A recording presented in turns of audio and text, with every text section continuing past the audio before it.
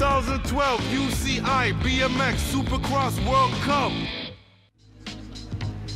Welcome fans to the 2012 UCI BMX Supercross live from Papendal Netherands in the Netherlands. I am Pete Deluski. I'm here joined today All right, by look at the screen, Annika, everybody. Here and we we go. will Your rider introduction is love about to begin here to show you this incredible race action. What we will do is have some of the top riders in the sport being introduced to you and shown so the fans can see them with their helmets off. Great crowd on hand today. Dutch fans love BMX, Yeah. right? Thanks for having me, Pete, again in the booth here. Oh, we got a little promo video here coming up. All right, there she is.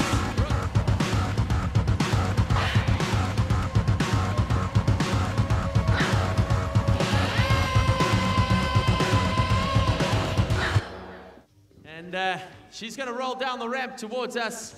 Let's give her a round of applause. There she is, out of the United States, number 32. Watch her today. She's a GoPro pilot, and she's going to be on form. She loves the racing here in Papendal. Thank you, Brooke. Here's the next lady.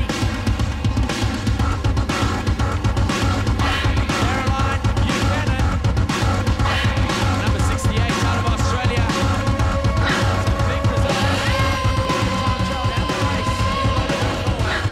She's in great form at the moment.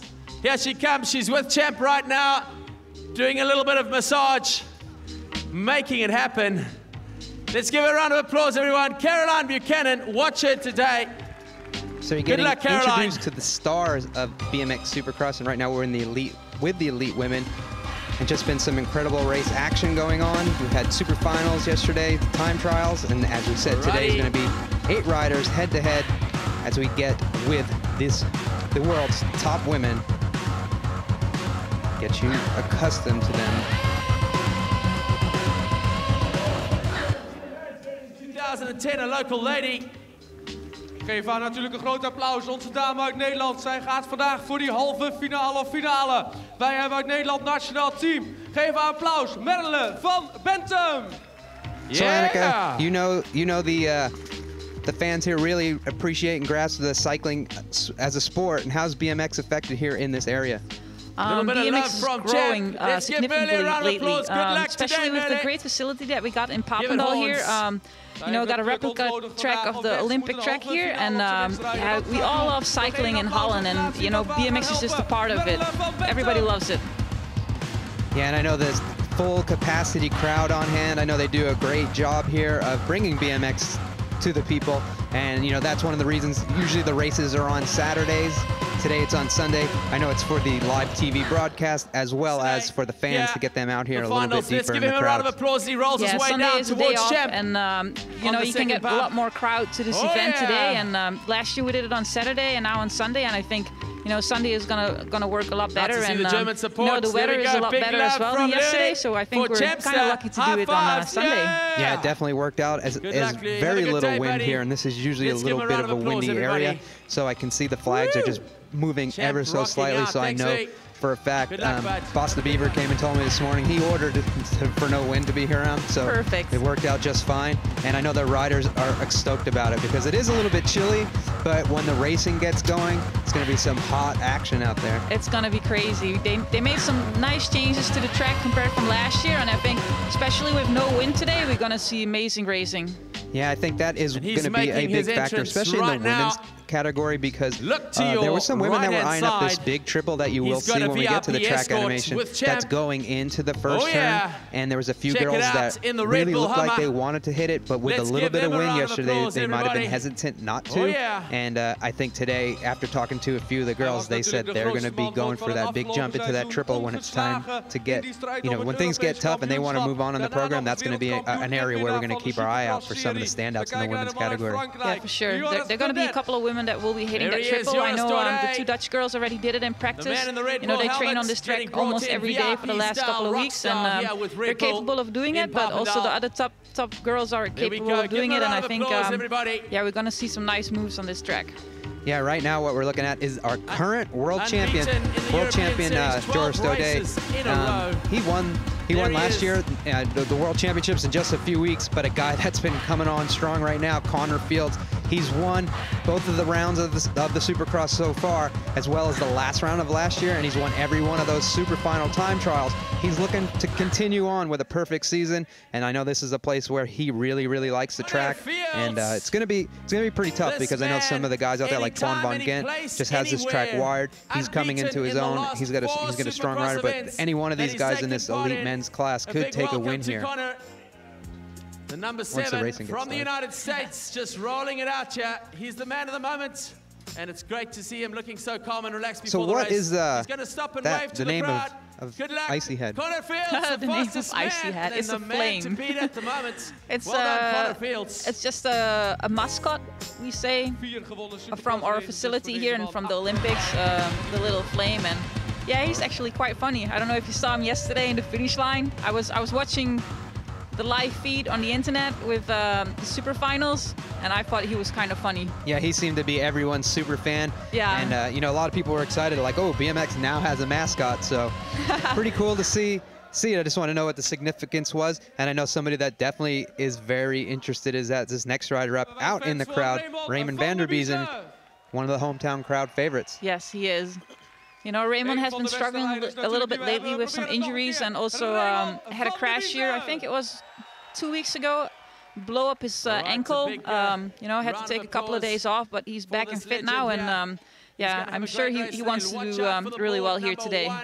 Yeah, I talked to him a little bit on Thursday, and he was doing just some light riding around, and when he stopped, he was hitting his shoe with his hand to get unclipped because his ankle hurts him that bad. And I think, you know, in those last couple of days, it's got loosened up a little bit. I'm sure he's had some medical attention to it, had it taped, and I think he's not feeling any pain right now. As you see him coming out of the crowd with those fans behind him, he's going to do everything he can to make sure he's in that main event. Yeah, once you get up the start gate, the adrenaline will rush through his body, and I think, you know, he will forget the pain in his foot. And as you said, we have perfect conditions today. Sunshine, just a little slight wind. Other than that, temperature being a little bit low for my liking coming from Southern California. I'm sure most people here think it's a beautiful day. But I know a beautiful thing is the elite women are loaded into the gate for their first of the qualifying rounds. And it's going to be incredible race action, as we said. And look for this first moto really to kick things off. We have Caroline Buchanan from Australia, who's another one that's been on a tear, won the last round of the Supercross, won the super final yesterday, but she's going to be stacked in there with some other riders like Magali Portier, Elise Post. So it's going to be a pretty big race as we get things kicked off throughout the program. But this first moto, Caroline Buchanan is going to be up against Steffi Hernandez, Letitia Lee-Corgay, Natalie Portier, Eva Van Hoof, Hill, Rimstate, and Runje.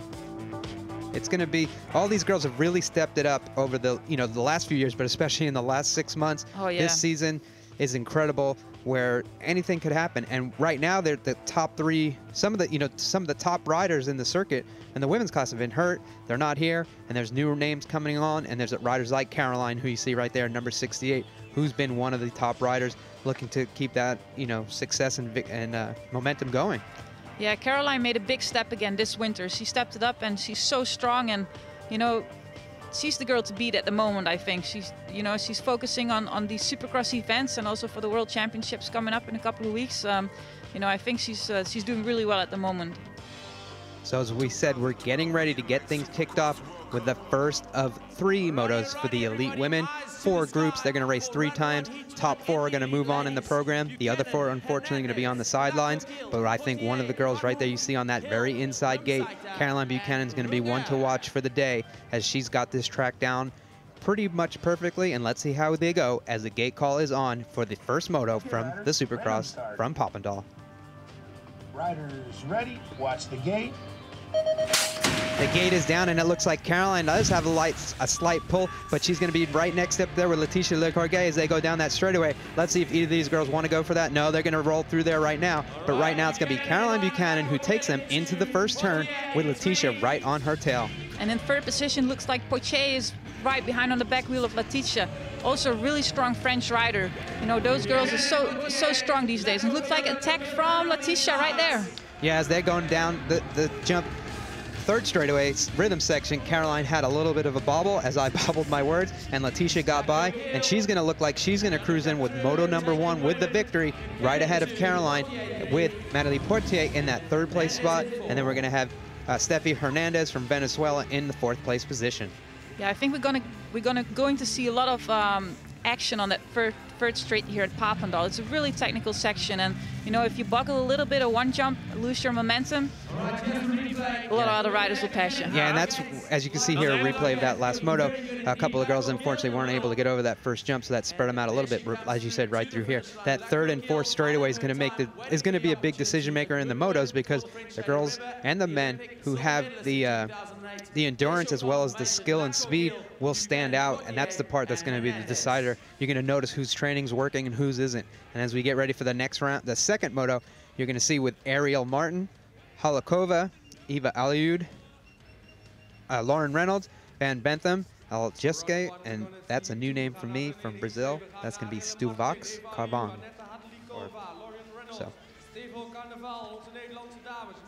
So as we get ready, the riders are loaded in the gate. Number 52 there, Halakova from the Czech Republic, is right there next to Ariel Martin from the United States of America. Here we go with the gate call for their first round of motos here.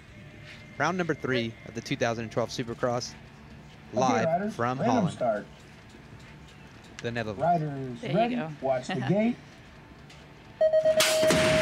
So the gate is down, and it looks like it's going to be a pretty good match down that first straightaway. With Van Bentham had a slight lead, but it looks like Ariel Martin from the United States is going to have a big bit of an attack from Lauren Reynolds. But Ariel Martin, unfortunately goes down, and she's going to take Lauren Reynolds with her. That's not how you want to start your day off, but unfortunately for those two, that's not the way you want to do it. But the Czech Republic girl and the Brazilian are out front. That's what they're happy to see right now. Yeah, we got Marilyn van Bentham in third position coming up with this third straight, but what a crash was that. This is mixing things up right away already in the first heat here. Yeah, and that's going to be one of those things. Luckily, this is the 3-round transfer system, so those girls are going to get back up. Looks like they both are, but it's going to be the young girl from Brazil. She's going to come across the line with a slight little battle there from Halakova, but it's going to be, I'm going to apologize that I can't pronounce her name, but I'm notorious for that sometimes. And we saw also a crash from Marilyn van Bentham on the last straight. Not sure what happened there. Looks like she lost control a little bit and went down as well. Yeah, that whole moto is going to have things mixed up when it comes time to tabulate the points after the 3 rounds. But unfortunately for the local there, Marilyn van Bentham, she's going to have to settle for 7th, and Ariel Martin's going to come across the line for 8th, and definitely not what she wanted to do first round of motos. So that's definitely going to be a decision maker today. It's going to mix things up in the program, as those are some of the favorites, you know, Van Bentham, Lauren Reynolds, and Martin coming in 6th, 7th, and 8th. That's really going to mix things up as we get through the rest of the motos. But everyone looks to be okay. Yeah, not sure what happened in that first corner as well with Ariel. Yeah, I think she just came through and maybe dove down a little bit, grabbed her front wheel, too much traction, and that, you know, she flew in. Unfortunately, Lauren Reynolds in the wrong place at the wrong time, gets taken down with her. You can see right here as we see the replay. And you see the Brazilian girl, she's in 6th place right here. Oh. So yeah, it's unfortunate. And all those other girls had to shut it down. She went on the inside, and unfortunately both those girls get back up. But that, like I said, that's not the way they want to start. No. And sometimes there is a little bit of loose gravel on the inside of the corner because of the top side. You know, it rolls down a little bit, so it might have been, you know, a little bit of slickness under there. Yeah, and you know, the girls really have to make a hard left turn as they come out of the first turn to get hooked up for their straightaway. Sometimes a little bit too much speed. Your balance is off ever so slightly, and you know, that's how it goes sometimes. Yeah.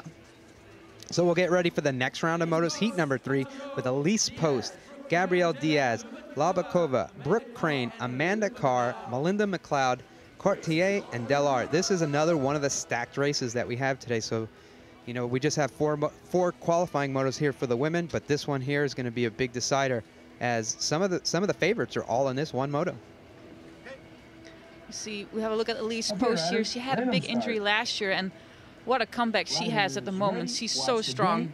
Yeah, she's overcome it. Let's see how she's able to handle this first straightaway. Looks like she has a really good start right now, edging out, and it's going to be Brooke Crane on the outside. So let's see how things with Gabrielle Diaz is up there as well, but it's going to be Elise Post taking them all into the lead into the first turn with Brooke Crane in that second place spot and Gabrielle Diaz in third.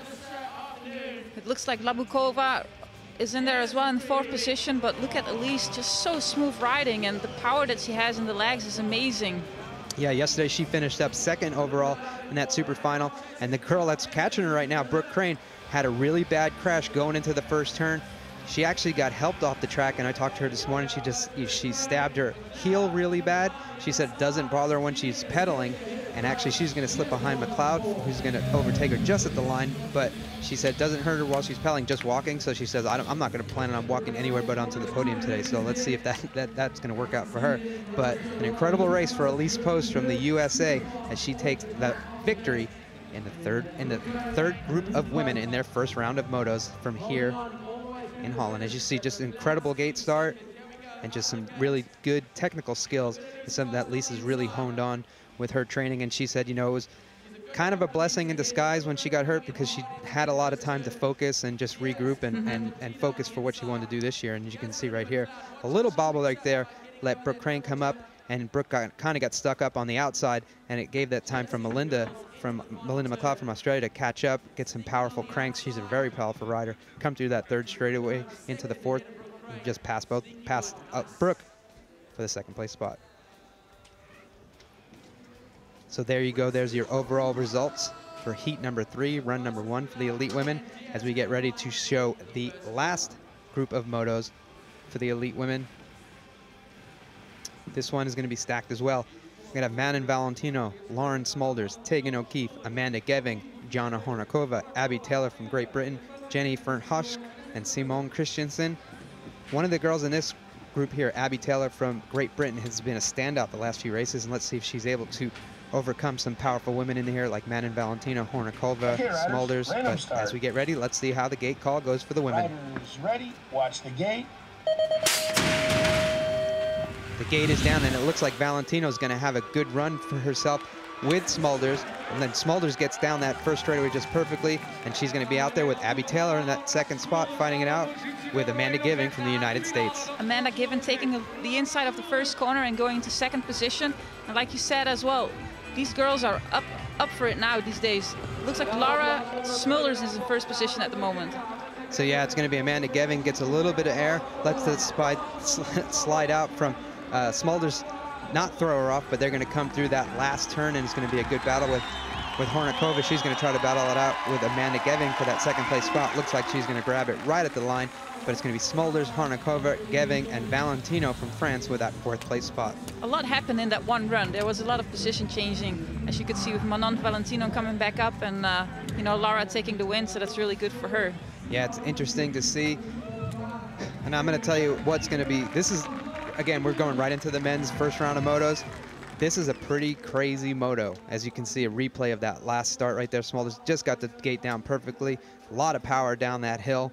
Got over this first set of jumps just fine, and she just, you know, had a breakthrough ride right there, so it's good to see. And you see Abby Taylor from Great Britain right there on the outside.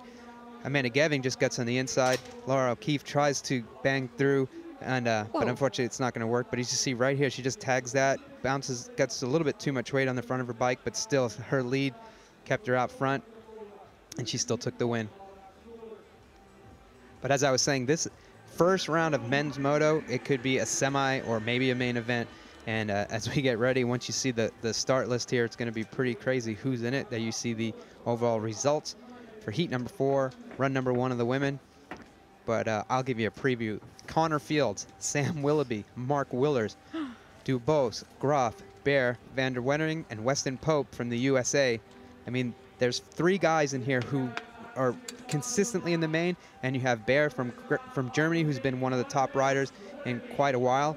But as you see, you know, we talked about Connor Fields, his perfect season. He's got a pretty good lead over Sam Willoughby, and Connor Fields has won the first 2 races. Sam Willoughby's been second at both those 2 races, but there's points acquired from the super final.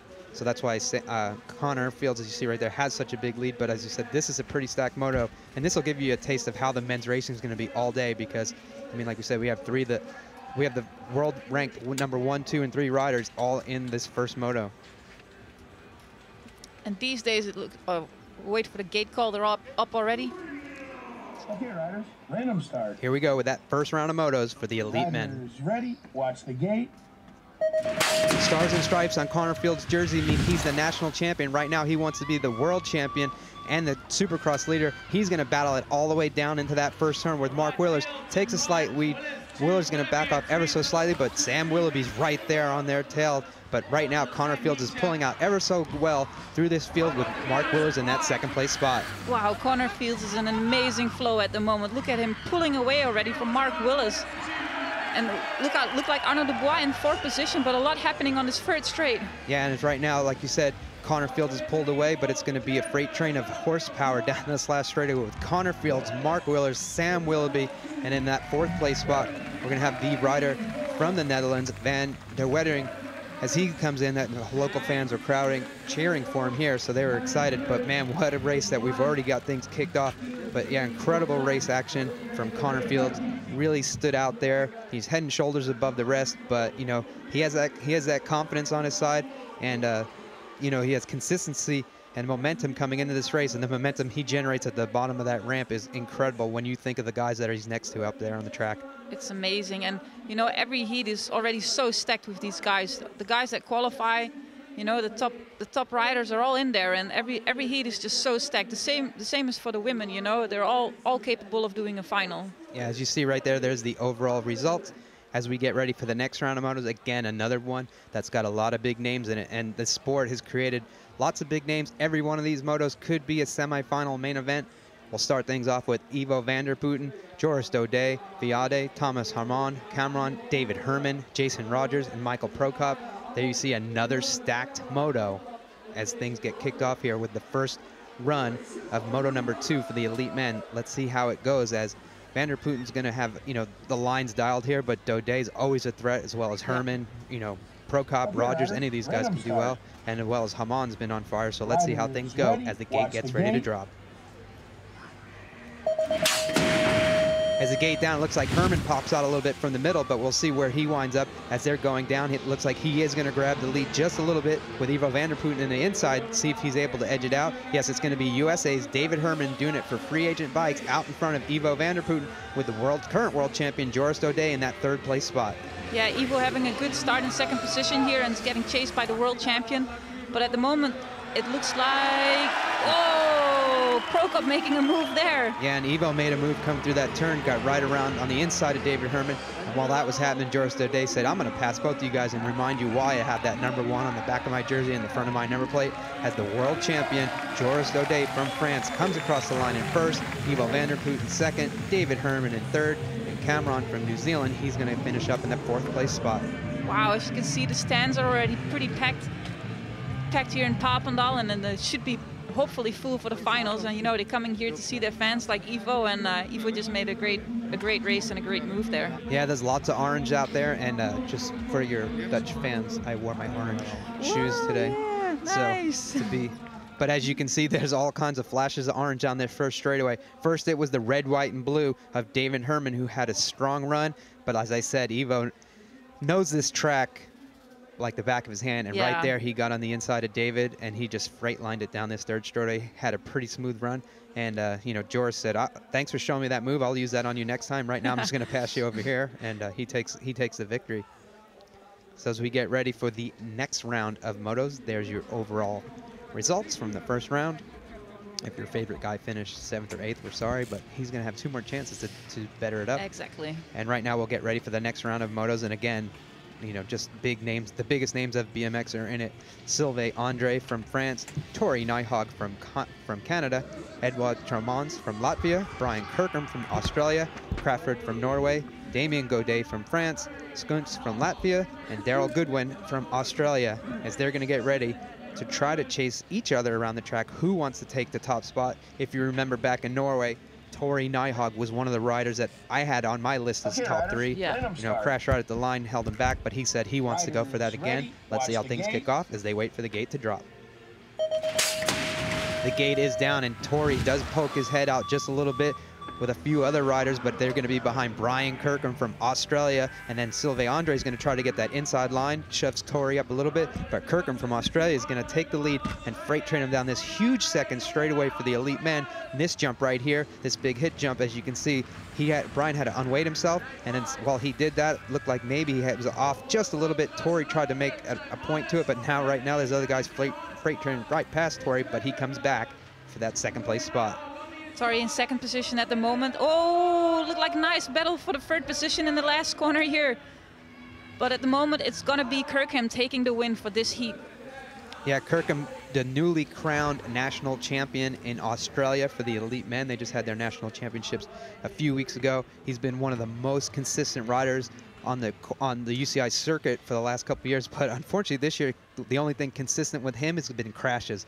First round in Chula Vista, he ran into the back of your buddy Afro Bob. Oh, yeah, that's right. Yeah, and in Norway, he also ran into another rider that crashed. But right here, all he did was run out in the front of the pack as he took victory. And you see right here, watch how he shifts his weight right there to get that inside line. And maybe he might have thought he was coming up a little bit short, but that's just how those riders shift their weight to be able to jump and get the maximum traction coming out of that next turn.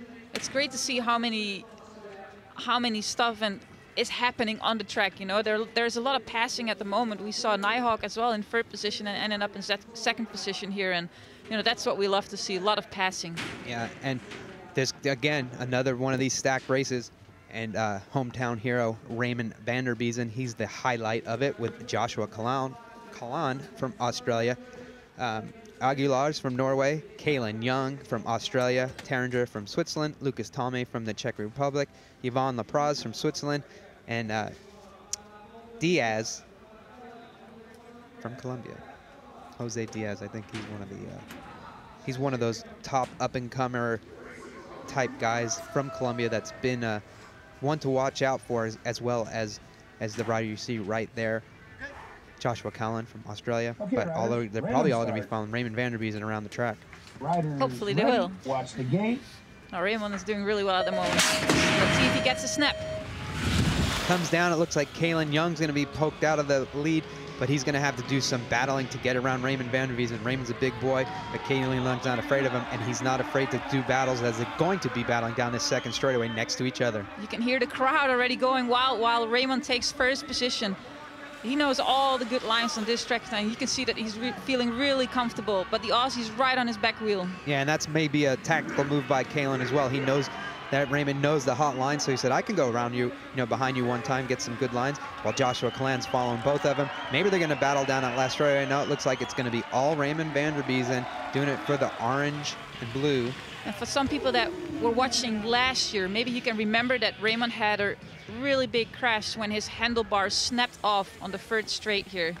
And yeah, a lot of people remember that horrific crash. Yeah, and I actually asked him when the last time he changed his handlebars was, and he said he did actually change them last week. So just to be safe, because I mean, as you can see, this third straightaway takes its toll on riders, and unfortunately, there's one down right there. That's going to be Diaz from Colombia, unfortunately. But there is your winner, Raymond van der Biezen. There's a great medical staff here in Papendal, and I have to say, at every BMX World Cup Supercross Day race, there is the medical staff is just amazing. I think they work with most of you at every race, right? Yeah, right there you see the gentleman with the black shirt with the headphones on that just walked out of the picture. That's Rick from WMI. They travel with the whole Supercross circuit. They have medical history on every rider that signs up. There's actually an infrastructure set up for the riders to go on, fill out any medical information as far as if they have any allergic reactions to any kind of medication or have had any previous injuries. So there's a full catalog of information for these riders, because if you're coming from Colombia, maybe you don't speak English that well, maybe and maybe you go to a hospital in Holland and no one there speaks English, or they have that group history for each rider, and that really helps things out. And it's also in that time, and when you crash, it's good to see a friendly face, and unfortunately we'll be able to see what happened to him down this third straightaway. Yeah, and I think it's so important to have. Oh, he just lost control. Yeah, just looks like he came out of that turn, might have bonked that and just flipped over the bars, unfortunately. But and especially down the coming out of the last turn, you know, you've been sprinting for 35 seconds, and you know, your legs are burning, and you know, the last thing, you're not thinking about crashing, and you know, that's probably the worst part, because the fatigue has probably set in just ever so slightly, and that's not where, you know, and you just saw how fast that he crashed, and how fast all these riders, including Raymond Vanderbiesen, came down this hill. I mean, unfortunately, you don't even get time to put your hands out sometime. No. And as we remember, Jelle van Gorkum had a big crash in Chula Vista, and the medical staff was so quick in treating Jelle van Gorkum the right way. You know, that he's walking around here and he's already pretty fit again. So to have a medical staff like this on these events is just a really good professional thing to have. Yeah, and as you see right here, the world's top riders, you know, all that speed, muscle.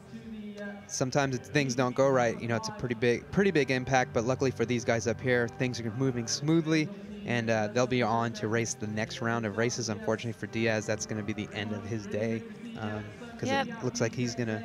The riders are really tough as well. If I look at the girls as well, like you just said, one of the American girls had a big stack yesterday on her foot, but you know, she's riding around today like nothing happened, and yeah, the level is so high at the moment from all the riders. They, you know, they have one vision, and that's the Olympics, what's coming up pretty soon. Yeah, and as you see right here, as we go back through this replay, any small mistake in the elite men's class and in the elite women's class as well will take difference from first to second. And as you saw, Kalen just ever so slightly tagged that triple going into the first turn, because he wanted to stay low so he could get into the turn, get in proper position, and maybe block Raymond, but he tagged it just a little bit, and that gave Raymond, because his momentum carried him right past him. And at the same point, you know, it's first moto. Those guys aren't going to go bar to bar if they don't have to. They want to, you know, transfer through the program and through the day, and they want to give it to these fans here that came in huge numbers to come out and watch the riders do the racing this weekend. And I think they're all waving at you. Yeah, let's wave back. Hey! Asking you for some Milka candy. Milka chocolate. Which you did not bring any for me. I'm so sorry. I totally forgot. She had a huge bag of candy. Yeah. And she got mobbed. Because everyone knows everyone knows when Annika shows up, she's got candy bags. Yeah, Milka with me. Yeah. Well, that's a good thing, though. You know, everybody loves chocolate. Yes. It makes people happy, so I love to give it away. And yeah, look at the Raymond. Yeah, he has his lines dialed in here. Yeah, so it's going to be a big battle here for the riders to really step up, because, you know, the Dutch guys have had, you know, their fair share of practice here, just like the American riders in Chula Vista. So, I mean, it's fair playing ground. The last race in Norway was open for everyone.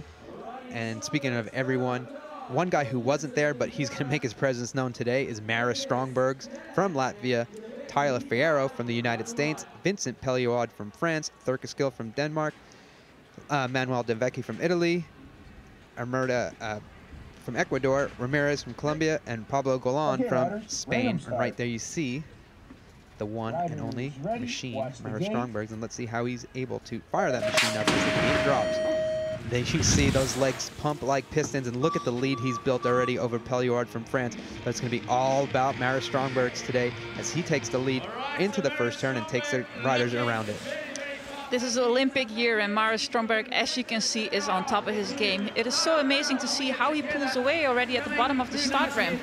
Yeah, pretty incredible. Maris did skip the second round because he really wanted to focus on, you know, his season and his training, and didn't want to take all that extra risk of travel. And as you can see right now, all he's doing is saving his pent-up energy to just lay claim to this elite men's moto, as he's going to come across the line with that first place spot, followed with Pelliard from France, Ramirez from Colombia, and Tyler Fierro from the United States of America. But yeah, they call Maris the machine, and he runs like a machine. He's consistent, he's out front, and usually he's unstoppable. Yeah. Chula Vista, head-to-head with Connor Fields.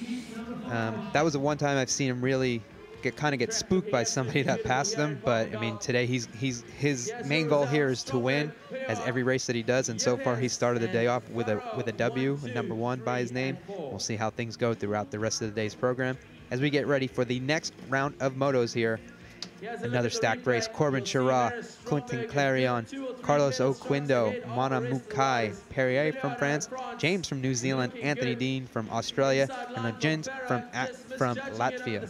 Anthony Dean's one of these, another incredible rider coming from Australia. Hasn't traveled the circuit consistently, but he's here this weekend.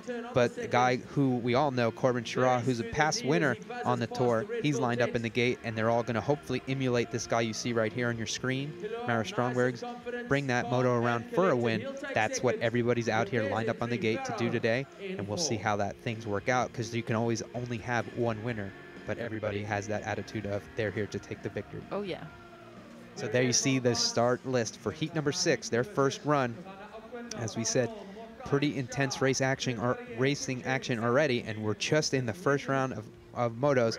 Let's get ready as the riders are on the hill. They're waiting for the gate call, and let's see who's able to get down that first straightaway, put the pole down onto the ramp, and take it over to the first turn first. Riders ready, watch the gate. Carlos Oquindo, number 6, is on the inside, but it's going to be a rider from the middle that pops out. That is going to be Mr. Luke Bill.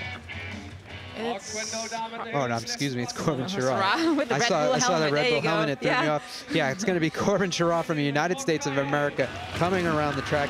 On the inside there, you saw the French rider of Clarion just case that jump a little bit, and it's let Corbin Chira edge out the rest of the pack, and it's going to be a good battle for those guys as they get down that third straightaway. And it looked like Oquendo had a little problem right out of the gate. He was unable to jump the first jump, so let's see where he ends up right now. So coming down this starting finish, I'm all confused. Corbin Chira takes the win. Moana Mukai from France in second. Australian strong horse Anthony Dean in third, and that was a pretty good race for those guys right there. It doesn't make it easier with all the difficult names at the moment in this heat. It's pretty stacked with hard names for us. Yeah, unfortunately, as you said, Oquindo had a little bit of a problem down the ramp. It looked like he had a pretty good start. Then it was Corbin Chira who popped out of the inside. Looked like he took a commanding lead of that race, and we'll see how things work out. Unfortunately for Carlos Oquindo, he's going to finish up 7th. Christian Legins from Latvia is going to be in 8th. Kurt James in 6th. Julian Perrier in 5th.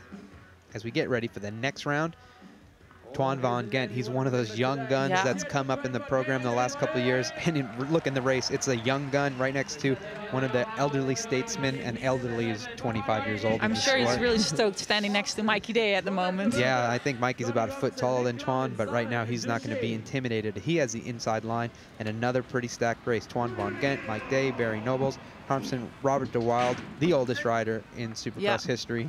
This is a pack heat. Donnie Robinson, Nick Long, and Duchesne from France. Ready, watch the gate. As the gate's down, it looks like it's going to be Nick Long pops out from the outside. We got it crash down the first straightaway. Unfortunately, I think that was Robert DeWild who, Robert DeWild's in that 4th place spot, but it's going to be Nick Long who gets out there. It's going to be Twan Van Gent in that second place. Robert DeWild, unfortunately, now he does crash, and Mike Day is going to stay up in that 3rd place spot, but it's a pretty good race here with Nick Long. Twan Van Gent trying to pull right next to Long, and Twan takes first position right here. Oh, over jumps this jump. A lot happening, as you can see. Yeah, he bumped off there, but he was able to overcome it. Nick Long may have hesitated because he was so close, but either way, no matter how you do it, Twan Van Gent gets the first, Nick Long in second, Mike Day in third, and then Barry Nobles from United States in that 4th place spot. Unfortunately, that wasn't a good race for the hometown crowd or for Donnie Robinson, as he crashed down the first straightaway, and then Robert DeWilde, as you saw him crash going into the big second jump.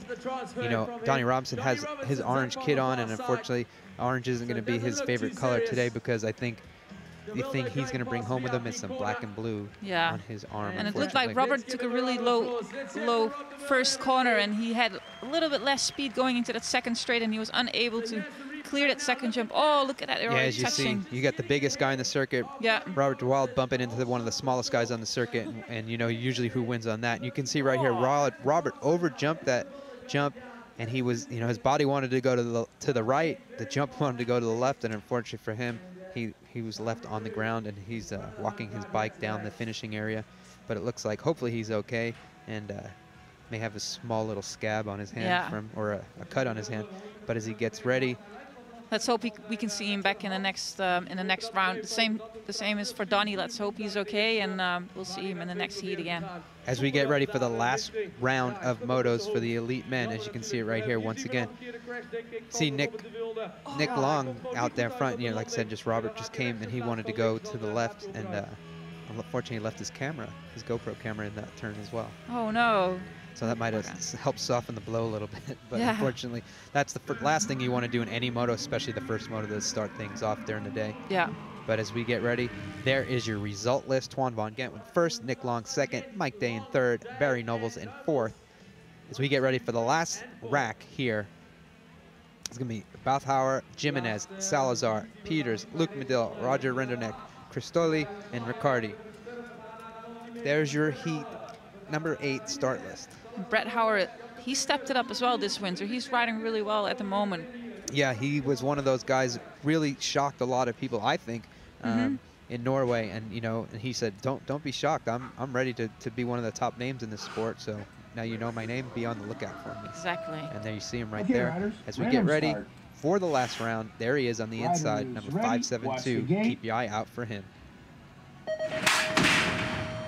The gate is down. It looks like it is going to be Lewis with the lead as he gets down the first straightaway. Roger Renderneck had a fast speed, and then you're going to have Brett Howard going into the first position here, the first corner.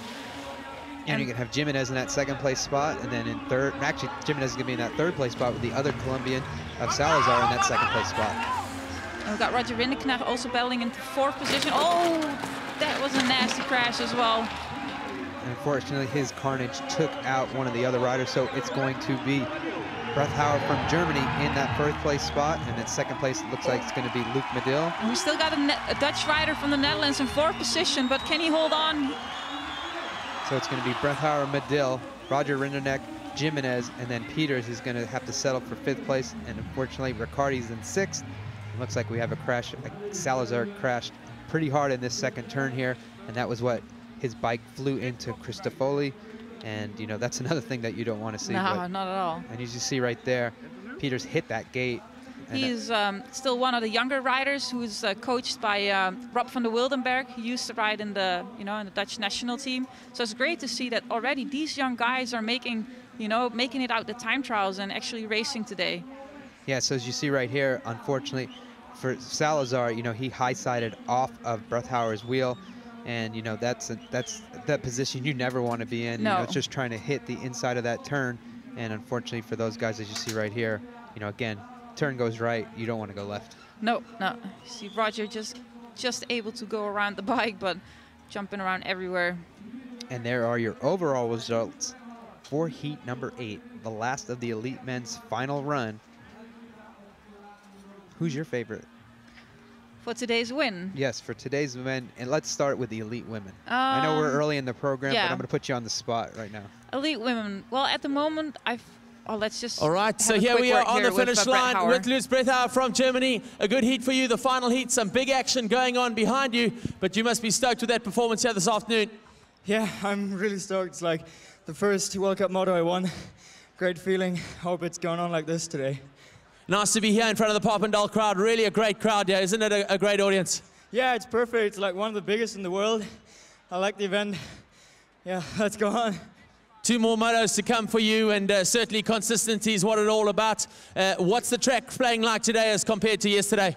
Well, yeah, it's not that windy, and that makes it a cool track. It's more like a real race track more than last year, so it's good racing. All right, there we have it. Let's give him a round of applause. Lutz Breithauer from Germany, everybody. Good luck for the rest of your motos. And there you got it, straight from the horse's mouth. Yeah. And he's excited, as you see right here. Had a good line in there. Salazar really wanted to get on the inside, but unfortunately, he didn't turn too much to the right. No. But to get back to your question, for the women, I'm going to put my money on Caroline. Caroline has been amazingly strong at the moment. She won the last 3 time trials, and she's just so strong at the moment. She proved that she's such an overall bike rider, with a lot of different skills. She also, 2 times world champion 4-cross, and she's showing that she's really capable of doing well. So I'm going to put my money on her. All right, well that's a pretty safe bet. Yeah. So. So we are going to get back to racing action in a little bit. We have a little bit of a break here, about 3 or 4 minutes, and we are going to show you, you've seen the race action on the track. We're going to show you the track animation to show you the difference between the men's and the women's side, as well as give you some point of views from the riders. And as you see right here, this is the track animation of this beautiful track here in Papendal. And you can see the red arrow, that is the men's side. The yellow arrow has to make that tight turn onto the inside. And you see right there, that's a pretty interesting jump, a hip jump. And that's the one that we think there's going to be a lot of action when it comes down to, you know, quarterfinals, semifinals, because these riders are head to head, neck to neck. And, you know, the way that turn kicks out, it's really built for one guy at a time, not 4 people, as you see most of the time going down these straightaways. Yeah. And as you can see, also on the left side, last year we had a box jump there. It was a step up onto a box jump, step down off of it. And let's go here and let's have a look at the GoPro. Yeah, this is point of view from Barry Nobles from the United States, one of our GoPro pilots, as he takes to this track here to give you a view of what it's like to be behind one of the world's best riders, number 5 right there. That's going to be Brian Kirkham. As you can see, those guys get to that right side out of the first turn. And these are some big lofty jumps, and this is the jump we talked about right here. He, in front, Brian didn't jump it, so you see what Barry's point of view was, like to get around him. And then you get through here. There's a lot of tarmac, a lot of asphalt on this track. It makes it even more technically challenging, and because the speeds are just up there. This third straightaway, you're counting a lot of speed through there, so you got to get it perfect. You're trying to stay low. You don't want to clip it, but when you get to this set part of the track, you're pretty happy right about there because you're done with the track and you get to get off. And, you know, it's glad to see those GoPro cameras really let you get a point of view of what it's like to actually race on the track. So there is our fan zone. That is the VIP fan zone that we weren't invited to yet. I believe they like to say, okay, come to the VIP section. We're going to be a little busy during the race. But yeah, but we'll be over there when later it's over. on. No, but the organizer is doing an amazing job here. We have a great setup for VIP, for sponsors. You know, we would like to introduce them with BMX and, you know, let them get a feel of it and see it live, because when you see it live, you know, BMX it's really cool, and we're trying to get the sport up a higher level, you know, here in Holland, and to get more people enthusiastic about it, get to come to the race, and you know, have the younger kids, you know, out there as well. Yeah, and there's a fan zone just on the other side of those bleachers back there, and they do have some setups for, you know, traditional type BMX little track, as well as a freestyle ramp and a bunch of interactive stuff for the fans that come out here to entertain. And there's also a rider zone here, as you see. Dode from France, just getting prepped. He's in the zone, thinking about his racing. And as we said, today's race was moved from Saturday to Sunday because it's going to be on live TV. So right now we're actually like in a TV timeout, and you know, there's a little bit breaks here and there for the riders, but this is where we let the fans interact with us. All right. We see if you have any questions, you have any comments, you can tweet them in. It's my Twitter handle is @APete, and you can send in your questions. We'll do our best to get to those questions. And Annika? Yeah, mine is Annika Berten. So that's pretty easy. Yeah, pretty easy. So yeah, just if you have any questions, just drop us a little tweet, and we'll try to answer them for you.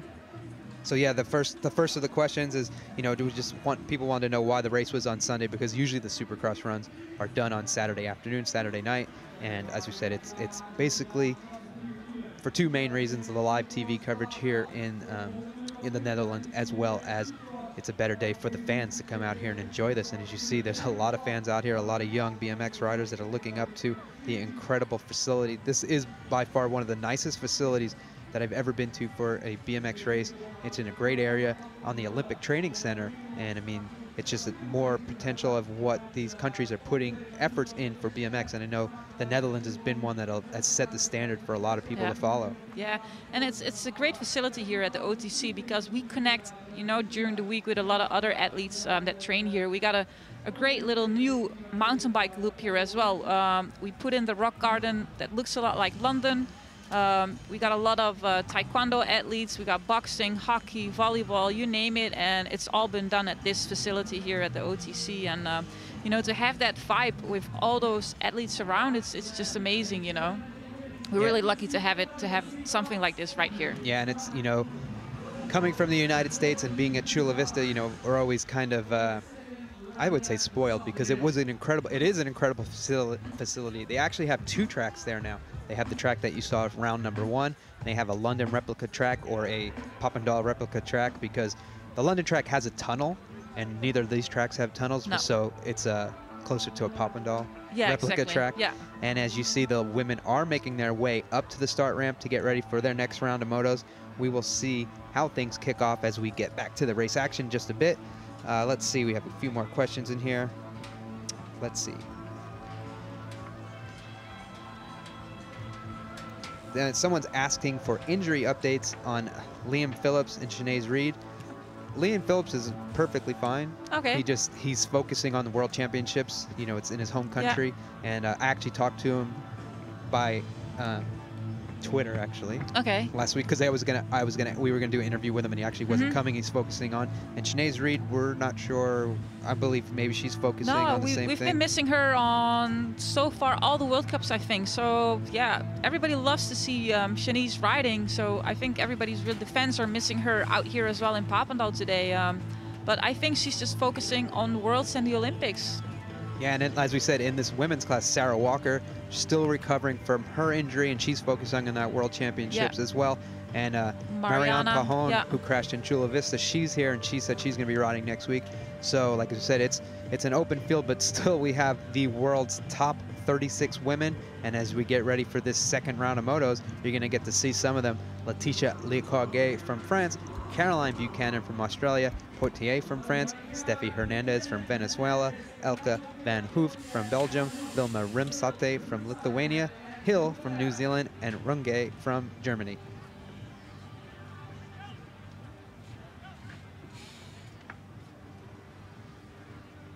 So you've raced BMX before. What's going through your head when you're on the top of that ramp, waiting for that gate call to go down? You're just focusing on the gate call. Are my pedals, are my pedals in the right position? What is my move on the first jump? And you think about so much stuff, but you just want to get the snap, focus on the beeps or on the red light, and trying to get that snap and make sure you're the first one down the ramp. But it's easier said than done normally. Yeah, and it's pretty amazing, because we talk to a lot of riders and say, what's going through your mind up there? And they just said, I'm just focusing on that gate call. Everything else after that becomes a big blur. And especially on these Supercross tracks, it's all about being first into that first turn, because the speeds you get going is pretty incredible. And as we get ready to see these women create some incredible speed as we get ready for the gate call. The gate is down, and it looks like it's going to be Laetitia Lecourget with that great spot. And it was going to be Caroline Buchanan battling with her, and let's see how things roll out for them as they get through this first turn. Laetitia having the inside line here, but Buchanan trying to pull aside. Poche in third position, but hey, I gotta say, Laetitia is looking really good today as well.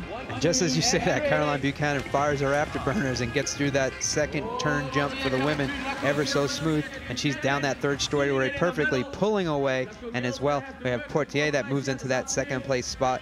And in third, it's going to be the German girl who's going to, it's going to be Steffi Hernandez in that third place spot, but it's going to be all about Caroline Buchanan as she comes across the line in first, Portier in second, and those are your first and second place main event finishers at the last round. And again, they're in the same moto together, and it's a stacked moto because you have Laetitia Lecourget, who's always a threat for a win in there, and she's going to finish up in fourth this time. Yeah, there's no easy cruising through these heats at all. They're already so stacked, and the girls are giving it all, and especially in the third moto coming up, they need to finish well for their starting positions for the next round. So every time it's just 100%. Every run that you do, you have to be totally on it. And you see the incredible speeds that are generated down on this huge ramp, and they carry that speed, and they're all racing, men and women are racing that same first straightaway. I mean, it's incredible to see the women, the skill that they've brought up in 4 short years, because there was a time 4 years ago where it was about 2 or 3 girls that would get down the first straightaway really smooth. And as you saw right there was 7 girls that got down that first straightaway perfectly and around the whole entire track. And it's impressive to see that much progress in the elite women's class in just a few short years. But Caroline Buchanan's progress is ahead of everyone else's as she took another win. Yeah. Or she took the win this time, second in the first round. So we'll get ready for round number 2.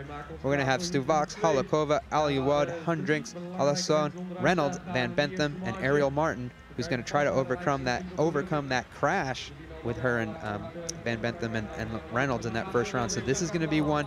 So you see right there, there's the points that are tallied up, and it's going to be interesting to see where these girls wind up, because it's going to be an all-out battle for them to just make it out of the motos now with some high points going into the into the second round. Yeah. So as we get ready, number 109, the Brazilian, was the winner, and I know she's excited about that. And as you can see, Holakova from the Czech, one of the strong girls, consistently in these top of the field. Next to her, let's see how things play out now that the women are jumbled on the gate and the points are as well. Let's see where Marilyn van Bentham has a great start, but also Reynolds, and a lot of girls not able to jump that second jump, as you can see right here. Yeah, and unfortunately one of them was Ariel Martins, who's stuck back in about 5th place spot right now, so we'll see how things work out. Lauren Reynolds also bonking down the straightaway, so now it's going to be looking like Ariel Martin's going to be able to come through the pack and pass Holakova, who had the lead, and the Brazilian up there. So it's Holakova, Reynolds, and Eva Aliud right now. But it looks like Ariel Martin was able to get around, but they're going to be battling down that last straightaway into the last turn. A lot happening in this heat. As you can see, the girls were unable to jump the second straight and also the third straight, not all the jumps. So let's see who takes the win here. It's Ladikova taking first place, Herreiges in second, Aliou in third, and then it's Lauren Reynolds in 4th position. Yeah, and unfortunately for Ariel Martin, a 5th place and an 8th place is really not going to help in the points, as she's already has 13 points. But this race is going to have some high points, and right now Ariel Martin's sitting 7th overall, and that's not where you want to be, because they're only going to take the top 4. And unfortunately, Van Bentham has 15 points. I don't think that's going to be. I don't think that she's going to be able to overcome a couple of bad races like that. No, Marilyn has been struggling with some injuries. She has a little fracture in her shoulder, and that's making the riding for the last couple of days really hard. They're putting some injections in her shoulder, so it's numb. She doesn't feel the pain, but to ride with injections, in your shoulder is not good. And mentally, it's really hard to overcome stuff like that as well. And with the crash in the first moto, it's not really helping your confidence as well. Yeah, as you see a replay right here, watching in lane number 6, Ariel Martin, they're gonna bump and bang down that first straightaway, and she's not gonna be able to get over that second jump, and that's where things get switched up. And as you said before, there's just so much going on in this race. It was so hard to pick out who was coming from where and what position was going to be secure, as everyone looked to have a little bit of a bobble, and riders were just all over the place. And as we said, there was going to be a jumble in the points. There still slightly is, but right now it's going to be a big battle for that 4th place spot between a few riders, big names, with Lauren Reynolds on the outside, Martin on the outside, and as we said, I don't think Van Bentham's going to have a chance. But I mean, it's incredible to see the level these women have brought things up to, and pretty incredible to see it. And sometimes it's tough to overcome those injuries, and as you said, a shoulder injury, I know I'm just an average Joe, had tore my rotator cuff. I couldn't close the glove box in my car, let alone try to negotiate around one of the biggest, baddest tracks. Yeah, but if they want to have a shot at the Olympics, they don't really have a choice. They gotta race this event to get the points, or to get the individual passes to get to the Olympics. So all right, we'll get ready for this next rack of women. Elise Post, Melinda McLeod, Brooke Crane, Gabrielle Diaz, Amanda Carr, Rana Labakova, Cartier, and Delar are all in this race. And as you see right there, there's those points, the number all the way in the end. Not necessarily the coordinates of what gate position they're in, but Elise Post took that first moto win. McLeod was in 2nd, Brooke Crane in 3rd. And then at 4th place was Diaz, Amanda Carr in 5th. So it's going to be interesting to see, because Amanda Carr is one of those strong girls from the United States of America. See, she's going to, 5th is right on the border, but still every race counts, every point matters. It's the difference between moving on the program and going home early, and nobody wants to do that, especially when you fly 15 hours. But let's see if Elise Post, the U.S. national champion, can take another victory here on the Supercross circuit. She comes down the hill, and she does have a pretty good lead. Once again, it's her, followed by Brooke Crane. Amanda Carr is on the inside, and then we have Melinda McLeod. It looks like Elise is going to bonk that jump just a little bit, and it's going to be the red, white, and blue, 1, 2, and 3 for this round of racing here in Papendal. And it's posed, it's flying over this track. She's looking really good. Carr is in there as well in 3rd position. The Americans are riding so aggressive. They're really attacking this track, and it's really good to see them race here. Yeah, and it looks like Gabrielle Diaz moved up around Amanda Carr in that 3rd place spot. Now Brooke Crane's going to battle Elise Post for the win. They're going to come down the line, but it looks like it's going to be Elise Post with another win, just like the double #1 on her number plate. Elise Post, Brooke Crane, Gabrielle Diaz, Amanda Carr, Melinda McLeod. So now the points here are going to be jumbled up just ever so slightly, where it's going to be Post with low points, Crane with the 2nd low points, Diaz and McLeod, and then Amanda Carr is back in that 5th place spot. So she's behind 2 points. So again, 3rd round is going to be incredible for every one of these races. And as you just saw, some incredible race action. But, you know, Elise Post pretty consistent with 2 wins, and you can see the power that she generated down the hill. A bit surprising to see something happen to Romana here as well. She's unable to jump the first jump. Something happened right out of the gate, and Romana was fastest qualifier here last year, and she was 2nd here yesterday in qualification. Well, that was the previous qualification, I think. But she loves this track, and she normally does really well. Yeah, and sometimes there's so much power, you know, that the riders generate. They clip out at the hill, and you're pretty much finished, because you're not going to go down that hill with your foot not clipped in. You're generating so much speed. The bottom of most of these shoes are made out of carbon fiber. A metal pedal, that's a horrible combination, as you know. Yeah. And, you know, that's the last thing you want to do, is you're hitting some pretty fast speeds at the bottom of the hill. And there you see how things wound up for the first round as we get ready for the last round of the motos here with Smulders, Hornikova, Geving, Valentino, Christensen, O'Keefe, Verhand, and Taylor as they're loaded in the gate for the last rack of the 2nd round of the Elite Women Supercross, round number 3. In Papendal, the Netherlands. Arnhem. Holland. There we go. Let's see if Laura has another good snap. Laura's one of our young riders out of Holland, and looks like Jana and Laura are having a great start here. But who is it? Manon Valentino taking the lead, I think? Yeah, the young girl from France who was won the first stop of the 2011 series, looking to keep that tradition going and trying to win again. Just get back in that main event is incredibly tough, because she's got some incredible girls like Hornikova and Geving chasing her, and unfortunately Hornikova goes down, and that was a pretty nasty looking crash. And as we get through the rest of the turn, looks like Amanda Geving, who was in 2nd place, had a little bit of a bobble. She goes off the track, but she's able to get back on. But look at the lead Valentino has going to the last turn.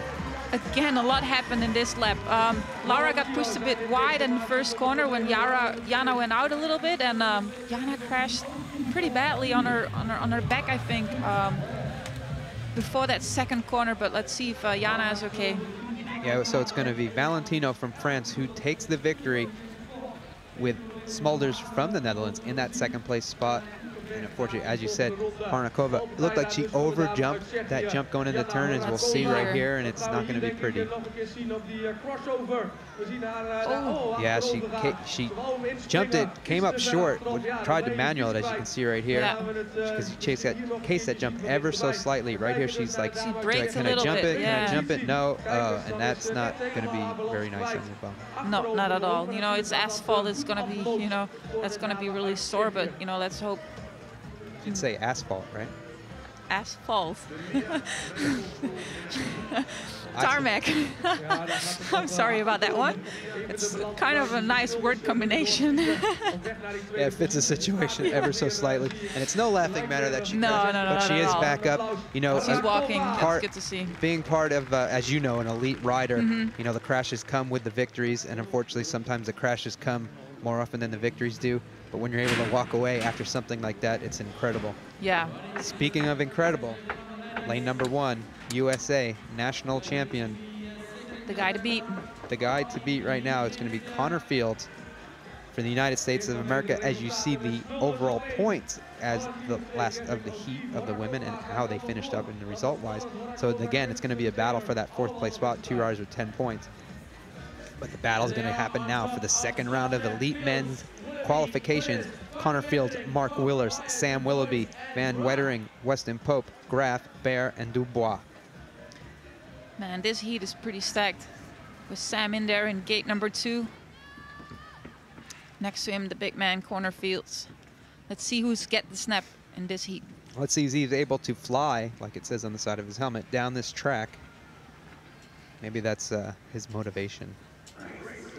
So we get ready Sometimes there's some head games played in this sport. Oh yeah, it already starts before the race, walking up the ramp and everything. Riders are ready. Someone says, okay, we want to take a break, you know. But the guys who are on point can get through that. As you know, you have to fight adversity on every level. Guy who does that very well right there, Mark Willers. Incredible crash in Holland. Came back, and I didn't expect to see him race that day, and he came back, and he was pretty strong. Unfortunately, he crashed in the quarterfinal. But today, he's all about making it to the main event. And let's see how things go as the gate goes down. And it looks like it's going to be a good battle. And look, it's going to be Mark Willers has a good lead right there. Connor Fields on inside. They might get shut down just ever so slightly, but it's going to be Mark Willers and Sam Willoughby coming out of that first turn. Connor Fields in third place spot.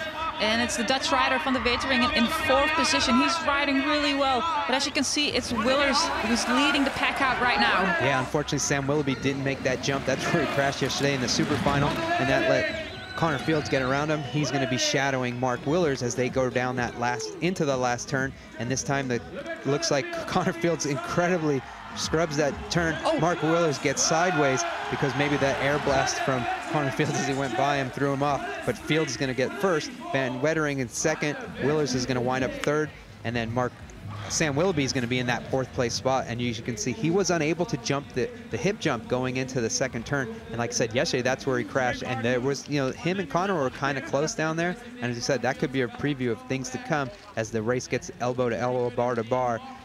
With the world's top riders. But watch the incredible power put down by Mark Willers. Pretty impressive, and you see right here, Mark Willers just crazy fast, and right there you see Sam wasn't able to jump it, and that's where Connor said, okay, thanks, I'm going to come by you, and I'm going to stalk this 777 guy. And that last corner was amazing. Incredible traction generated with these great tires that are made, and asphalt turns, and as you see right there, things could have just threw off Mark just ever so slightly as he got a little bit discombobulated. But Connor Fields consistent again with another win. Sometimes the wins aren't from start to finish, but a win's a win. Exactly. Here we go, 666 Ivo van der Putten. Next to the world #1 of Joris Daudet with David Herman, Cameron, Prokop, Viade, Rogers, and Haman. They're going to do battle, and they're heat #2, run #2. For the elite men here at the BMX Supercross live. We love to give the fans what they want, and live coverage is something that we're really trying to do a good job of. We got about three more hours of it, so hopefully you enjoy it. But what we're going to enjoy right now is some incredible racing from some of the world's top riders, including right there, the world champion Joris Daudet. And he gets a good gate, he leads, but it looks like, again, it's going to be David Herman who's putting the horsepower down with Ivo van der Putten on the inside. Look at that nice corner from Ivo. He's giving it all at the moment for his Dutch friends right here. So David Herman's in that second place spot, but Ivo's got an incredible line going, and then you have Joris Daudet who's shadowing David as they come into this third turn. At the moment, it's still Ivo leading it out in the first straight. Daudet is looking really smooth as well, and Herman as well. Look like these three are pretty safe at the moment.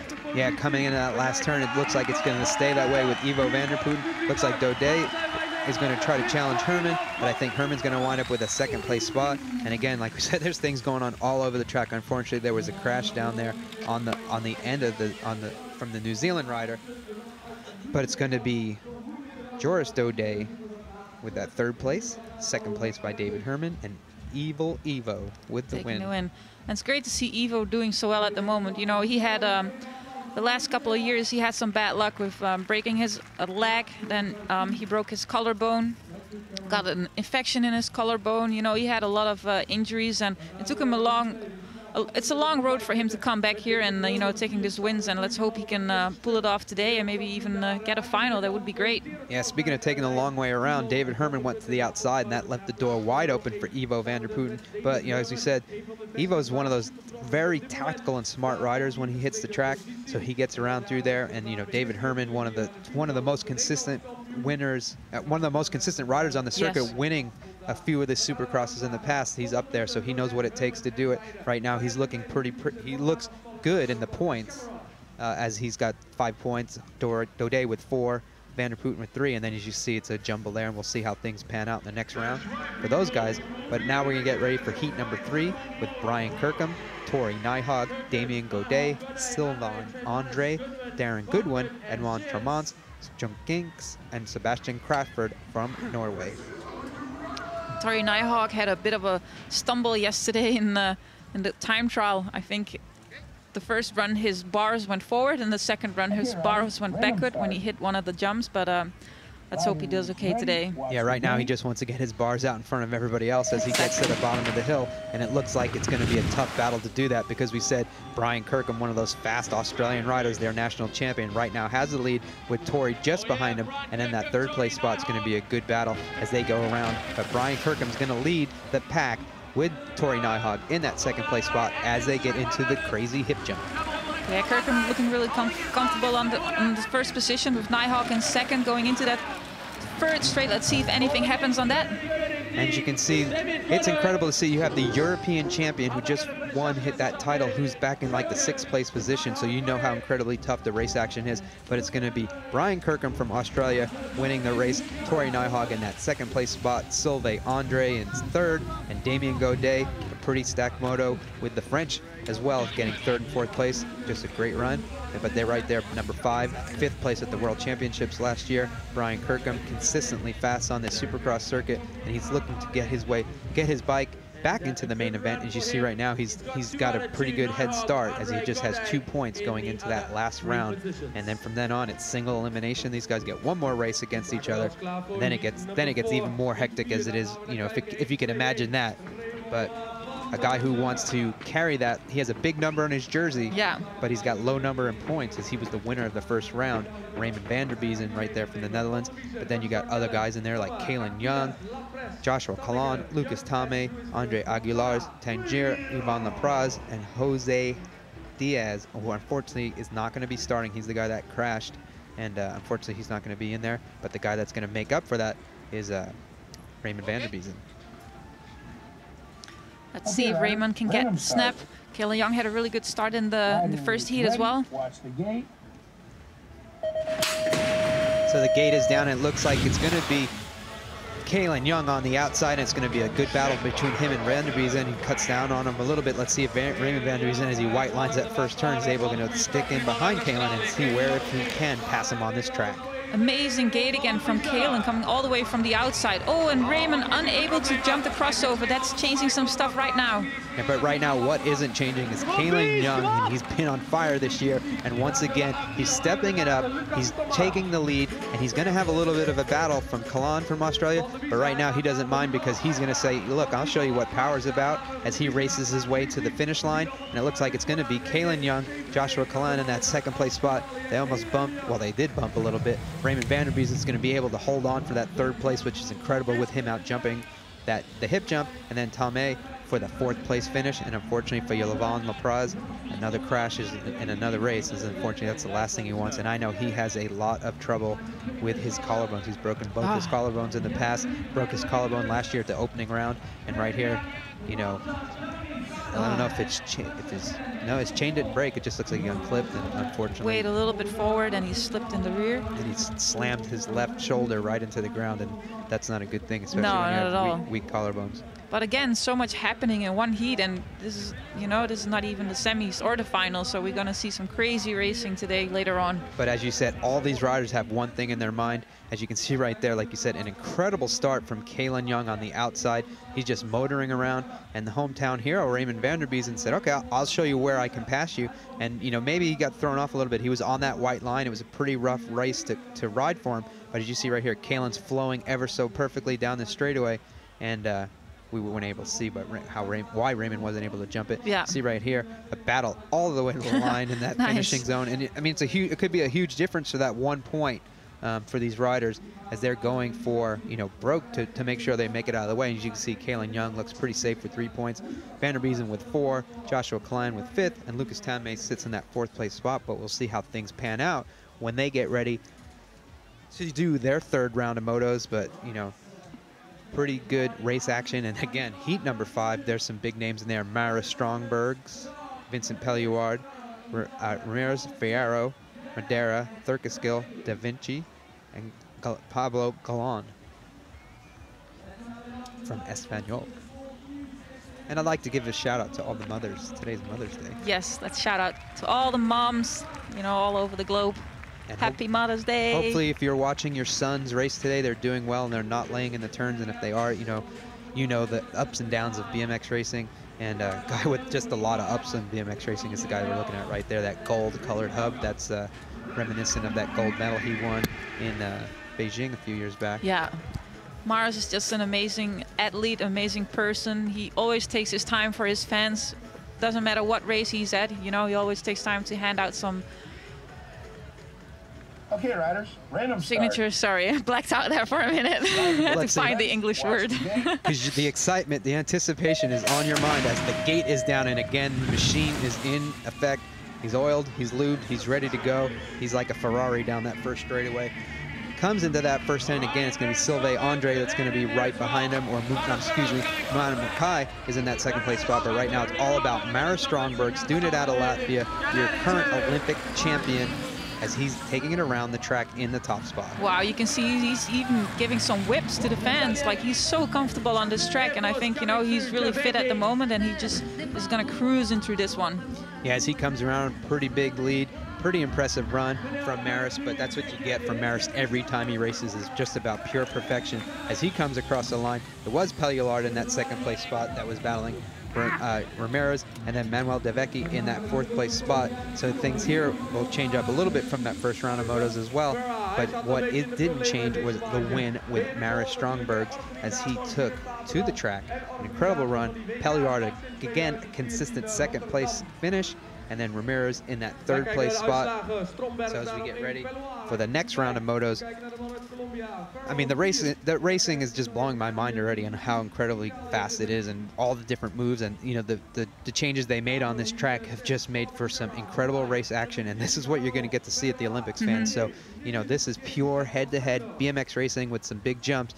Everyone loves this track, so it's great to see the incredible racing that we're going to get. And again, we're going to get some incredible racing from this next round of motos with Corbin Chara, Mana Mukai, Anthony Dean, Quentin Clarion, Perrier, James, Oquindo, and Lejenks, as they're all lined up for their chance to take to the Papendal track for the UCI BMX Supercross. Riders ready, watch the gate. The gate is down, and again on the inside it's going to be Corbin Chara, but this time it looks like one of the French riders is going to poke his head out, but we'll see how things work out for Chara as they go into that first turn. And yeah, it's going to be Clarion who has the lead coming out of turn one. Chara is in second position at the moment, but he's looking to make a move right behind this one. Is he going to be able to take? No, he's you know, some gas back on this one. Yeah, he was stalking his prey, and he knew that that probably wasn't the best place, because that's where we saw that before. Pretty bad crash. But Clarion, Chara, and Oquindo all going through there as they get ready to come out of that last turn. It looks like Quentin Clarion's going to be able to take the lead, with Corbin Chara just stuck back in there second place, but he's comfortable because he won that first round.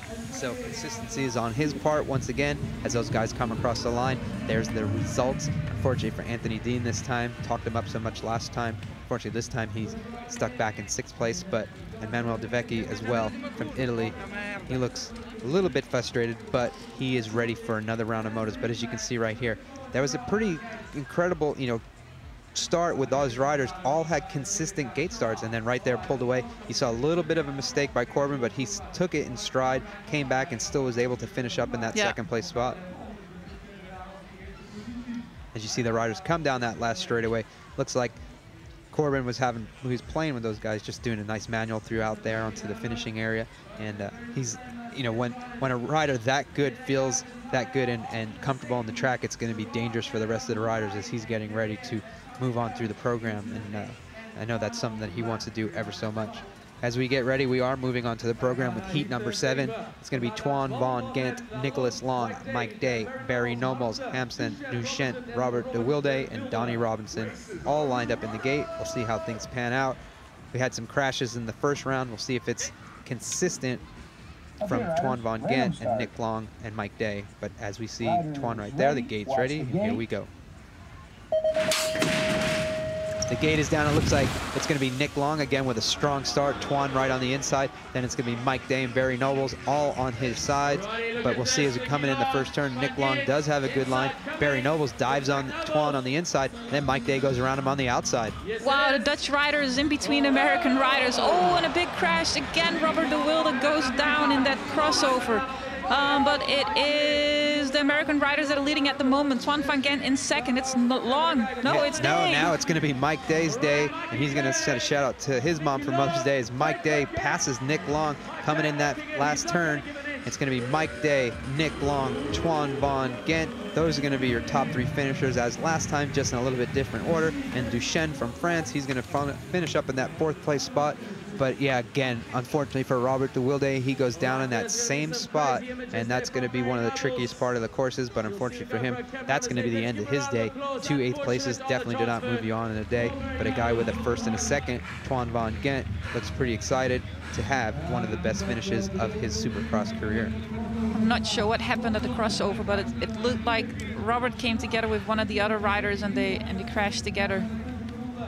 Yeah, maybe we'll see a replay pretty soon coming up. I'm going to start calling him Robert D. Roadblock, because you can see right here, he got real sideways. Barry Nobles rides into the back of him. Actually, it was Barry Nobles who took Robert out, so excuse me. No worries. Yeah. Robert D. Roadblock. But as you can see right here, Barry Nobles just going on the inside of Twan. He's going to come on the inside. He's going to high side, and that's what held up Twan a little bit, and that took Barry down. And then, unfortunately for Robert, there was an extra obstacle on the track. Nasty crash as well. He slammed his head into the ground. And Robert's had a lot of instances where he's hit his head this year. He was hit by a car in Norway. Yes, on his way to the track. And then he had to finally shave off his mullet because he had some scrapes on his head. So it's not Afro Bob anymore, but it's Baldy Bob at the moment. Yeah, but he looks a lot better. But unfortunately, his racing has suffered because another 8th place finish will definitely be the end of his day as his quest to make it to the Supercross final here for his fans. But you know, there's always another day, and Robert's been one of the guys to stick around in the sport the longest. His days could be numbered, but right now I know he's going to be out there for that 3rd round to give his fans what they want to see Mr. De Wilde just race. Or is he waving goodbye? Nah, he's just saying hi to the fans. No, could be his curtain call there. Is he? We'll see. We'll see. We'll see. As we get ready for the last round here, we're going to have Breithauer, Medill, Rinderneck, Jimenez, Peters, Riccardi, Cristofoli, and Salazar. Salazar, unfortunately, will not be starting this race as it shows a DNS, but we will go. Luis has had an incredible run here so far. Let's see if he can keep that consistency going. But you have another one of those consistent guys that was in the last Olympic Games, Luke Medill, right next to you. It can be a little bit intimidating. But we'll see. They get ready for the gate call, the last of this second round of motos for the elite men. Let's see how things work out. Looks like Breithauer again with a really good snap, but it is Medill who takes the snap. No, it's actually Breithauer out in the lead. Medill's in that 2nd place, 3rd place. It's a big jumble going into that turn. Looks like Roger Rinderneck might sneak in for that 2nd place spot. Roger in 2nd place at the moment, and it looks like Dutch rider Harmsen goes into 3rd. You can hear the crowd going wild. This kid is so young, and he's already up there battling with the big boys.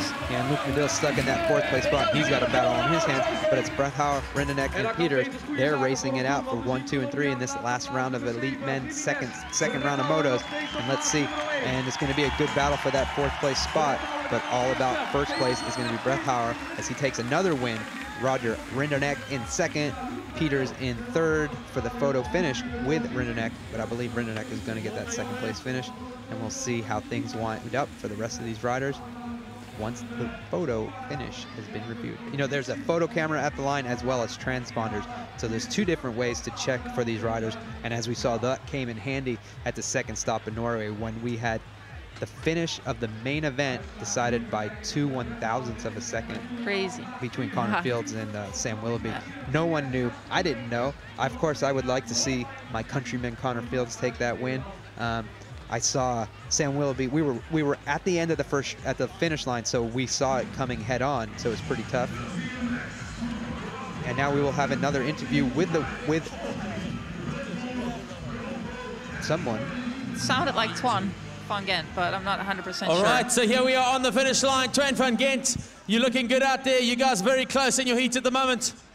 Yeah, it's a stacked moto, and some good riders are in it, and they're going really good, but we'll see how it ends. Are you feeling the energy of the crowd out there today, the faithful crowd? They're loving you guys here this afternoon. Yeah, definitely. Some people in my home are here, and some family, and yeah, I like it a lot. All right, so certainly very exciting. All 3 of you guys looking very good this afternoon. We're looking at some semifinals and finals for the Netherlands this afternoon for sure. Yeah, we hope so. We do our best and give us the support. All right, there you go. Toon van Gent quickly in Netherlands. Tell them to give you some support. Allemaal even hard aanmoedigen dadelijk als we op fietsen zijn, want we hebben het hartstikke nodig. There you have it. Toon van Gent, good luck for this afternoon.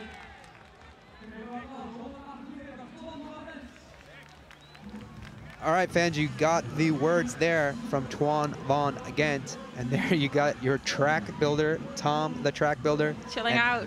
And Mats Noland. That is the number 1 and 2 guys that put this whole, not this particular facility, they helped in the beginning, but they're the crew, the main crew that go around, build these beautiful Supercross tracks and set up the ramps, get everything dialed in so the world's best racers have a place to compete each and every weekend. And this is the one time they get to sit back, relax, and watch a little bit of racing. And as we'll see again, this is the track that the riders are negotiating this weekend. So the red arrow is the men's section, as you see right here. This is where the carnage happened so far with Robert de Wilde a couple times into that hip jump.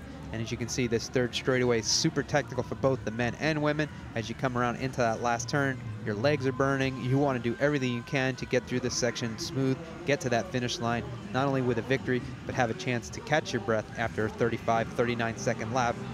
40 seconds so far for some of these from the race action. And it was some of the other stuff. It was a little bit faster in time trials yesterday, but when it's head-to-head action, things happen. As you can see, the riders are warming up, getting ready for the next bit of racing for today's Supercross race action. And I think this is where we have a little bit of a break, because that was actually no, it's going to happen after.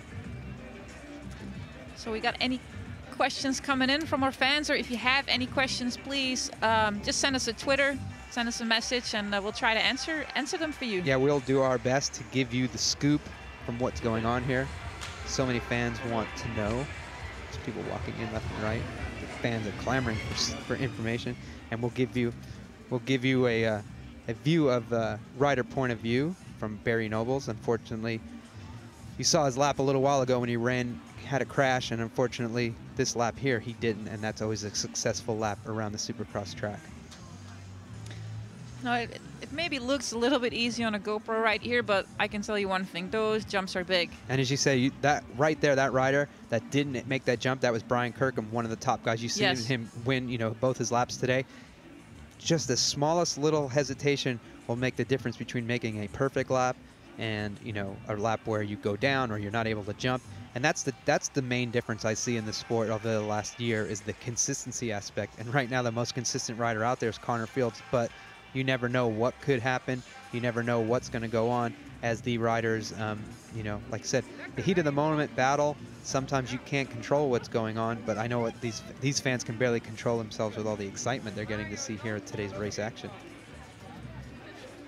The fans are getting treated well here in the VIP tents. We've got a lot of sponsors that came out here to watch the riders and cheer on their favorite riders, of course. We got Raymond van der Biezer here from Holland. Hopefully he will do really well. Jelle voor Gorkum still out. He's walking around on the sidelines cheering on his his training partners. But yeah, Jelle is doing well, and hopefully maybe he comes in later. Yeah, we hope to have an interview with him later on so we can get an update from his crash that he had in Chula Vista, but more importantly, his recovery, because I saw him yesterday and he looked good, and he's back on his bike, he's doing some riding. Yeah. He's his number one goal is to make it to that World Championship race in a couple of weeks in London, and then take his qualifying spot if he can to the Olympic Games, because I think right now he's in good position to do that. I'm on TV. Check out a little kid. He's on the phone. So the super fans here in Holland. Okay, now what's the difference between Holland and the Netherlands? What's the correct way, because no one can quite give me an answer? No, they're both correct. We just have two names for our country, Holland and the Netherlands. It's such a nice country, it needs two. Thank you. I didn't see any windmills around here, though. And you didn't? Windmills, wooden shoes, and tulips. I expect to see them every side of the road. Yeah. But I did see a modern windmill by the airport. One of those big generators. But we still got quite a lot out in the fields. A bit outside the big cities. We have a lot of windmills still, and they're still up and running. The windmills. You can get really nice flour for your bread and everything. We can still bake them fresh here. You know, and my dad still walks around on wooden shoes. So you should have come over to my house and you should have seen a lot of, you know, my neighbors all wear, you know, wooden shoes. You know, we ride donkeys and do everything on a horse still, so. All right, well, we'll get to some of these fans' tweets. Let's see.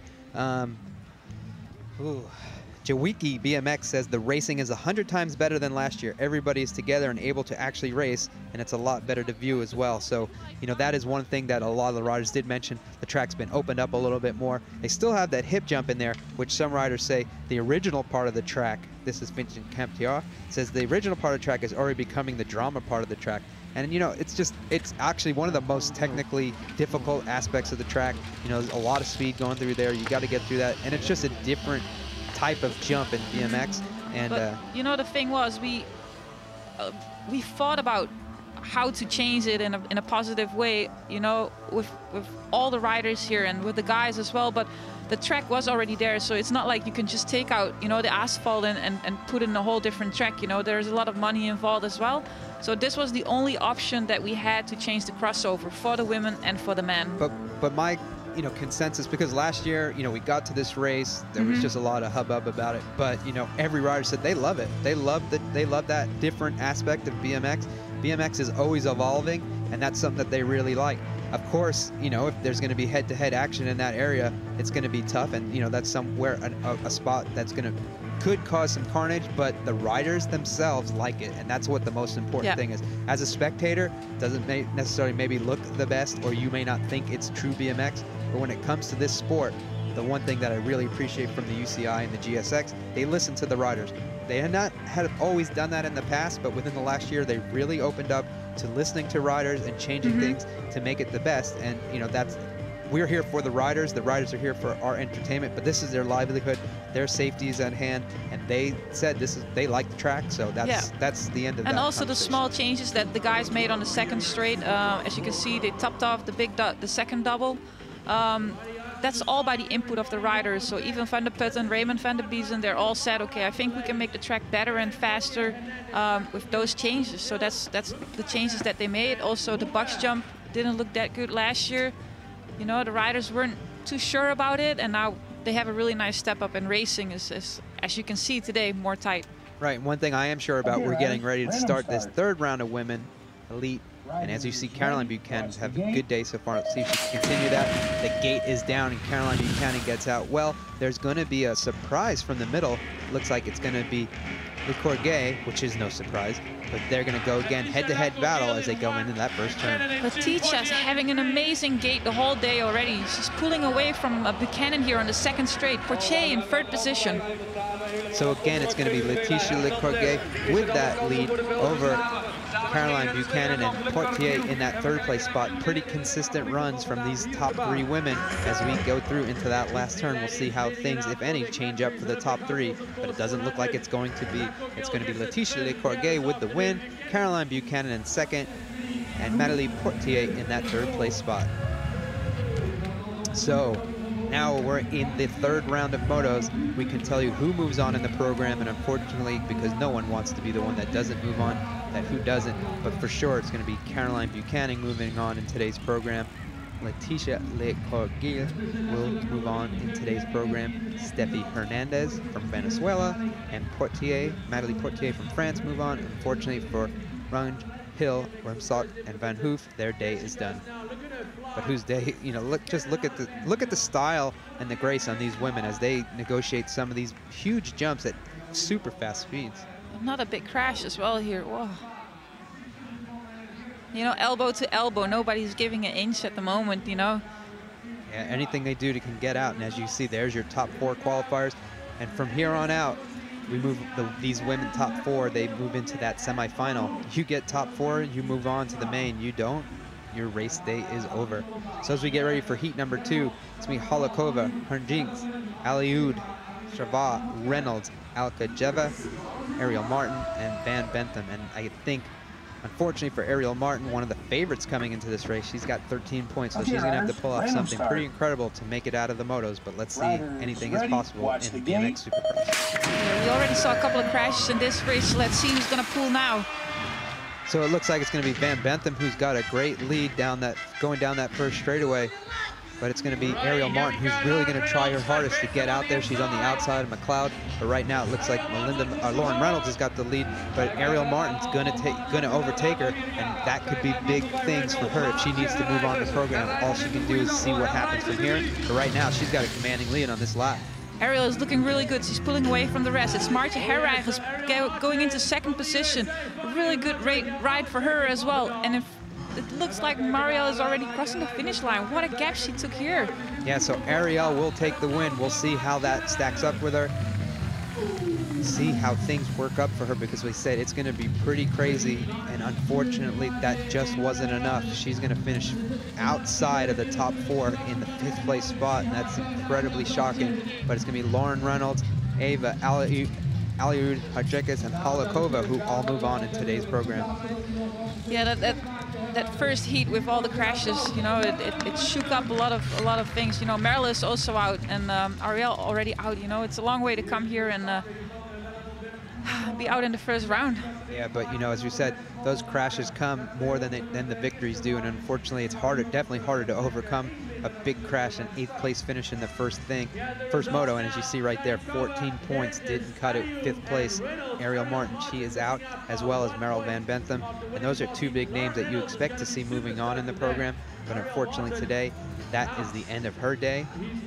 As we get ready for heat number 3, again, a stacked moto. Elise Post, Brooke Crane, Gabrielle Diaz, Melinda McLeod, Amanda Carr, Labakova, Delar, and Coteru. Again, a pretty big gap for first and second, and then all the other points are pretty tight, so it's going to be interesting to see if Amanda Carr is able to come back. She sits in that 5th place spot right now, and she's going to be battling with Melinda McLeod, who's a consistent rider. But the consistency's been all of this girl right here, Elise Post. She's got 2 wins, 2 number 1s, and there she goes again with an incredible start. Again, it looks like Brooke Crane's going to be in the 2nd place spot going into that first turn. Wow, it's amazing to see how fast Elise Post is on this first straight. We've got a good battle going on here for 2nd position. Let's see who is it. It's still Brooke Crane in the 2nd place spot. That bump right there is probably going to make the difference as Melinda McLeod went down, and that's not going to help her. Definitely, she's going to be out of the program from here on. But who's out in front is Elise Post with a huge lead. Amanda Carr moves into that 2nd place spot, and then Brooke Crane's in 3rd. It's 1, 2, 3 for USA, and we got in 4th position Romana Labukova, who takes 4th position. So it's going to be a good day for Elise Post as she moves on in the program, as well as Amanda Carr, Brooke Crane, and Labakova. Those are your top 4 finishers in this round of racing. Unfortunately for Melinda McLeod, her day is going to be done. As you see right here, Brooke Crane gets a little bit sideways. She's going to run into Gabrielle Diaz, and that's where Melinda McLeod gets her gridlock on and runs into the back. She jumped right on the back of Diaz, I think it was. Yeah, so your transfer is going to be Post, Crane, Carr, and Diaz is still going to make it through on today's program. Unfortunately, like you said, for Melinda McLeod, her day is done. But just look at that lead Elise Post had. Nowhere to go for her. Unfortunately, she's going to go to the team tent now, and that's not what she wanted coming from Australia. You know, it's a far trip. You never not want to transfer out of the race, but, you know, especially when you're one of the top riders in this favorite. You know, in this class. But like we said, there's a lot of, you know, ups and downs in the sport, and unfortunately today, that's one thing that Melinda did not want to happen. Hi, Mom. At least she can give her mom a Mother's Day kiss. Yeah, exactly. So up next, we got Laura Smulders already ready in the gate. This young girl has been on fire so far today. So let's see if she can pull off another win. Here we have the qualifiers from the Heat 3.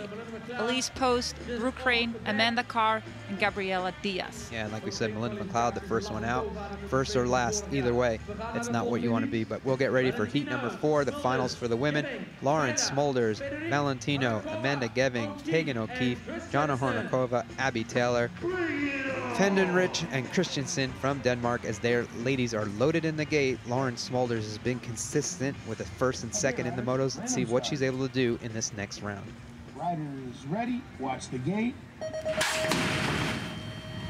gate drops. It looks like Laura has the snap right there, but Manon Valentino is on the inside of her. Let's see, she closes the gap right here. Perfect. Yeah, it looks like Lauren's going to be going into that first turn with a good momentum. Malin did try to make a move into that first turn, but it's going to be Smulders who holds the lead, and you're going to have Amanda Geving from the United States that's going to be battling with her. She gets on the inside. We'll see what she's able to do as they get through this turn. She's not able to pass her. Laura Smulders still in the first position, but the battle is going on in third place. I think Manon Valentino just moved up in third position. Let's see. Yeah, she just got around Tegan O'Keefe, but no one's getting around this girl right here, Lauren Smulders. She's going to take it wire to wire, be consistent today with some really low points, as well as Amanda Geving from the USA. Manon Valentino in that third place spot. Tegan O'Keefe from South Africa, pretty good run for her with that fourth place spot and finish. That looks like things are good for her for the day, but we will see how things wrap up because we had a couple of riders. Looks like Harakova, unfortunately, one of those girls that's always been consistent. Today's not her day because she's going to be the first one out. Tegan O'Keefe's going to move on the program. Malin Valentino is in, Amanda Geving, and Lauren Smulders, and you can see right here why Smulders is in with low points. Nice drifting here from Manon Valentino on the inside corner. And you can just see incredibly smooth and consistent running down that straightaway for Lauren Smulders as she gets through that technical third straightaway just fine. Kind of cruises out of the last turn as she gets ready, because she knows now it's all about consistency, and that's what you want to have when you get in the flow during the day. It's pretty crazy. And speaking of flow, we're going to flow right into the next round of Elite Men. And again, this first round of motos is pretty stacked with some of the world's best riders. Right now, world ranked #1, number 7, Connor Fields from the United States has won both of the rounds, and he's got these incredible riders of Mark Willers, Van de Wetering. Yeah, that guy. Yeah, there you go. Sam Willoughby, Weston Pope, Bear, Graf, and Dubois. They're all in this moto, ready to battle out. As you see, the qualifiers from that heat number 4, top 4 with the Q, move on into the semifinal. And right now, we're going to focus in on the men as they're loaded in the gate. We'll get one more look as Amanda Geving was trying to get around, but did not happen. So there is your start list for heat number 1. This is run number 3. As we said, this is the last of those qualifying rounds for the Elite Men, the first round of motos. And, like I said, this is a pretty stacked first moto as these riders are in the gate. They're looking forward to getting this moto out of the way so they can move on to 2 days. Random start. Riders ready. Watch the gate.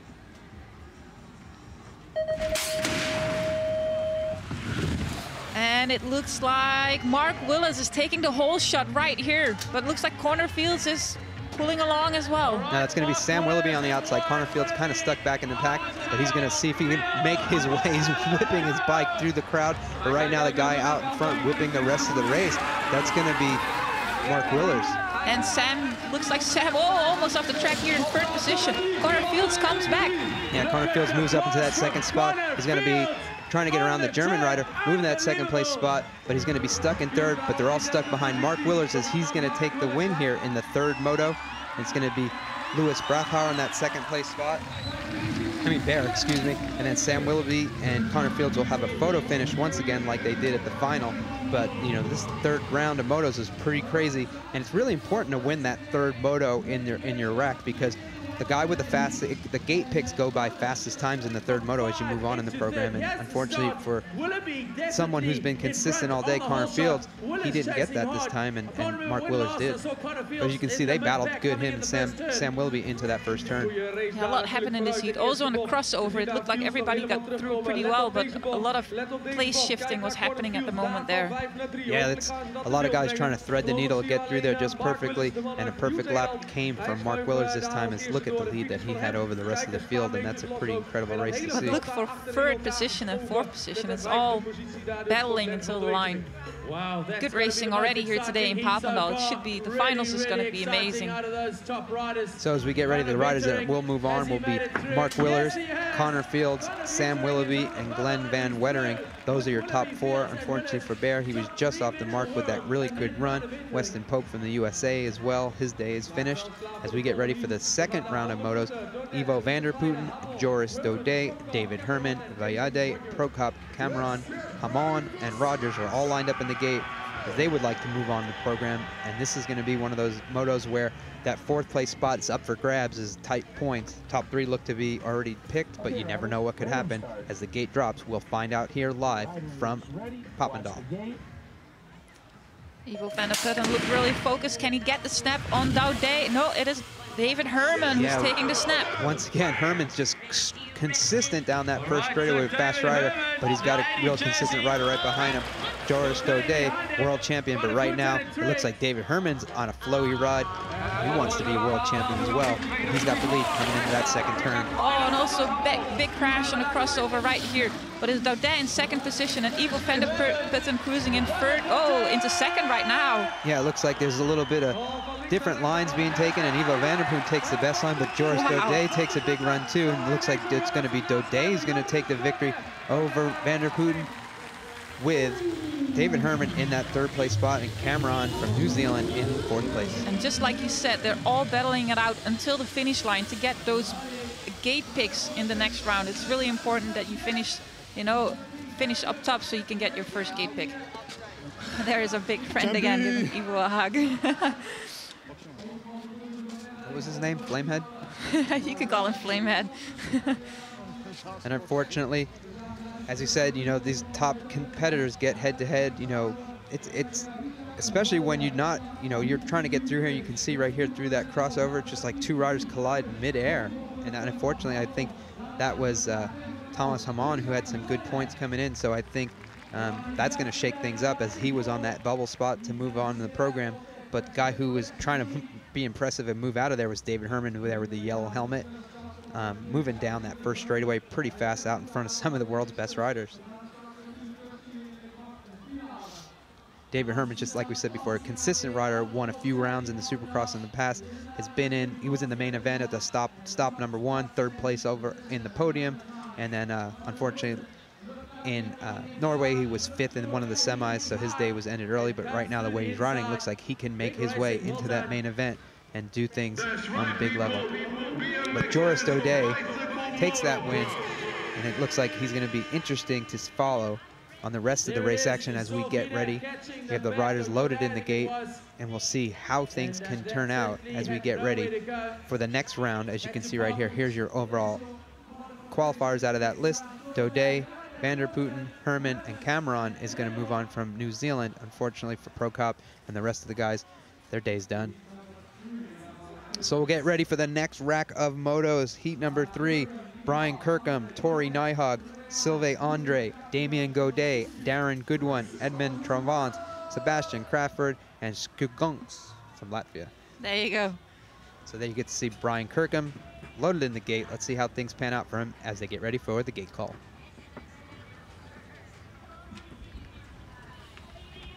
Brian Kirkham on the inside. We got Nijhag right next to him. Nijhag also is having an amazing season. Also last year, he's still so young, but talented rider. Yeah, he is by far, in my opinion, the best rider ever to come out of Canada, but we'll see how he does ahead of the other riders, the best from the rest of the world, including Australia. Their national champion, Brian Kirkham, inside gate 1. Looks like he's got a good start. Unfortunately for Tramont, the European champion, his day is done. He's just rolling down the hill, but who's rolling to the front of the pack? That's going to be Brian Kirkham. Brian Kirkham taking the lead here, followed by the Norwegian guy. And I think Terry Nijhag is on the outside right here on the crossover. Let's see if he can make a move back into 2nd position. Great move from Tori right here. Yeah, he takes a high-low line through there, which is a pretty risky move, but as you can see, that's what you're going to need to do. And now he's going to battle it out with Kirkham down that last straightaway. Is he going to try to make a risky move here or just flow in behind? Looks like he's going to fall in behind and just follow Brian Kirkham to the finish line. But it's going to be Brian Kirkham, Tori Nijhag, 1st and 2nd in this race, with your 3rd place finisher Sylvain Andre and then Australian Darren Goodwin in that 4th place spot. And we know for sure that Kirkham and Nijhag will move on in today's program. Let's see for the rest of the results on who the other 2 riders that will be that move on. It looks like it's going to be Sylvain Andre and Edmund. No, it's not going to be him. It's going to be Damien Godet that moves on to the program. Unfortunately, as we said right here, I think Tremaz just unclipped, and you know, 2 bad finishes before. Definitely not what the Latvian star wanted to see. But as you come out here, they all want to see Brian Kirkham out in the lead, and then Tori Nighthawk. Wanted to see anything but that, but you know, second place is still a very respectable finish. Yeah, you could see that Tori didn't take any risks in that last corner by taking out Kirkham or going low underneath him. You know, he took it easy and secured that second spot for the final. All right, we'll get ready for the next round here. Heat number 4, run number 3. It's going to be Kaylin Young from Australia, Raymond van der Biezen right from here in the Netherlands, Joshua Kalan from Australia, Lucas Tammy from the Czech, Terringer, Aguilar, Lapraz, and Diaz all are up, and I don't believe Diaz is on the start list this time, but a rider who definitely is right there, Kaylin Young.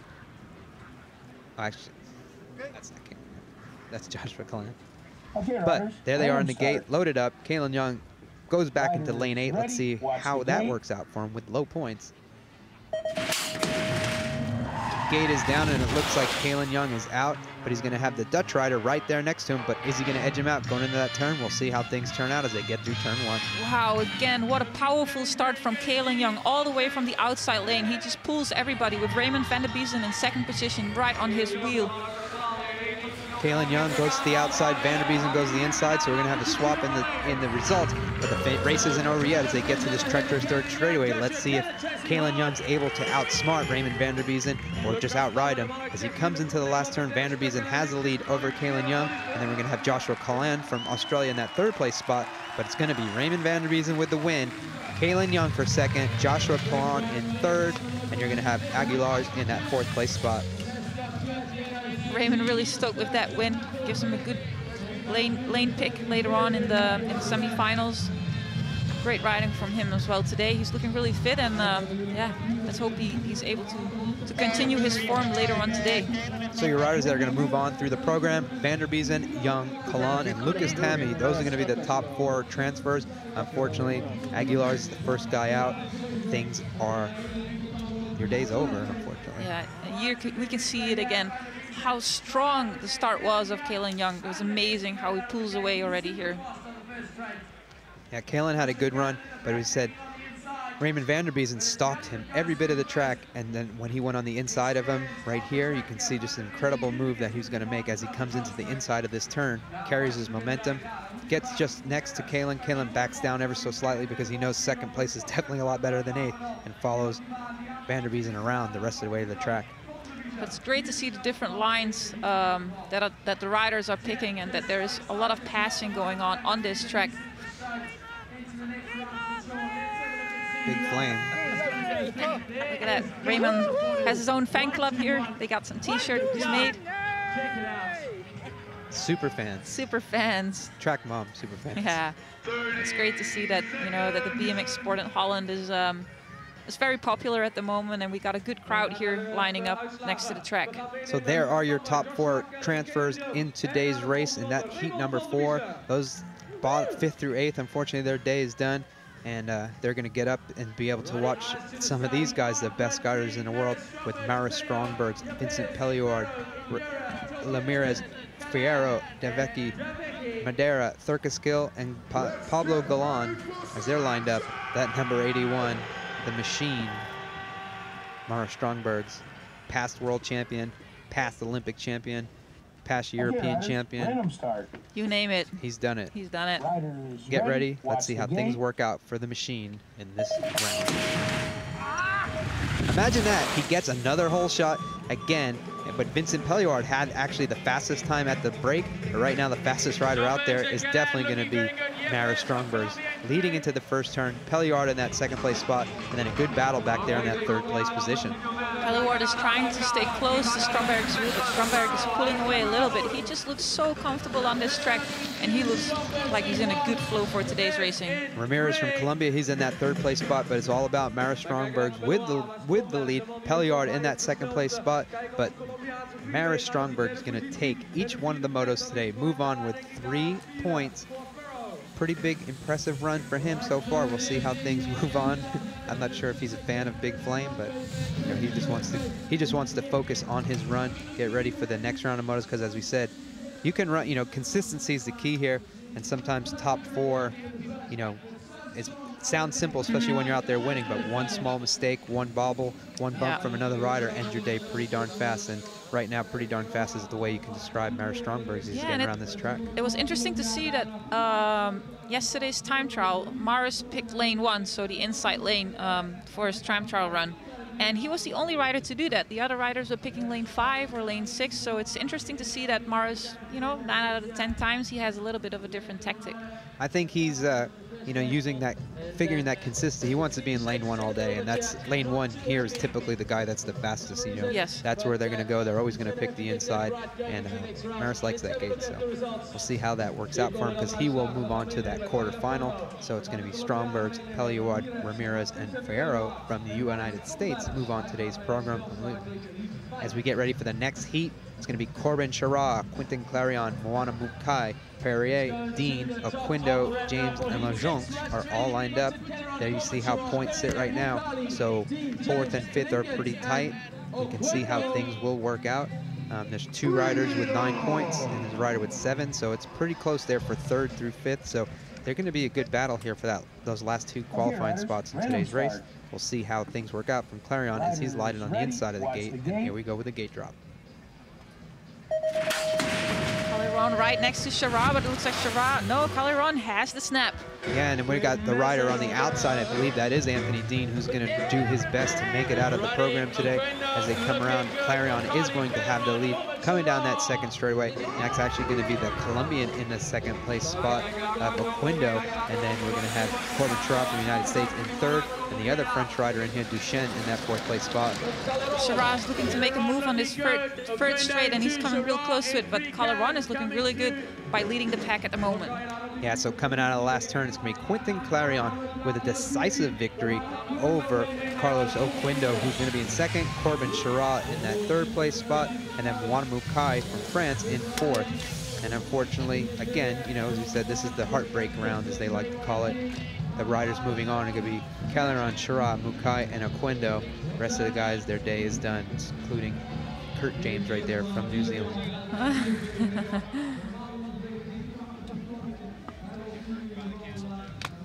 So the next heat is going to be pretty stacked as well. Yeah, yeah, as you said, every one of these races is, you know, we narrowed it down from 140 riders to the top 64, and that's what you're seeing racing out there. Now we're whittling it down to the top 32. So, I mean, you just imagine how incredible the race action is head-to-head. They're so close, bar to bar. You know, anything can happen, and everything's going to happen. We've seen a lot of action today, seen great races, a lot of crashes, but, you know, everyone's got around this course perfectly. You know, and that's the most, like, not everyone's going to run the course perfectly, but some of these top riders, you know, just been consistent, and that's what we need to see, consistency. But consistency can change very quickly throughout the program. And as we said, those are your qualifiers for today. Clarion, Chara, Mukai, and Oquindo. Those guys move on, and we move on to the next heat of the men. Another impressive stacked race with Michael Day, Nicholas Long, Tuan Von Gent, Duchenne, Jumps Hin, Nobles, Robinson, and De Wilde. De Wilde is not going to start this race, so we'll have 7 riders loaded in the gate. All still battling for that 4th position as it looks. Yeah, the top 3 riders have 4 points, and then there's 2 riders with 10 and 1 rider with 11. So it's going to be interesting to see how things pan out for these riders as they're loaded and the gate is getting ready to call. Ready, watch the gate. The gate goes down again. It looks like it's going to be Tuan Von Gent with a great start, Nick Long with a good start, Mike Day with a good start, and the rest of the riders in kind of like a second pack. But Tuan Von Gent's going to lead them into that first turn. Wow, Tuan Von Gent is on fire today. He's leading the pack with right behind him, Mikey Day. Oh, Mikey Day unable to clear that jump. That's not going to be a good thing for Mike Day. He doesn't want to have a hitchhiker on his bike. Unfortunately for Barry Nobles, he goes down on that spot again. But the fortunate thing for Tuan Von Gent, he's got another victory. Nick Long in that 2nd place, but it's a long way from Von Gent to Nicholas. But Tuan Von Gent's going to take another victory here on his local Supercross track. Nicholas Long in that 2nd place spot. Donnie Robinson from the United States in 3rd. And Duchenne in that 4th place spot. So, like we said, the points are going to be pretty jumbled here, and I believe... Let's see if Donnie can still make it. So, unfortunately, Mike Day is going to roll around the track. I still think he has enough points to move on in today's program. He definitely will get that last spot. But it's going to be Tuan Von Gent taking another win in the motos here. Interesting to see, and you can see right here, Mike Day tags that jump ever so slightly. He knows he's not going to be able to jump this, but unfortunately for Barry Nobles, again, in the wrong spot. And then Barry Nobles' bike gets hung up on Mike Day. Mike Day is unable to continue because Barry Nobles' bike just wanted to hitchhike a ride and get around the track one full lap here today. But unfortunately, it's not going to happen. But Twan Van Gent, Nick Long, Mike Day, and Duchenne are still going to move on today's program. So pretty interesting to see how things shape up with Van Gent. Now looking to have a good gate pick going in there, as well as Nick Long and Mike Day. There's your top 4. Unfortunately, it wasn't enough for Donnie Robinson. Barry Nobles for sure is not going to be happy with his day with all those crashes, but the guys happy are those top 4. And we're happy to show you the last round of this 3-moto transfer style system. And like we said, things are going to get hairy from here. If you already thought they weren't, as you can see right here, Twan Van Gent, an impressive ride. And all kinds of heck broke out behind him. Yeah, and it's great to see Twan ride. You know, he's so aggressive on the track. He shows that he really wants to win this race. And a guy that's been winning today has been Louis Brethauer with 2 wins, Roger Renderneck, Luke Medill, Peters, Riccardi, Jimenez, Cristofoli, and Salazar all loaded up into the gate. Okay, riders, getting ready. Salazar actually is not going to start, so we're going to have, again, 7 riders. It's going to make some incredible race action as the last transfer position is going to be going down. And again, it looks like it's going to be Louis Brethauer with an incredible good start with Roger Renderneck just behind him. Yeah, Roger Renderneck in second position, but Brethauer is leading the pack out. He's looking so good today. He's won his previous motos, and it looks like today he's doing really well too. Yeah, there's a bit of a bumble in the back, and only the top 3 riders were able to get through the jump, through the track pretty clean, but they're all chasing Brethauer right now. Renderneck is in that 3rd place spot, and then you're going to have Jimenez from Colombia in 3rd. I believe 4th place is going to be a good battle with Luke Medill trying to get in there, but right now it's all about Brethauer. He's been consistent finishes of what you want. 3 wins today over what's going to be Brethauer, Renderneck, Jimenez, and Riccardi from France is going to finish in that 4th place spot with Luke Medill in 5th. And the program, for sure, Brethauer is moving on. He has had 3 points. Renderneck is going to move on. Luke Medill and Jimenez, those are going to be your transfers to today. And unfortunately, Peters did have a strong run, but that finish right there ended his day with a 7th place. That's not where you want to finish out. No, but still for such a young kid, he did really well. You know, he qualified for the race, and it's a good experience to battle it out on a race day like this with those big names. Yeah, and it's the one time you don't want to have a bad start when you have, especially when you have a tight race and you've had some good consistent finishes. He had a bad start right there. He was trying to make his way through the pack, but this was an incredibly stacked race. And right here, look at that little group of riders. He hung up on that jump just a little bit, and that's for sure going to slow your momentum down. And you can't have a bobble like that in this type of racing, because as you can see, those guys just don't stop or hesitate for anything, and they, you know, that little bit of momentum lost is going to put an end to your day. So there you see the final 4 that move on from these qualification runs. Brethauer, Renderneck, Medill, and Carlos Oquindo. Jimenez. Andre Jimenez. He's got a lot of names, so I wasn't sure which one to start with. But that's going to be the qualifying system. We are done with the qualifiers, so that's a pretty impressive run of events as we get the fans the break. This is where we had this beautiful 40-minute break for the riders to get ready. Oh, 40 minutes. I know you're excited about it. We get a little bit of time of track maintenance. We'll see how things work out with these riders. Yeah, it's pretty intense, you know, doing those 3 heats. So to give them 40 minutes, it's good, so they can, you know, refuel a little bit, get some food, get some drinks, and get ready for those other rounds. I think you're going to need to put a jacket on. What other BMX race do you see people sipping champagne in the first turn? Only here in I guess. Here in the Netherlands. Yeah. In the Hollands. That's the way to treat your sponsors, I guess. You know, you make sure they have a great time when they come to visit you at an event like this, and all the Colombians are happy and waving. Excited for their incredible racing that's been going on so far today. Like you said, there's riders here stretching out, getting ready, moving on to the program, or unfortunately for this young fella, his day is done and he's just saying, okay, well, I'm going to take a moment to relax. As you know, I've I've made it around the track. I can walk away, you know, and it's like you said, for the young rider from the Netherlands, it's a great experience to be out here, especially when you get a race close to you where you had some time to practice preparation, because there's not a lot of tracks like this around the world. No. They're popping up every day, all the time, but you know, to get into this, to get the experience out here, you know, there's not a lot of practice that comes on. You have one full day of practice. They break it up into groups. A riders and B riders in the elite men, and it's based off how many points you have when you're world ranking, and then they have the women's class. So it's only about an hour and a half each day, and then on you know, then you get those time trials where it definitely helps out. The time trials let those riders have the opportunity to be on the track by themselves, so it's them versus the track. They're building experience on these Supercross tracks, and as you can see, the arrows are going crazy. They're all over the place here, and it's pretty hectic, but to get time on the track alone, that's, you know, that's a big thing. So you got nothing to say? I got plenty to tell you. It's a full house here. Everyone, just come on, bring everybody in. Everyone, just bring all that. We're gonna raise the roof here during the break, and right now we're gonna raise the GoPro footage. Unfortunately, from Barry Nobles, this is the last he's gonna see the Papendal track for quite some time, because those crashes, 2 crashes, that were didn't really look too much, you know, fun to be in. Ended his day early, and he's just going to be riding around the track, watching his friends race, not riding on the track. And that's exactly where he wants to be. And I think we got a couple of guys that are looking really good, like Maurits Stromberg, Brett Howard, Twan van Gent, Daudet. You know, all of those guys are riding really well. So we're gonna see some good racing in the semifinal and in the final today. You know, like, who do you think is gonna, you know, take it home today?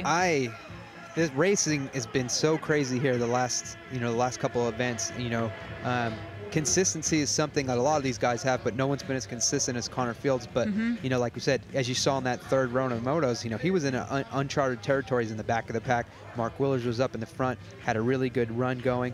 So I'm not sure. I mean, anything could be. I'm not sure what could be happening. And I really don't know. It's so hard to give a pick for who can do that good, so you never know. But I know what we can do is give the fans what they want, and that is the answers to some of their questions. Yeah. So here we go. Excuse me.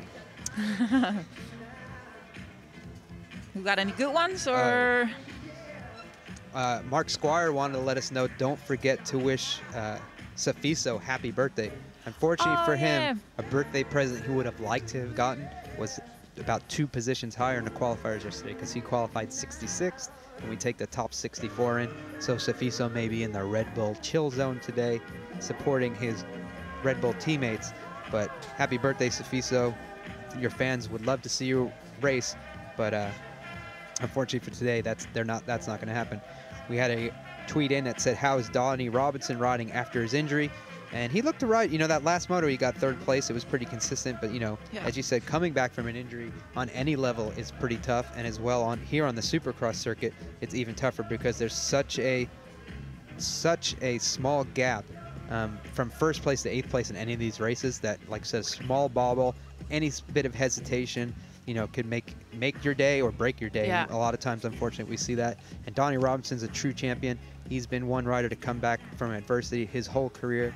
And, you know, he had a strong run today. Unfortunately, he didn't move on in the program. But, he was a bit unlucky in the first heat when he got together with Robert de Wilde, and he bounced just back off of Robert. You know, Robert is a strong guy, and you don't want to hit him in the air. And that's when Donnie had a little crash. And, yeah, too bad he didn't make it to the next round. So, you know, one of the things, Supercross is, you know, as far as what some riders will say, the pinnacle of BMX. The elite riders do this, but there's BMX races all over the world going on at any given time, all over traditional style BMX tracks. And I know right now, the fans in America are really excited because there's an USA BMX National in Georgia, and it's raining. Oh, no. So they're on a little bit of a rain delay. So guys like George from Renan Designs, he's excited. Brian Fell from USA BMX, he's excited because they're able to watch us race action instead of, you know, focusing on their teams that they have at these races right now. So big shout out to all our fans everywhere in the world, especially our followers there in the United States of America, because as we all know, those are the best fans in the world, right, Annika? It is. Oh, did you even hear what I said? I hope none of your fans here heard that, because I asked you since we had the best fans in the world were in the United States, and now the fans are calling in with complaints that no. I think the fans all over the world are great. You know, they always stand behind the sport, and that's what we need. You know. Yeah.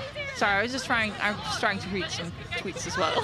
So we have a comment in here from Aaron Noddle. He said, "De Wilde needs his mullet back to harness the power." Oh, yeah. So I don't think we're going to see that anytime soon. No, I don't think so.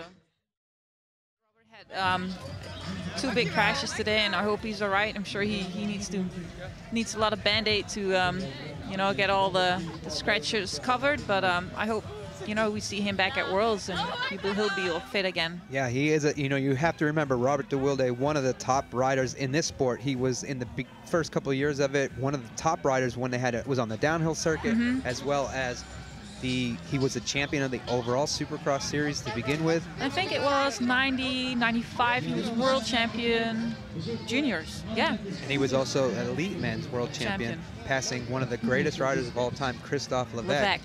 In that final turn, and I'm sure Christophe wasn't too excited about that, but Robert sure was. So we'll go through the rest of our questions. Austin Hyatt wants to know the view of the new track and how it races. As we stated before, I think the track races a lot better than it has. I think it's the perfect blend, and as we said, a lot of the riders from here in this country, I mean, the country of Holland, Netherlands, whatever you want to call it. Yeah, I'm going to call it the Netherlands. The Netherlands. That's it. There you go. They have a great leader for their BMX program, Boss the Beaver. He's an ex-BMX champion, ex-mountain bike champion, and he has built up one of the best programs in all of BMX. As I said, this is one of the benchmarks around the world for people to look at. And, you know, Boss has a lot of positive feedback and input, takes it not just from his riders, but from riders worldwide. And he's going to, of course, give his riders the best track that he can deliver. And I believe, as you can see on this race action today, I mean, if it wasn't the hip jump or a big set of doubles, it's always going to be one part of the track that's more critical than any other. But the way this track races, and like I said, the riders themselves said they love the way it races. Yeah. So that's great to see. Yeah. Comment from Samantha Cools, who was my co-commentator at the last round in Norway. She did an incredible job. After about 15 minutes, she was a little bit nervous, unlike myself, because I'm such the ultimate professional in yourself, Annika. You're like gold from the beginning. I was pretty nervous as well. Samantha was so nervous, and it was like, Samantha, you know what you're doing. You were in the Olympics. You're one of the best riders. And when she, you know, embraced it, she did a great job, and it was a pleasure to have her. About a week later, she had a baby, so wow, it's incredible congratulations to see. To her. So Emma Cools Grissard, I believe is her last name, maiden name. Happy to see her, and she says she's Happy Mom's Day. Yes, happy first Mother's Day. Yeah, she says exactly. She's watching on BMXLive.tv, as well as you can catch the races on Freecaster. And with baby Emma, she wants to know your predictions for the women's win, and I think we went over this already, but yeah, like I said earlier, I think Caroline is looking really strong today and yesterday when she won the time trial, but also Letitia, like now in the last 2 heats was so strong out of the gate. So yeah, I'm gonna say Caroline or Letitia are up for the win today. All right, well there you go. We had some other fans that said Heat 1 in the women's was stacked. Rimsted was in the main in Norway and is already out. And, you know, that's what we said. This BMX is so up and down and highs and lows, and as well as like Ariel Martin's not going to be in today's main event. So this is going to be a main event that's, like I said, Sarah Walker is not here. Marion Pajon's unable to race. And as well as that girl from the UK that doesn't show up anymore. Shanice, yeah, we're missing her as well. I forgot her name. It's been so long since I've seen her race. Yeah, but I know she'll be one to stand out at the World Championships just here in a little bit. Yeah. But yeah, it could be a big battle with the French girls as well as Caroline Buchanan. As it's going to be interesting to see. But we're not ready for the main events yet, so we'll see how it goes. And just like you said, with the program that we are running in the Netherlands with Bas running the whole team, the French are doing really well too. You know, they got Anne-Caroline Chausson, Olympic champion. Oh, I don't know, multiple time world champion in downhill, in four cross and dual slalom. She's running the women's French team now, and she's doing a great job as well. Like the last couple of years, BMX has has moved up to a different level. You know, it's got so professional, and you can see the level of riders. Like we were saying, the heats are so stacked at the moment. But these days, all the 32 girls can jump the first 2 jumps. You know, 4 years ago it was totally different. That level moved up so much. Like I tried to train once a week on this track with my forklift bike, and you know, the young girls like Laura Smulder and Melde van Bentum, you know, they keep me up that level of racing with doing those big jumps, and you know, keeping me sharp as well. Yeah, and that's one thing, and it's incredible to see. I know you've ventured off into some different disciplines of mountain biking. You just came back from the Czech Republic yesterday, and you know, it's just incredible to see your versatility. And all starting out from, you know, with racing BMX as well as mountain bikes. I think I keep telling a lot of people, like, BMX is just the best basic to start with for any cycling discipline. Doesn't matter if you move over to track cycling, cyclocross, road cycling. You know, with BMX you get the best skills and bike handling skills to start off with for any kind of sport later on. And speaking of incredible riders in the sport of BMX, I'm honored to have a tweet in from our next person here. Who's that? That would be Stephen Murray. Wow, that's awesome. And Stephen Murray wants to let his fans know he's a super fan of BMX, and it's great. You know, Stephen as well started out racing BMX, moved into the jerk jump side of things, and then he wanted to just comment, said some great racing today, and all the fans that will be in Birmingham will be excited to know Stephen will be there. He's going to come on out. He loves BMX so much. He's going to be at the World Championships. So it's incredible for Stephen to be out there. Yeah. So a question that we seem to get a lot of times is people are confused because there's riders who wear their national team uniforms as well as trade team uniforms, and why the choice of that. It's different with each of the countries. There's national funded teams, such as the ones here in the Netherlands. It's an incredible team, and you can see all those riders match the same. And then some of the other countries, they'll have certain teams that are funded or you know, paid to go to these races, so there are down to wear the national colors, and others will wear their trade team uniform. So it just depends on each of the, and even some of the riders, sometimes you'll see Sam Willoughby race in his Redline uniform, and other times you'll see him, and it's just the way they have everything figured out in their each individual thing. So it's always up and down, and you'll see some of the riders are funded for some of the races and not some of the other ones. So it's just, you know, it's confusing to everyone, but and like, it's all based on who's paying for the guy to come to the race. It's confusing because, like, our national team, so the Dutch national team, is riding in the orange, and our national champions will have the red, white, and blue flag on the sleeve.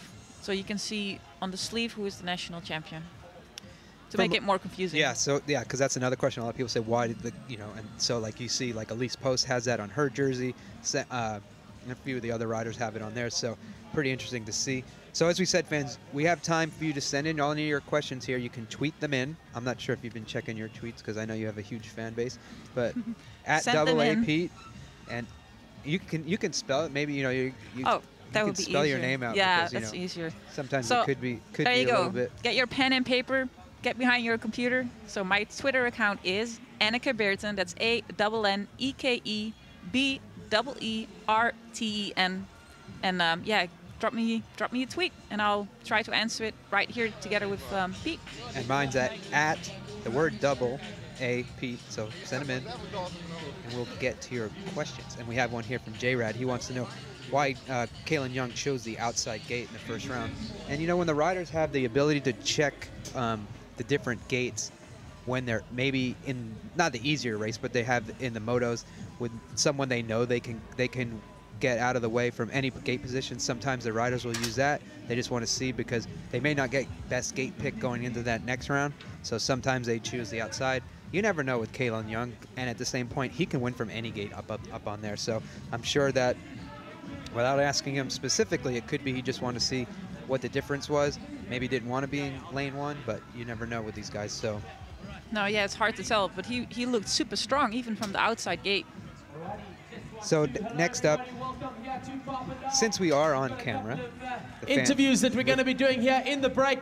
Round 3 of the UCI BMX Supercross right here in Papendal, going very well indeed. It looks like the Netherlands riders doing very, very well at the moment. We're going to start off with a quick interview with the national coach. That's Bas de Bever from the Netherlands. Up you come, please, Bas. Here he comes. Let's give Bas a round of applause. Isn't he doing such a fantastic job? Bas, nice to see the weather playing its part this afternoon, but you must be super excited about how the riders are going at the moment. Well, yeah, that's an understatement. I mean, we all qualified, and even young guns as Glenn van der Reetering are doing good, so we're all happy, yeah. Nice to see the orange out in full force this afternoon. Certainly nice to see the sun out in full force this afternoon. Yesterday, the wind and the weather not playing its part.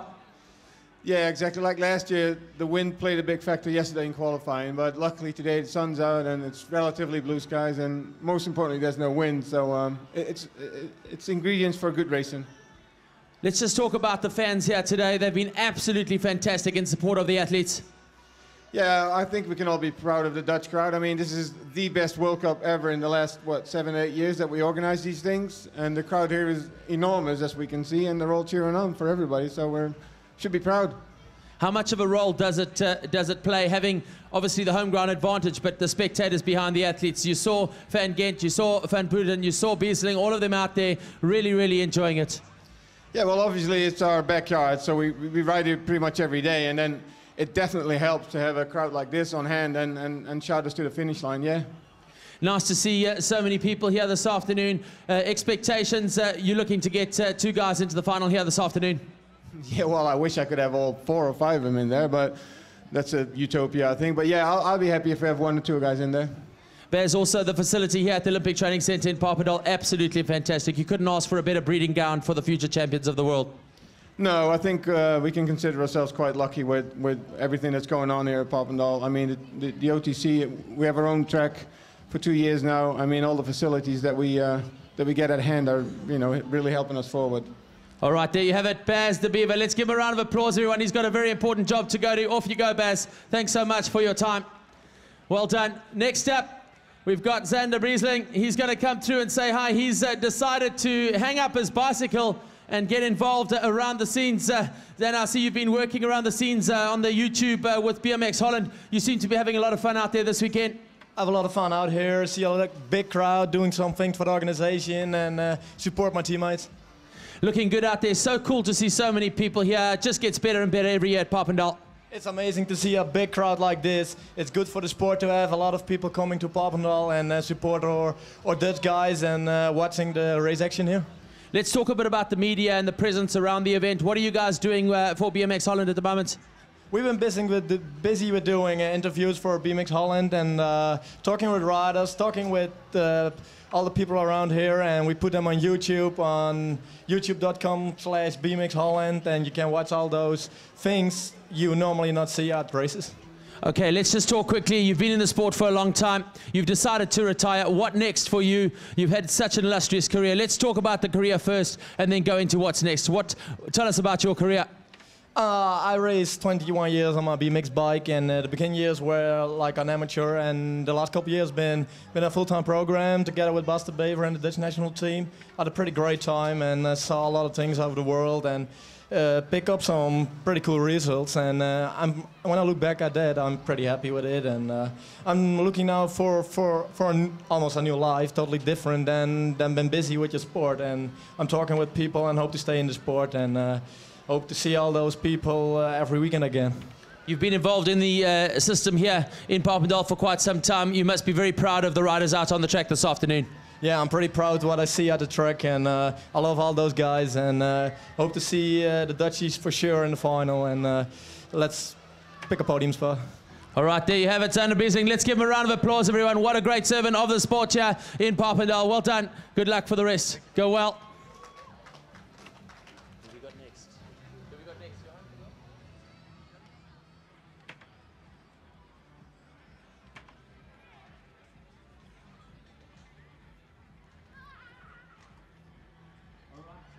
Yeah, we've got the legend champ. I've got Raymond here. Raymond, let's do some t-shirts, bro.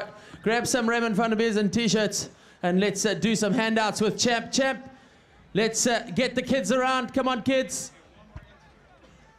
All right, kids, come around if you want yourself a number 121 t-shirt. It's the Raymond van der Biezen signature 121. Champ has got it up front here. And he's going to do some big throws into the crowd. You have to close your eyes, Champ, before you throw it out there. Are you ready? 1, 2, 3, go! Oh, good catch. High jumper. Let's give him another one. Here we go. We got 3 to give away. Who wants it? Put up your hand. Throw it far, Champ. You got to throw it far. Who wants it? Who wants it? Put up your hand. Shout out loud.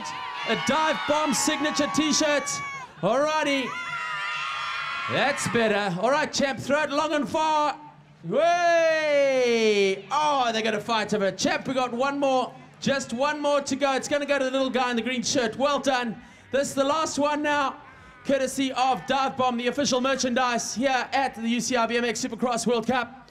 It's a Raymond van der Biezen signature 121. Here we go. Who wants it? You. That's a big one from Champ. High five for the big guy. Yeah. Good work, Champ. Well done. All righty.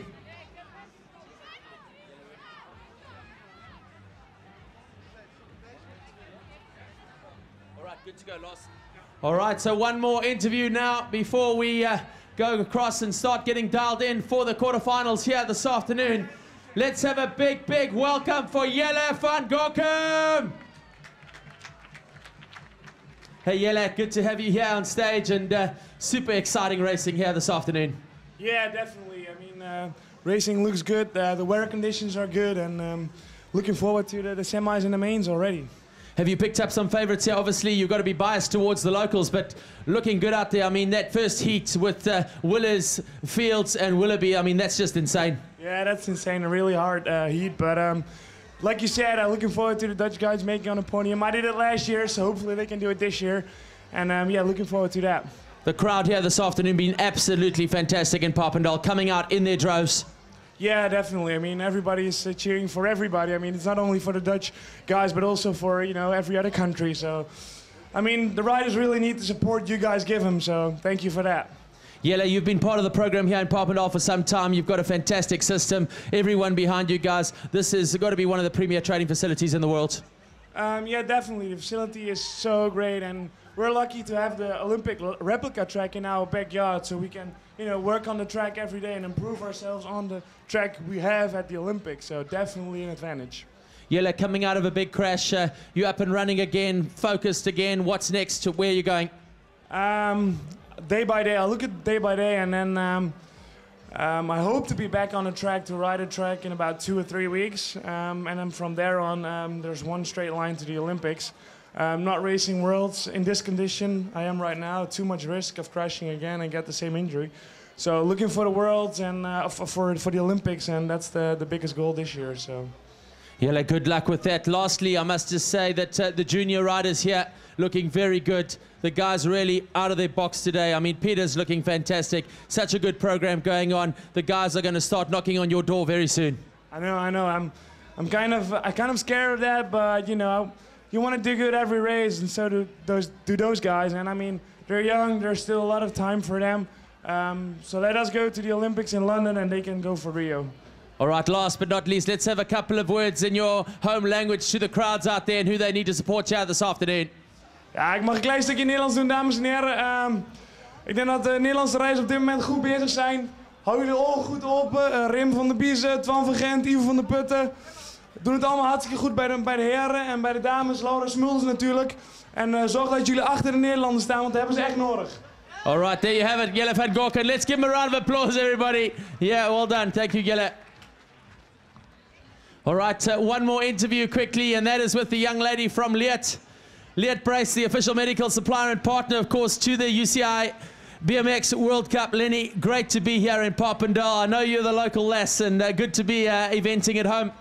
Thanks for having me. It's yeah, I travel a lot around, but home races are always great to be at. So happy to be here. Lenny, let's just talk about Leert Bryce and how instrumental it was on an athlete like Jelle van Gorken. He had a massive crash, and that Leert Bryce certainly instrumental in getting him up and running once again. Yeah, this was one of the examples again where it really showed that the brace did its job, because I met Jelle the other day and he said, well, I had a checkup at the hospital, and the doctor told me I broke rib 1, which is a rib just under the collarbone. And the doctor said, I've never seen anyone walking in without breaking rib 1 plus having neck injury. And Jelle was like, well, I wore a lead brace, I wore my neck brace, so maybe that could have helped. And the doctor said that for sure saved your life. So lucky you had the lead brace on. Unbelievable, unbelievable. Let's have a look at that Leert Brace. It is such a great invention. Let's just talk a little bit about it. Fits underneath the helmet, and how does it work exactly? Well, what it does, it actually lies on your body, so you still have free movement of your head. And what it does, in case you crash, it has a controlled stop of your head. So you don't have the extreme movement back, front, side, and also compression crashes, which happened, for example, with Jelle.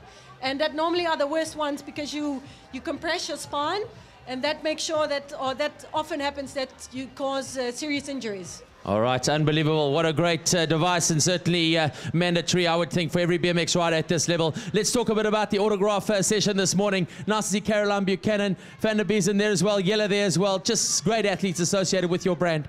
I'm always a lot in touch with the riders, and of course I would like to see more guys on the track with the brace on, and it will be an evolution. It will take some time before everybody realizes, okay, this is really what I need to wear, and I believe in a couple of years it will be told in one sentence, like, I need to wear my helmet and my lead brace when on the track. And also for the kids out there, have a look at the brace, see what it does, and I really think you'll be happy wearing it, and it will sure help you when crashing. All right, there you have it. Let's hear it for Lenny. Thanks so much. One of the partners of the UCI BMX Supercross World Tour. It's been fantastic here in Papendal. Very shortly, we're going to go back to the action. Make sure you catch it live on bmxlive.tv.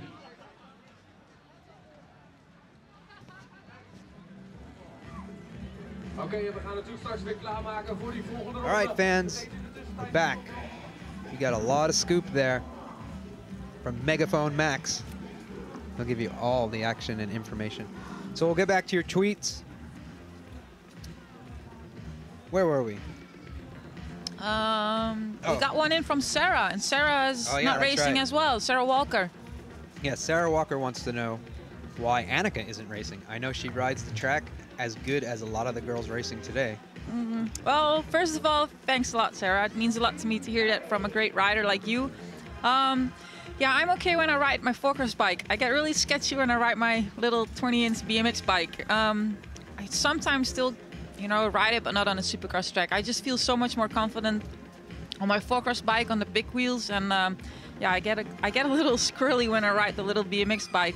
And these days the level is so high from you guys with racing BMX, and yeah, I just like what I'm doing now, racing four-cross. I feel good on the bike, and I like the rough terrain with the riding in the woods and the rocks, and I'm just sticking to that one. So, but thanks for the great comment. I hope Sarah's doing well as well, and hope to see her back on the track soon. Yeah, I think she's actually on her way to Great Britain, the UK already, to get ready to do some preparation for the World Championships, which are in 2 weeks. Yeah. There actually is, big secret here, practice next week at the Olympic track. For a couple of days, I think. They made some changes to the track, just similar to the changes that we saw here.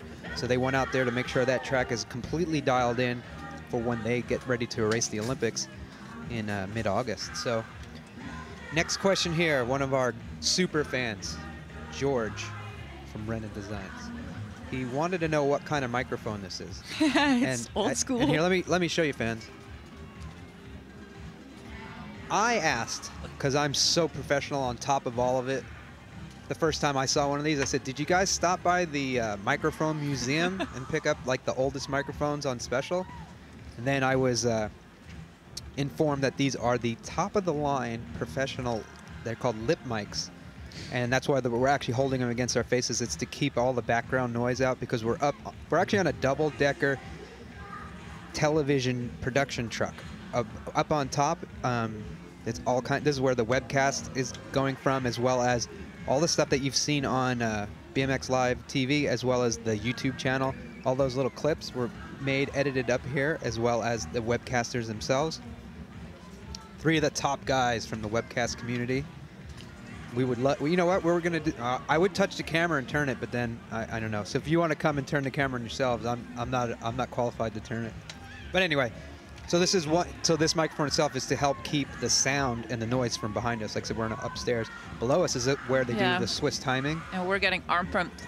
Yeah. Every an hour and a half holding the mic. So that's what kind of mic this is, George. So there you go. Let's see.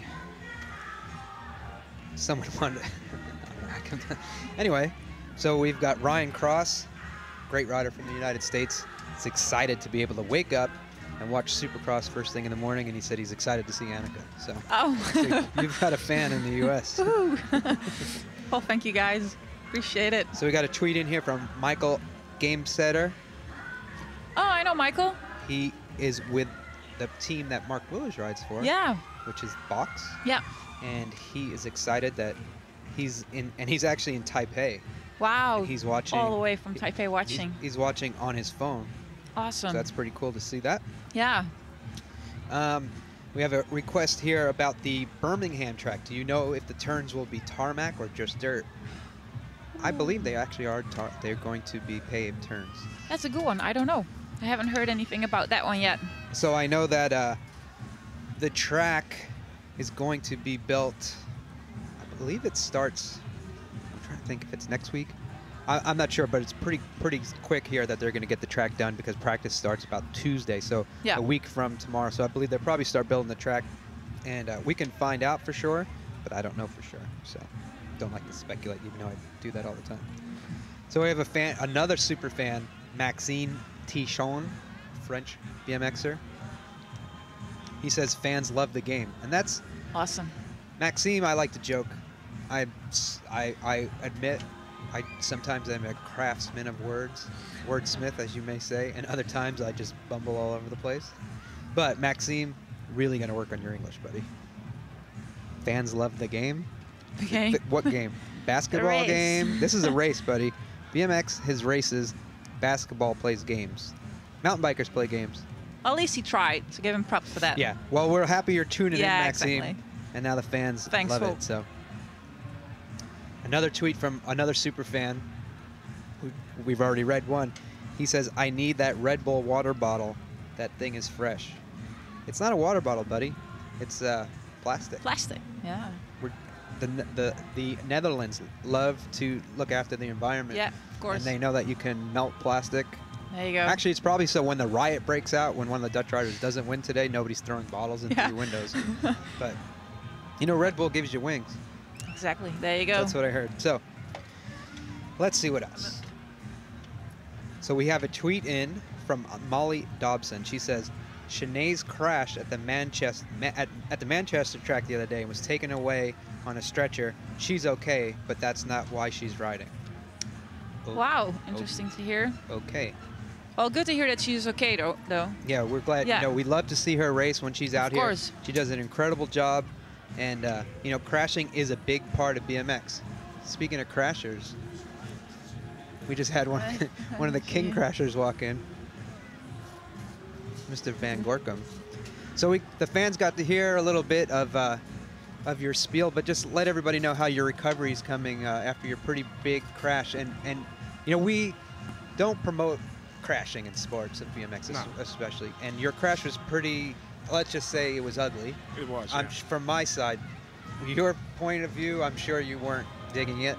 And we try to keep the camera off, but I mean, it's now that you're up and walking, smiling, and you're a very happy guy, we love to see that. You can tell the fans how serious that crash really was. Yeah, it was really serious. I mean, I went down hard and then got transported by a helicopter to the hospital, so that's already really bad. I couldn't breathe by myself for a couple of days. I was on a ventilator a couple of days, and that was also pretty bad. But I'm glad to be back here and walking up and already working out a little bit. So yeah, looking forward to get back on that track as soon as possible, and then we'll see what happens. Well, that's, I mean, like I said, you're one of the first people I saw when I came to the track the other day, and it was like a smile. I had a smile to see you because you were smiling. You had a bike in the back of your car, and you said you had just actually done some riding, so it's really good to see you, come back because, I mean, like I said, I heard some of the reports from the doctors, and it wasn't pretty, so we're glad to see you. Thank you, Pete. Smiley face. I know the fans love to see you here. They love to see you out on the track, but I'm sure you gave all those positive vibes to Twan as he's had an incredible day going so far today. Definitely, yeah, he's looking hot today, and also Raymond and Ivo are looking hot. So yeah, looking forward to some racing action in a bit. So. Well, that's great. We can't wait for you to be back. Thank you. Anything else you want? Do you want to talk some more Dutch? No, not really. Good, I definitely want to thank Leah, because that neck brace definitely saved my life, and everybody needs to know that it's really important to protect your body, and especially your neck, because you only get one, and you gotta live on for a couple more years. So get out there and get a Leah brace, because that's really important. Well, that to us it was a pure testimonial, and I know the folks at Liat will tell you they weren't upset that they saw your brace break. Yeah. But that's what that brace broke. Saved, like you said, saved you breaking your neck for sure, because the actual brace is designed to take that force and that impact. Yeah. And when the brace broke, I knew it was going to be serious. And unfortunately, like you said, you're here, you're walking around, you're smiling, and we're excited about that. Exactly. So thanks so much. Thank you, Pete. Anytime. So we look forward to having you on the track. And we got a tweet we've got the tweets taken to the next level. I got a picture in from the fans, and you can see that's Brian Fell and all his fans out in that tuned in Atlanta. Wow. At the BMX race, they're watching. That's awesome. We're stoked to see you guys. Hope you're having a good time out there. And if Raul Gomez is out there racing, dude, I'm super stoked to see you back on the track. And Brian, thanks for your tweet and your photo. Kevin Sutmoller from the United States. He wants a prediction of the men's final for myself. Oh. I'm right now looking at it. I mean, it's crazy because Mara Strongbergs to me has been one of the great riders. You got so many of the Dutch guys that are strong. Connor Fields is strong. Mark Wills is strong. Sam Willoughby. It's gonna come down to see. It's hard to pick. This consistency. If you look at the pure consistency form of it right now, some of the riders out there that I would have to pick, I would probably say, Mara Strongbergs for sure has a shot at winning. Sam Willoughby, Connor Fields, Raymond Vanderbees, and so I can't really pick, because as soon as I say one thing, that guy could go out in these quarterfinals, which are coming up. And it's going to be a mental game as well a little bit. Who's strongest mentally on top of the gate tonight, and never count out Stromberg. Willers, you can name like 10. So I mean, Tori Nahag impressed the heck out of everyone. He's been one of those riders that I've been, watching for the last 3 or 4 years on this circuit, do incredibly good. So he's a guy that always out there. And then it's like someone like Kalen Young rode so well. And if you go back and watch the Norway main event, he was the one closest to Connor Fields going into that first turn, and he was trying to stay so low on that triple jump. He cased and crashed, and he got last place, but he was up there, and he's been flying, and he's a headstrong guy. Yeah, I mean, he's got it figured out. Yeah. He's the leader of that Australian group, him and Sam Willoughby, but then it's like you got Brian Kirkham, David Herman, I mean, anybody there, so I'm not even going to put my foot in my mouth and say anything. So let's see, next up. Well, at least you got more questions than me coming in. Let me check again. Someone other than Kalen Young wanted to let me know why he took the outside lane. So, it says, KY picks the outside lane to stay clear of the pack down the first straightaway. Been a strategy of his for many years. But he could pick number 1, too, because if you're the fastest rider, it doesn't really matter at this point. But, that's some good insight. So yeah, I remember Stromberg was doing that not last year in Worlds, but 2 years ago in Worlds as well. He was picking out the outside gate, and it seemed to work for him all night or all day. Yeah, so, like we said, as we see the riders, and speaking of Mark Willers walking up to the hill, we're going to look like we're getting close to some of the race action, which is going to be incredible. So let's see, fans are just Pruddles52 saying, loving the racing in Papendal track is super technical and makes for great racing. We got a tweet from Annika. you did. With a photo of us, so that's nice. Tommy Ward, he wanted to know, has there been any interest in riders wanting to ride the 22-inch wheel BMX bike for Supercross? That's there. If you go through the rule books, you actually could have almost a 22-inch circumference wheel, and there's been talks of people building them, but I don't see anybody on them. I mean, you see a lot of the 22mm forks and 15mm, or 20mm forks and 15mm rear axles. But as you see some, as you look at these riders' bikes, we went through them on the Thursday little practice show. Most of their bikes are just set up as typical BMX bikes. I mean, you got some riders with carbon fiber forks, some riders with chromoly forks. I mean, it's all different. Yeah, but most of the red line riders are riding the carbon frames now. Not everybody's on carbon yet, but yeah, some of the top guys are. So we got a report from Paparazzi, which we knew, but she said Sarah Walker is in London. She just popped out of a weight session. So I guess her shoulder's doing pretty good, and that's great to hear because she is one of the best riders on this circuit. I love to watch her style. She's incredible. She flows on the track. She's one of the smoothest girl out there when you see her ride. Yeah. So we also had riders saying it was the wind affecting. I mean, right now we're looking at the flags and they're barely moving. So, I mean, I think this is, other than that it's cold, and maybe just because I'm from SoCal sunshine, I'm freezing. But I mean, look at the flags. There's almost no movement. No. So this is perfect conditions. And we're getting into these quarterfinals. I mean, the riders can't ask for much more because, like I said, they've had a time to settle down, to relax, get ready. But like we said, as you see the heat list for the quarterfinal number 1, it's incredible. That one is packed. Mark Willers, Joris Daudet, Ivo van der Putten, David Herman, Sam Willoughby, Connor Fields, Van Wettering, and Cameron. A lot of times the quarterfinals are tougher than the semifinals, and it's always usually at the World Championships. It's just the way it's bracketed by results. Yeah. This one, that's ridiculous. And no offense to Van Wettering and Cameron. That's those top 6 riders. Those guys are main makers. Yeah. Always mains. So it's going to be interesting to see. As you see, Mark Willers has that inside line. Daudet's next to him. Van der Putten, Herman, Willoughby, Fields. I mean, it's going to be a pretty crazy race right here. Straight into the first of the quarterfinals for the men. And these guys had their chance to get their heads on straight. We'll see how that works out as we are back to the race action here. So pretty incredible. Quarterfinal number 1 could shake things up in the overall, of course, in the overall standings and, people's Olympic hopes and aspirations. As like you said, Mark Willers, Daudet, Van der Putten, Herman, Willoughby, Fields, Van Wettering, and Cameron are in the gate. Here we go. There's your bird's eye view. Mark Willers, one of the fastest riders in the world. He's on there with 7 other of the fastest riders in the world. We're down to the top 32. Ooh, I'm nervous. It's going to go down to the top 16, then the top 8. Here they are in the gate. Let's get ready for what is anticipated to be an incredible race from Papendal live. The gate is down. It looks like Connor Fields does get a good pop, but there's 6 other guys that are right there with him. He's on the outside, Herman, but they're all following Mark Willers going into that first turn. This is going to be pretty crazy as they come through this turn. Well, some of the guys that you expect to be up front, right, aren't up there right now. So we'll see how things go. There's a pretty big log jam going into this turn, and it's going to be Mark Willers with the lead right now.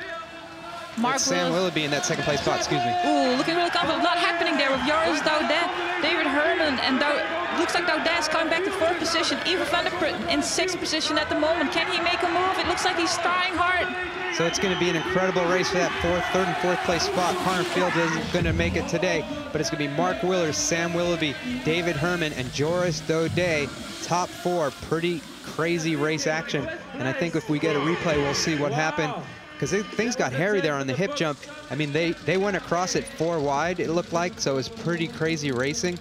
But, I mean, nobody went down. That was the top riders in the world were able to get around this track with some crazy race action. But it's going to be Willers, Willoughby, Herman, and Daudet that move on. Unfortunately for Van der Putten, his day is done, as well as the leader of this Supercross series, Connor Fields. He's going to finish up last.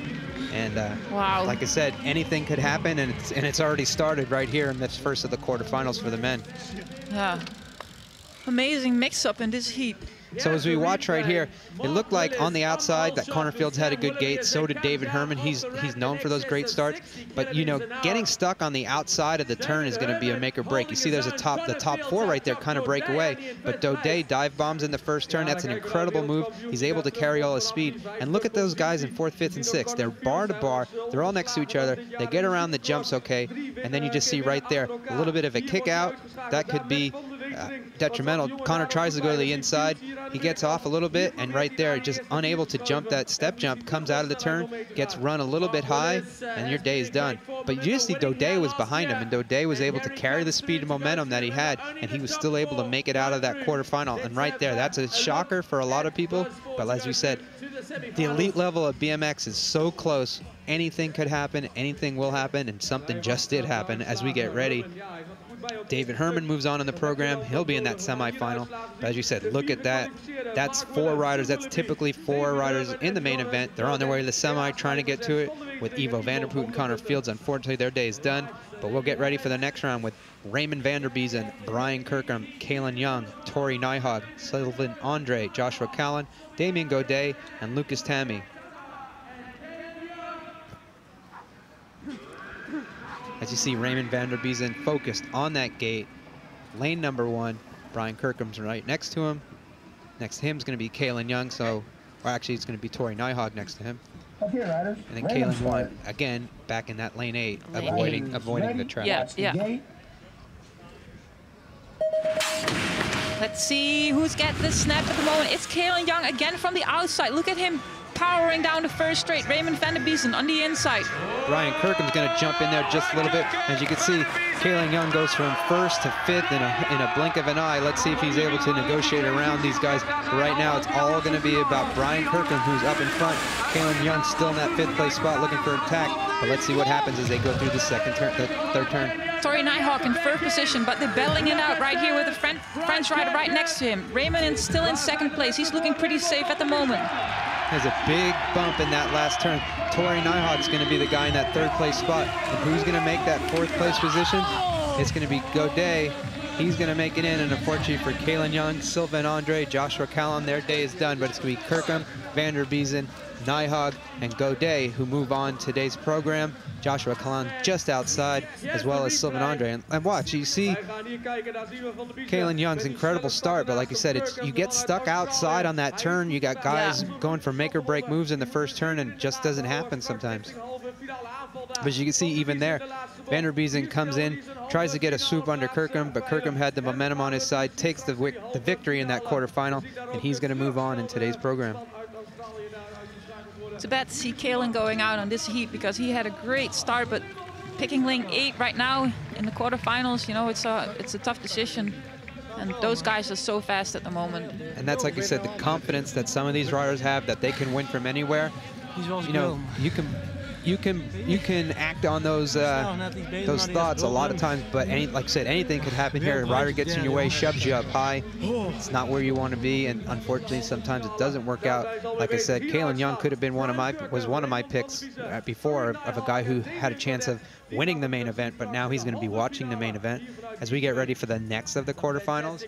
Another stacked house: Mara Strongbergs, Quentin Clarion, Vincent Pelluard, Ramirez, Oquindo, Shara, Mukai, and Ferraro. Those guys are loaded in the gate. They're probably going to be chasing this guy, Mara Strongbergs, but like we said, anything and everything can happen and will happen. And we are proud to be bringing it to you live from the Netherlands. Exactly. Here we go with the gate call. Let's see how things work out with the riders in the gate. Again, it is that machine, that well-oiled machine with a huge lead. He's going to be out there with Shara and Oquindo, and we'll see how things plan out as riders go underneath, and it could push Shara out of the way. But right now, it's all about Mara Strongbergs. Corbin Shara went from 2nd place to 6th place in a heartbeat, but now he's got a good line going in that turn, and unfortunately, everybody's chasing Mara Strongbergs. It's amazing to see how strong Mara Strongberg is today. He's just pulling away from the pack, and he looks so smooth on this track, and he looks like he's going to take home this win. So it's going to be Mara Strongbergs with the victory, as we predicted. Second place is going to be Ramirez, Clarion, and Aquindo will all move on. So 2 Colombians there moving on in today's program. That's pretty impressive.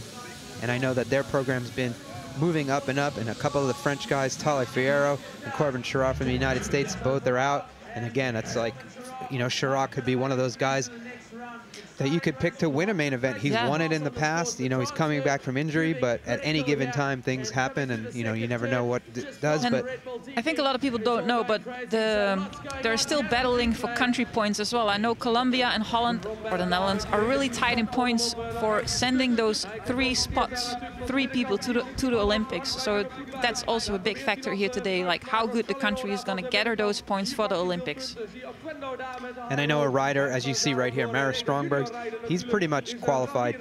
He's in, you know, he's got a spot for Latvia. I don't believe they can't be passed, so he knows he's on his way again to another Olympic Games. But like you said, that huge points battle, and that could be a big dent in that lead that the Netherlands had over Colombia with 2 of their riders getting in. I mean, that's going to make a huge difference, and you know, unfortunately, it could end someone's Olympic dreams, but the Olympic dreams are strong with the champion, Mara Strongbergs, as he looks consistent, looks good, and, you know, he's going to have a little bit easier route. This is some incredibly tough racing, but he's going to have an easy route because he's such a fast guy, and he will get to Heat 4.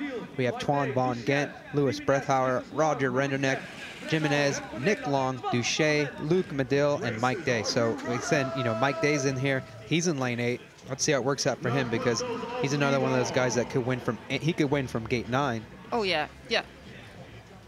Let's see how Twan van Gent and Brethauer are doing. They both won all their rounds or the previous heats. Let's see when the gate drops. So the gate is down. It looks like Mike Day did get a good gate start from that outside, but Nick Long seems to be doing a really good battle with Twan van Gent as he's going into the first turn first. Mike Day in that 3rd place spot, and they seem to have strung out just a little bit, so maybe it's going to be an easy day from here on in. No more bikes flying at him, but right now it's going to be Twan van Gent who's got a good move going, and Nick Long and Mike Day are going to battle it out for that 2nd and 3rd place spot. Roger Rinderknecht comes underneath here on that 3rd straight and looking to battle it out with the 2 Americans, but Twan van Gent pulling away from the rest of the field. It's going to be an incredible place for that 4th place spot. Looks like Nick Long's going to be battling. Nick Long gets through. Twan van Gent, Nick Long, and Mike Day are going to move on the program. Wow, what just happened on that last straight with Roger Rinderknecht and Mike? I think Mikey Day cased one of the last jumps. Let's see if we can get a replay of that one. Twan van Gent moves on. Mike Day finishes 2nd. Nick Long was actually, I think, the one that bobbled that jump down there, and he slowed up Rinderknecht, let Jimenez from Colombia make his way through. Yeah. So as you can see right here, Mike Day had an incredible start from the outside. He was in lane 8, and he went right around Luc Medill, but Nick Long, just incredible to see him come out in front of the hometown hero, and right there, Twan van Gent turned it on, had the inside line, and that's a slight advantage. And you see those guys up front, top 3, look to see like, oh, we got a pretty good going. Right through here, you see Mike Day in that 2nd spot. Nick Long was the one back in that 4th place. Roger Rinderknecht, he's in 3rd, looks free and clear. Easy, yeah. But as you said, Mike Day comes through here. Let's see if we can see it. Mike Day comes through. He comes over a little bit. Unfortunately, Roger Rinderknecht runs into the back of Mike Day, and his day is done. Nick Long moves on, as well as Jimenez and Van Gent. Incredible race action from the elite men right there, and that's going to keep Boss happy. Exactly. Boss the boss. But as you see, incredible run for Twan van Gent today. Yeah, Roger's just really unlucky there with hitting the back wheel of Mikey. Mikey got boggled up a bit on that last jump, but wow, some exciting racing again. So as we said, anything and everything happens in the Supercross circuit, and right there's your top 4 qualifiers. Day, Long, Van Gent, and Jimenez, they're going to move on to the semifinal. That's crazy racing right there. Woo, more to come. Okay, well now we're going to have an interview with someone. Probably Twan. Raymond. Or Looks Raymond. like Raymond is getting ready in front of the media board. There we go. We would love to know who these people were we were going to be interviewing, as well as you would, but we're just guessing. Not that important today, I assume. But here we go with a rider interview, Raymond van der Buesen. All right, here on the finish line, Raymond van der Buesen here on the finish line with me. And Raymond, exciting racing. You must be very happy. I think Kirkham just very lucky to get ahead of you there. Yeah, it's some close racing going on today, and yeah, I'm happy, stoked to be in the semi. We have one more lap for the main event, so try to do my best. You're looking very good out of the gate. You got lots of speed coming off the ramp. Whole shot there for you again. Kirkham though, and yourself right up at the front. Yeah, I had a great start. Kirkham too. He was just a little bit faster on the first straight, and he was faster into the first turn. So I was behind him and rode my own lap till the finish line. So happy about that. Semi-finals now. Yourself and Twain in the semis. A message for the crowd here to cheer you on in the next round. Ja, iedereen hier, publiek jongens, super bedankt dat jullie er zijn. Geweldig jullie ons zo aanmoedigen. Blijf vooral zo doorgaan, wij doen ons best. Komt alles goed.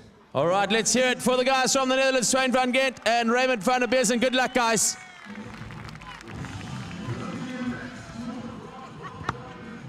So some incredible racing from the riders from the Netherlands as they move on into today's program. We will get back to some of your questions here.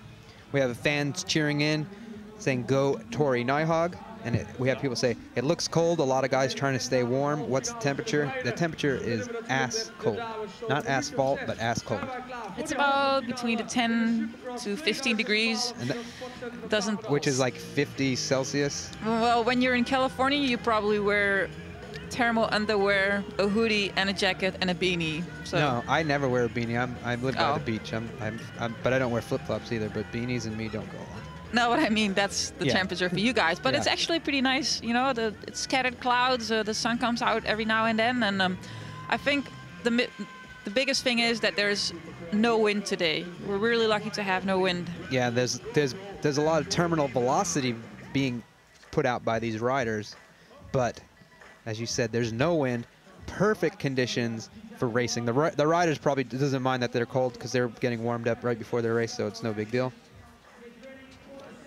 We'd like to give a big hello to our friends down under in Australia. Australia, nice. Love Australia. Got to go there in January, see some stuff. And we have a fan. Let me see if I can get their name so I can get it right. The Turf Guru from Queensland. That's a great photo that you have for your avatar. I'm not going to show that one to the fans. So we said, any idea how many fans tune in for the Supercross World Cup races from Caroline Buchanan's dad? Well, we know at least one because he's sending tweets in. Now, actually, the last race was pretty incredible. It was like 85,000 people that tuned in for the live shows. Wow. So that was a record for us. That's making me more nervous now. And then all kinds of replays, so incredible.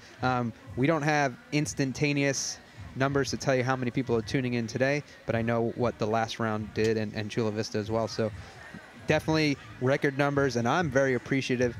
I know you're not tuning in for me, you're tuning in for the great race action, but I'm appreciative for all the fans that come in, tune in, and right now I have 263 tweets.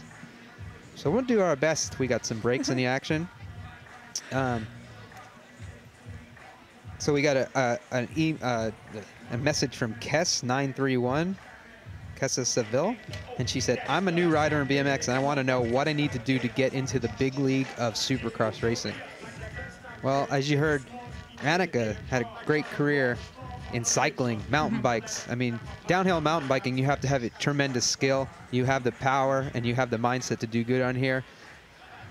Yeah, I started riding my BMX bike when I was 3 years old. Did my first race when I was 4. And I just had fun until I was 15. Nothing serious, just rode the track all the time. And that's when I started racing really seriously. But for me, the most important thing always was and still is, I need to have fun. Every day that I get out on the track, on a BMX track, a mountain bike, doesn't matter what, you know, have fun and try to push yourself, you know, set your standards high and try to achieve new goals all the time. Yeah, every one of these riders out here started at their local BMX track. No one just said, oh, I'm going to race Supercross. So first thing you do, you're racing BMX, just ride your bike, get that skill down, and then one day, hopefully, you'll be able to get out here. 12 degrees. There we go. That was close. That was almost close. The sun's been hidden a little bit by the clouds, but it's still definitely nice. And as you can see, 9K for wind is pretty much It's perfect. nothing. Yeah, perfect conditions. So we have another one.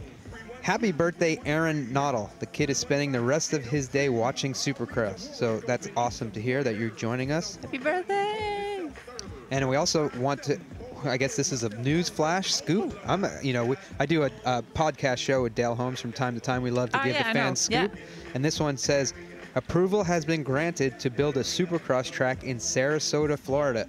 Don't tell anyone. No, I'm kidding. Spreading the good news. Alex Bog Dogs Race Report. All right. Well, that's great to hear. Yeah. We got a tweet in from Sean Gain, who is an incredible junior rider. We're going to see him up in the World Championships here in a few weeks. And he says, shout out to all the U.S. team riders over there, hoping to see them all in the mains and on the podium. One of the top Supercross super fans, this guy, he's one of my favorites, Reed Hamilton. He wanted to know how the Red Bull party was last night. There was a Red Bull party in the VIP section. I think there was there. I don't really remember much of it, so I'm assuming it's a good party. Didn't go there, sorry. So, another one from Nick Lucas. He said, shout out to everyone. They're watching from the profile trailer in the rain delay in Atlanta, so that's great. Also, nice. And then 116 Josh says, Kaylin Young and Mara Strongberg are going to be bam bam in the first corner. So we'll see how that goes. Yeah.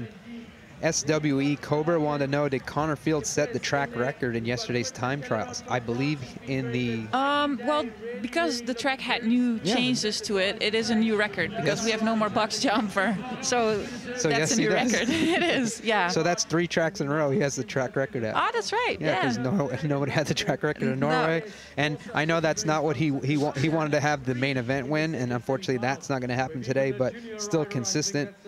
So... Another tweet from Matt Baller. He said, thanks for giving us the shout out of the picture we put up there. He's in the profile trailer as well, so that's cool. And then JRad69 wanted to say, KY was on the outside in that last main when he crashed in Norway. So, that's true. But today he's going to have his choice of lanes as he's moving on to the semifinal. We'll see how things go from there. Big Benny Wright. Super Bob Afro super fan. Whoa, nice. He said, he says he wants me to mention that Tyler Fierro has a new bike. All right. It's called Phoenix. Cool. And it has no seat post. Or does it? Huh. So we're unfortunately not going to see Tyler Fierro on the track anymore today, but... It would have been interesting to see that, to point it out. Thanks for the heads up. So we have another one. How are the Olympic slots allocated to nations? This is a very democratic answer, but it goes something like this. Top 5 countries with overall ranking points from the last 2 years get 3 riders. Exactly. Or since from Worlds, something. And then however the riders are selected or one thing. Then it goes 2 spots to the next 4 teams, 4 countries, 3 countries. Yeah, it's different between men and women, but you're pointing out men at the moment. Yeah, yes. And then so there's less selection for women because there's double the amount of men. And then it goes to the host country gets a rider spot for each, and then there's also an ability for a rider with points that are gained because the World Championship is where points are given the most, the highest level of points are at the World Championships. So a rider whose nation could not even be in the point rankings going up to next weekend's or 2 weekends World Championships, a rider say like Safiso Nolapo, that's how he qualified last time.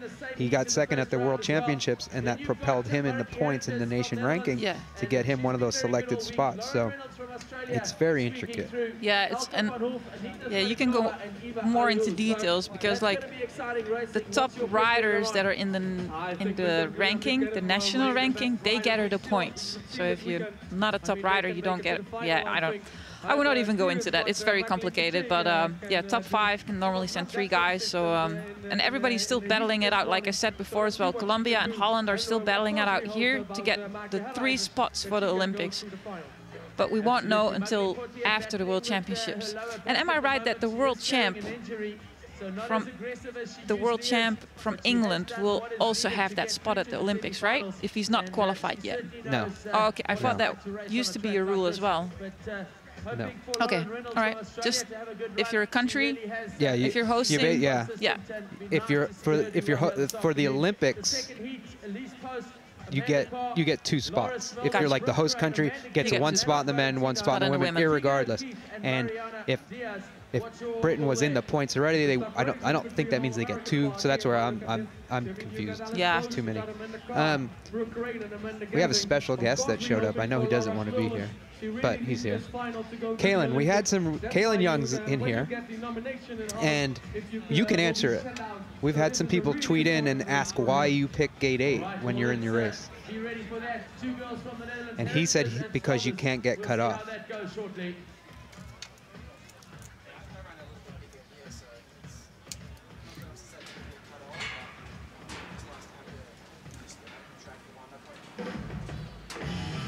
But I'm sure you are excited to see the women crawl up for the semifinal.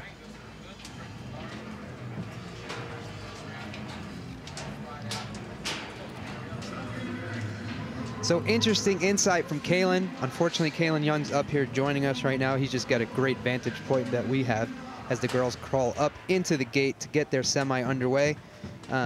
We had a tweet in here from Tom T3 McLovin. At first, I thought the machine was just a nickname, but now I'm not so sure. Is he in fact a machine? Yeah, okay. Carlos Ramirez is a second-year junior and just finished second behind Maris. Look out for him in the semi. All right. All right, great. Well, here we go. As you see, the semi-final for the elite women is up on the gate. Number 1 of 2. Top 4 move on. Top 4 go into the pits and cry. Exactly. Because that's what you women. That's what you women do when you don't make the final. Cry. We cry. Or hug each other, then cry. And eat a whole lot of chocolate, Milka chocolate. I wish I had some of that right now. All right, as we get ready for semifinal number 1, we are going to go through, and you're not seeing things wrong. Eva Alyud is in the gate next to Anita Halakova. Out of the Czech Republic. Next to her is Elke van Hoof out of Belgium. What an amazing performance he has set the last couple of races. Also from the Netherlands, Maatje Herrijgens. I'm glad you said that one, because she's on a team that we sponsor, and I can't pronounce it. It's difficult. The girl's name I can pronounce is Lauren Reynolds and Caroline Buchanan, 2 of the fastest riders out here today. But then you've got 2 more next to him, Magli Portier and Letitia Lecourget. This is an ultra-stacked semifinal. Both of these semifinals for the women, probably the toughest semifinals that I've seen in quite a long time. Every one of them is tough. This one here just seems like it's going to be incredible race action. 2 of the Aussies in the race, a bunch of French girls, a Ned, a Belgium, a Czech. International flavor on the gate as you get to see Letitia Lecourget in number 22. Lane number 1 wants to get top 4. We'll see how it goes as we get ready for the gate call for the semifinal for the elite women here in the Netherlands. Watch the gate. The gate goes down, and it looks like Letitia's going to have a good start, but next to her, she's going to have Caroline Buchanan. That's got a pretty impressive run going right now as she takes the lead going into the first turn. Right behind her is going to be Letitia, and battling it out is Reynolds in 3rd, but Poitier pulling back to 3rd position at the moment. So Caroline Buchanan, silky smooth style getting around this track. Up front, it's going to be her and Letitia, and then Magli Porte in that 3rd place spot is going to be an all-out battle for that last transfer position in today's final. But looks like Caroline is going to take this one right behind on a real Letitia. But on 4th position is Ladikova at the moment. Let's see if she can make it to the final. Caroline Buchanan puts her bike into the main event. Letitia Lecourget, Magli Portier, and Halakova will be that 4th place spot. Unfortunately, 5th through 8th, their day is done. And Lauren Reynolds has always got a smile on her face, but right now it's not there. She's not going to move on today's program.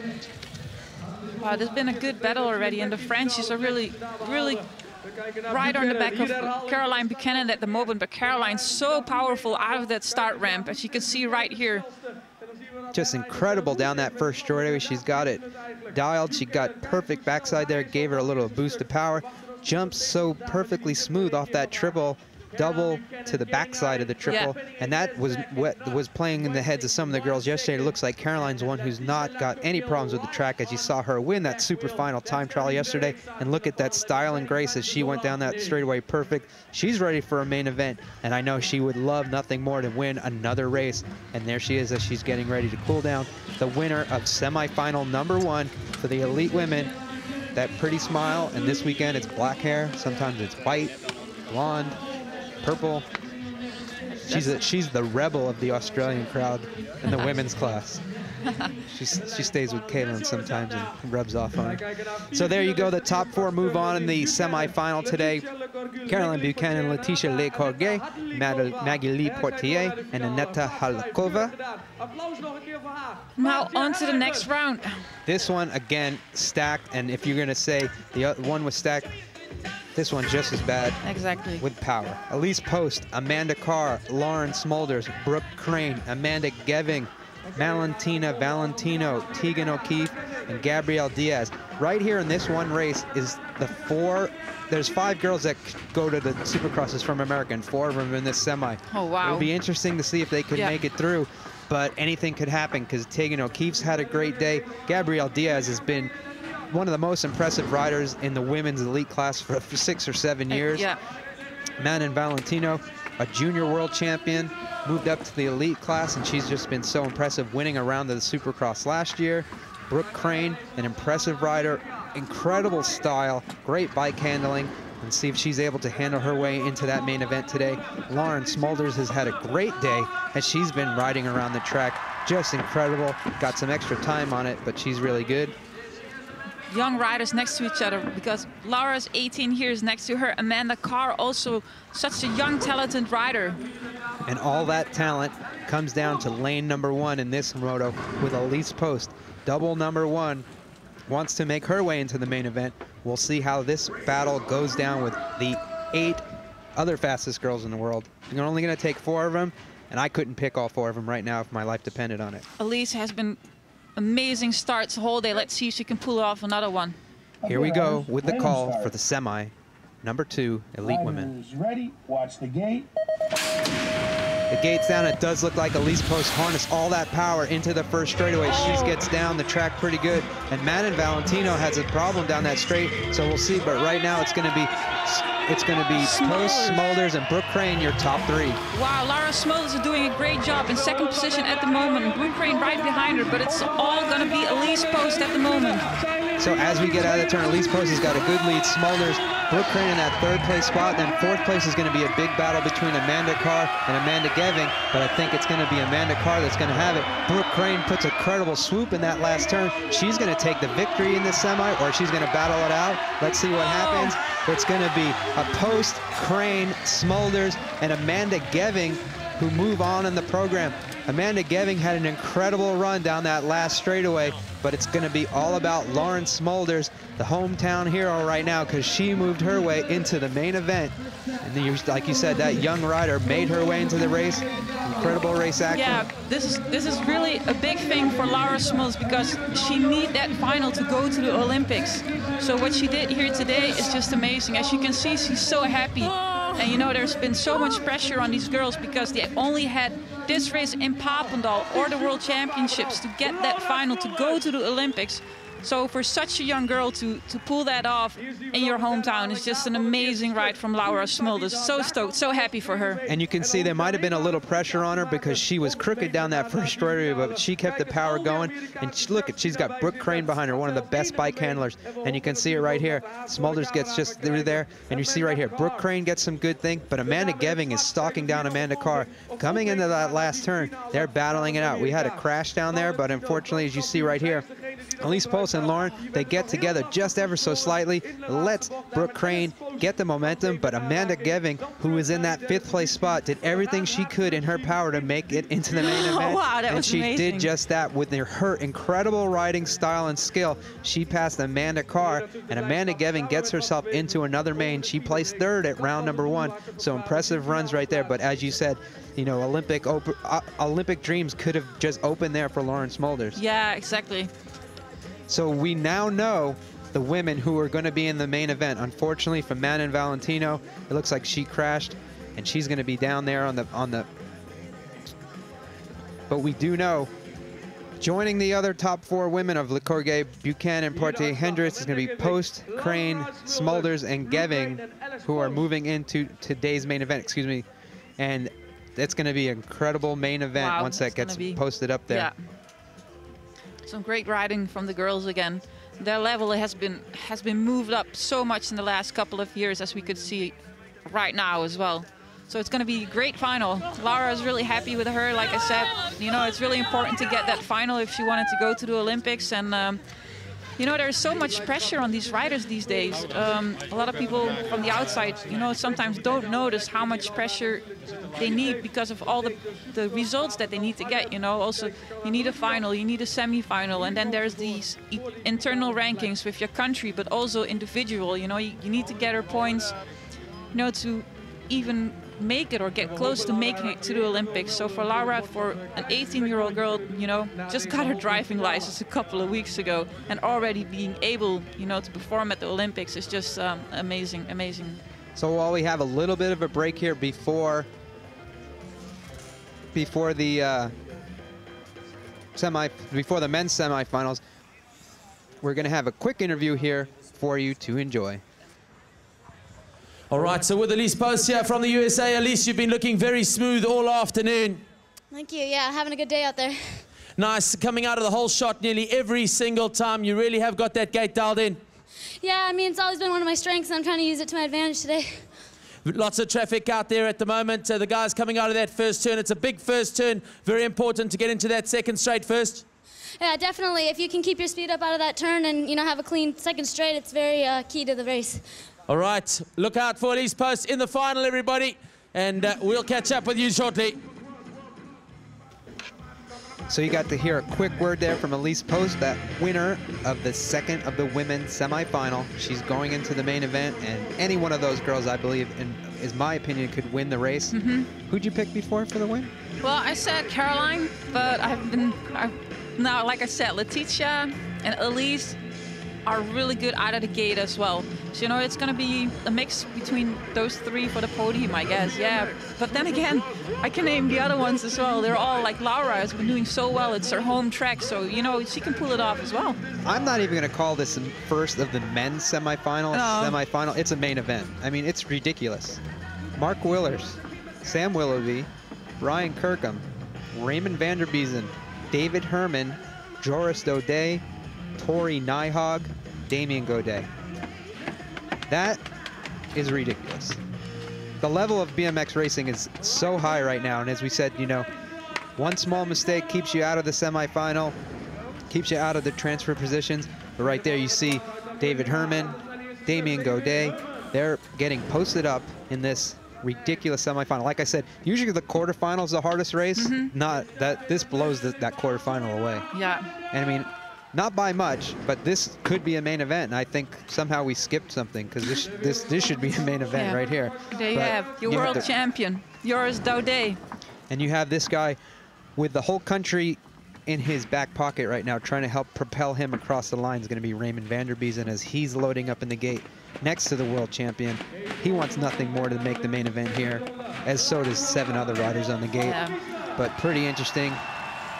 Raymond's really excited, overcoming that pain that he has, and someone that's trying to cause him some more pain is trying to keep him behind him is going to be right there, Brian Kirkham, who's been riding incredibly strong today, as well as his countryman, Sam Willoughby, has a Coke and always has a smile. But this guy right here never smiles.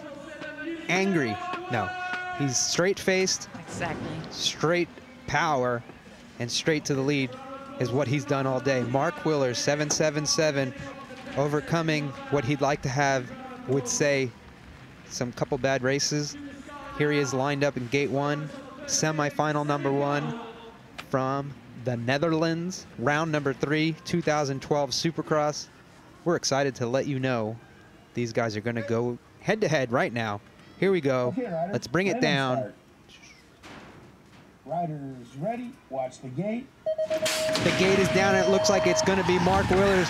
He's going to get the whole shot. Who is going to be the guy next to him that's ready to take over the lead? That's going to be Sam Willoughby and David Herman. They're first and second. Mark Willers is in third. And believe you me, any track anywhere I would not want to be third on is this one. Sam Willoughby finally gets over the hip jump, safe and clean. David Herman's behind him. Mark Willers is pulling away just a little bit. Joris Daudet goes down. That tells you how tough. That fourth place spot's going to be between Tori Nyhog and Brian Kirkham. It's going to be crazy going into this last turn. Brian Kirkham gets an elbow from Tori Nyhog, and that ends his day. But the day is all going to be to Sam Willoughby, Mark Willers, David Herman, Tori Nyhog move into the main event. Incredibly ridiculous race action. And again, for Joris Daudet, the world champion, the second turn is going to be the downfall for him as he went off the track. You know, it was elbow to elbow. And, you know, if nothing else gets you excited about the racing action today, right there, Kalen Young was clapping for his countrymen, and that is a true definition of a teammate. He's up here. He would love to be on the track, but he's out here. He's so excited for Sam Willoughby and Brian Kirkham as they move into today's main event. And we could see that Raymond was thanking the crowd. He's out now. Too bad for him, he can't make it in the main, but the fans stood behind him, and same as Daudet. It's too bad the world champ is already out, but you know, tough racing today. As we see, I got so excited I realized that Brian Kirkham actually didn't make it, so sorry fans. And I'm gonna actually probably lose my job here pretty soon to Kalen. He's got all the scoop, so you better get back. You better be in the mains from here on out, because I don't need the competition from you, buddy. But the competition is what everybody was following with Sam Willoughby, that young fella from down under living in San Diego, bringing over a bunch of his friends and teammates to train in America, just train this whole school. And you see right there, Joris Daudet, not his day for the track right here. Sam Willoughby, Mark Willers, David Herman, and Tori Nyhog threw the mean elbow in the last turn, but that's what gets you in the main event, and that's, unfortunately, for Brian Kirkham. Bad luck continues once again as he's sitting in 5th, and it might as well be 11th, because you don't want to be 5th in a semi. Tori Nyhog, David Herman, Mark Willers, Sam Willoughby. Consistency in this sport is one thing, and those guys right there have it today. The French flag flying in Holland, I don't know. I think that guy's going to get in trouble. No, it's Dutch flag. Oh. What's the difference between the French flag and the Dutch flag? That's one of our hardcore fans. He's always here. He's at all the BMX races in Holland, so it's great to see him out here waving our flag. Red, white, and blue? Yeah, but we got it the different direction than the French. Okay, well. Horizontal. My monitor was turned sideways. That's the problem. That's right. Heat number 2. Oh my gosh. Oh my gosh. Another barn burner. Whew. Carlos Murillo Aquindo Zalabala. That's Carlos Aquindo. You can't be a prima donna in the sport. You can't have 4 names. Oh, we got a special note. I'm sure that says Feliz de Mama. That means Happy Mother's Day in Mexican. That's awesome. We got Mikey Day right next to him in lane 6. Mike Day is looking to put his GT bicycle back in the main event, but next to him, Deft family team member Nicholas Long got his head on straight today, is in the semi next to Quentin Clarion, and that's another one of those French riders, sneaky, sophisticated, and smart on the track. Another guy with 4 names. We'll just keep it down to 2, Carlos Ramirez. And here we go. This guy with 3 names will let it slide because it's his home country. Exactly. Twan van Gent. You can hear the crowd cheering him on. Next to him, the Machine. I think Kalen's looking for the oil can because he wants to oil himself up with the same oil that Maris uses. That's the most well-oiled machine out there today, but let's see if he's able to get through that semifinal. He is in lane 1. It's going to be some crazy race action as we get this men's semifinal underway. Let's take the next 4 into the main. Here we go with the gate call. Ready, watch the gate. The gate is down, the machine is running. He's got himself out there with Nick Long is on the outside. Let's see what happens. One of the Colombians goes down, unfortunately, but the machine just got shut down by Quentin Clarion, some we haven't seen all day. And now Twan Van Gent's doing his best to get next to the machine and show him how his machine runs. Maris Strongbergs is going the wrong way. Now we've got one of the Colombians in that 3rd place spot, and it's going to be an all-on barn burner down this last straightaway because Nick Long is smoking, trying to find his way. He gets inside. He gets that last place spot for the main, but it's going to be Twan Van Gent, Quentin Clarion, Maris Strongbergs, and the other Colombian rider. Unfortunately, Carlos Ramirez passes. Wow. And that's incredible. Twan Van Gent in the main event. He was in 4th position going in that 1st corner, and he made a move up to 2nd, and then in the crossover, he saw Maris Stromberg and thought like, I'll pass you. And then he went on the 3rd straight, he just went to 1st. There's so much action going on in that race. It's so hard to comprehend all of it, but what is comprehensible is Twan Van Gent just won a semifinal with Quentin Clarion in 2nd, Maris Strongbergs in 3rd, and Ramirez in that 4th place spot. Another Colombian into the main, and unfortunately for Aquindo, his day is done. But let's just watch this first straightaway here. Maris Strongberg seemed to have the lead. Twan Van Gent was stalking him down, and Nick Long popped out good on the end. And unfortunately, you see Aquindo crash right there. Nick Long looked like he was in the perfect position as he was able to be right there, right in 5th place, but he was stalking the rest of them down. But what got stalked down was the machine as Quentin Clarion came out of that 1st turn. Wasn't really up there, as you see right here. He's kind of popped out right at the last second going into that 1st turn, and he passed Maris, and then Twan Van Gent passed both of them. Right here, Nick Long goes in that last turn, puts in a good move. Mike Day was back there, and I know that's where he didn't want to be, but unfortunately, 4th place was going to be the Colombian, and now we will have an interview with Twan Van Gent. All righty, here on the finish line, let's hear it for Twan Van Gent, everybody! Twan, 2 finals in 2012. Your form looking very good going to the Olympics. You must be super stoked. Yeah, I'm really stoked. This is the 2nd final of this year. 2nd final in my whole career, and looking forward to the next one. Let's talk about coming out of the gate. You're in 2nd place there. Stromberg's just in front of you. You came out of the 3rd turn looking very, very good indeed. Ahead, pinned your ears back. Yeah, the 1st turn was a bit tight with all the riders. And then on the step up, I took to the inside and I passed 2 riders in 1 turn. Did you feel the crowd? Did you feel the spectators as you came into the home straight? Definitely, the crowd is awesome. And support me in the next round. All right, there you have it, everyone. Twan Van Gent going into the finals here in Papendal. Reminds me of Jelle van Gorken last year. It's going to be exciting.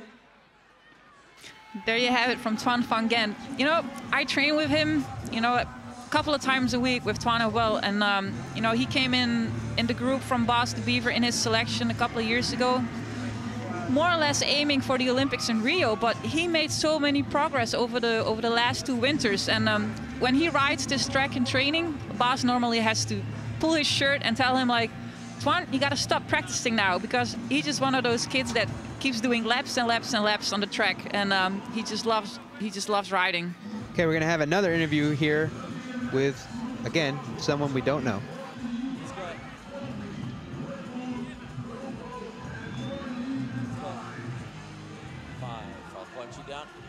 All right, here on the finish line, Carlos Ramirez. It's a junior from Colombia in the finals in Papendal. Carlos, well done, buddy.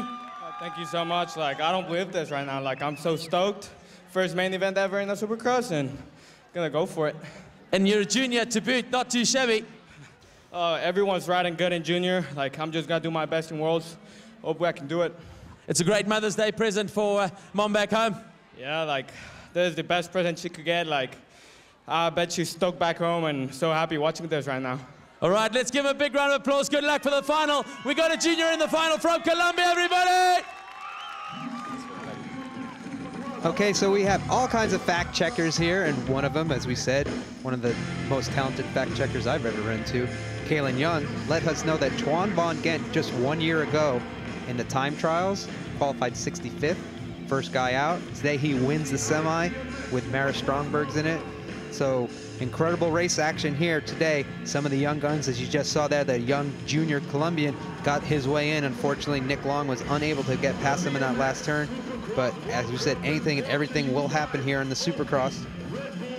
So we'll go back to some of the fan tweets as we got a little bit of break in the action before we have what will be two of the most anticipated main events in quite some time, since the last round of the Supercross action at least. And another fact checker wanted to say, Strongberg's now holds the track record here. Oh, he has a 38.84, so thank you for tuning in and giving us some tips. We also have another fan that says, do you know if there's another Supercross in Papendal next year? As far as I know, there is. It's on the schedule that's unreleased, but thumbs up from our Dutch friends here. Jelly Donut, as I affectionately call him all the time on the races, and I know he likes that. It's one of his favorite names. He was trying to get that on his jersey, but because Americans, as you can hear how bad I'm butchering some of these names, we have to come up with something. And Yelly, because we can't pronounce that J, and so it's just, or maybe it's just me. And if it's just me, I'm the one with the mic, so what I say sticks. So as we said right there, fans, it's incredible to have some of the world's best racers up here. Really interesting. And it's speaking of the world's best racers, Dr. J Rich, Euro J, Medical J, Head Case J. He's watching the race with Grayson, and he said, good job, and I'm not butchering the names anymore. So Jason's the most articulate fella out there that I know that races BMX, so that's a good thing. We have another tweet in from Reed Hamilton, Supercross super fan, super freak. He wants to know when we can catch Lane 1 Inside BMX Racing, the new show. We've had a special premiere here for a few riders this weekend, and we got a lot of good comments on it. It should be, the first one from Chula Vista should be on TV within the next few weeks. We will get a schedule and post it on the UCI BMX Supercross schedule, so you'll be able to know when it's going to be on in your country. So we're working on that, but I know that it was a really interesting show for me to watch. I know Kaylin got to watch the second one, just finished yesterday. What'd you think of that show? Camera here? It was sweet, man. Hey, Mom, happy Mother's Day. What's up? That's why we usually lock the door for these webcasts. So Kaylin Young, 2 thumbs up. So that's awesome to hear. So we got a tweet in here. When do you think we will get? Who do you think will get the pull in the final? Caroline Buchanan or Elise Post? Well, who knows? Who knows? The one thing I do see when Elise hits the bottom of the ramp, like she has that extra push through that, how do you say, that ditch that's in the ramp, and you can see that she's carrying a lot of momentum going off the first jump. So, you know, I think it's going to be between those two.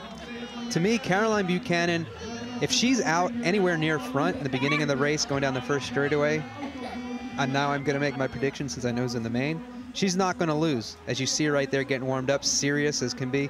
When I was in all the races I've seen her race this year, she's come from behind. So she has the endurance. Yeah. This is a long track. It's a very technical track.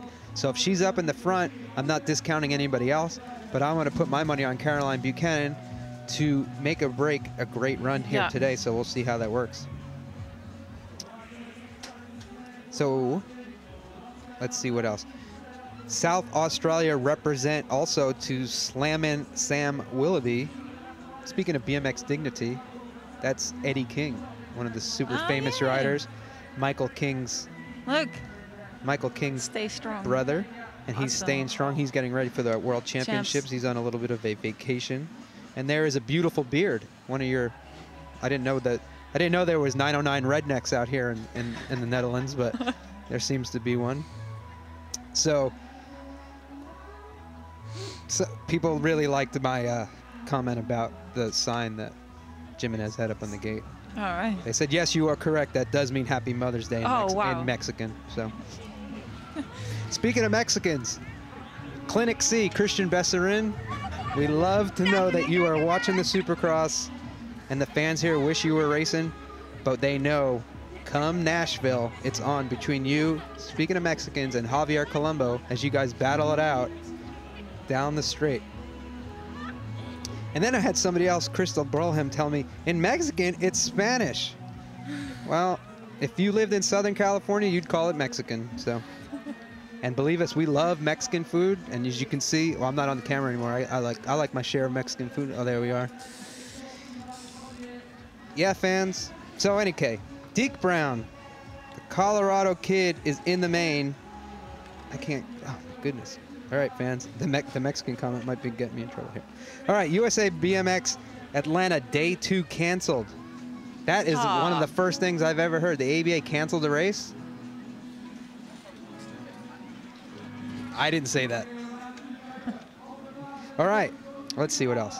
Happy birthday, again, Aaron Nolte. We know it's his birthday, thanks. All right, fans, so if you have any questions, we're getting ready for the main events. We can fit a few in. Tweet them in. Yeah, just tweet them to Pete. Yeah. Nobody's tweeting me. Yeah. Sorry, Annika.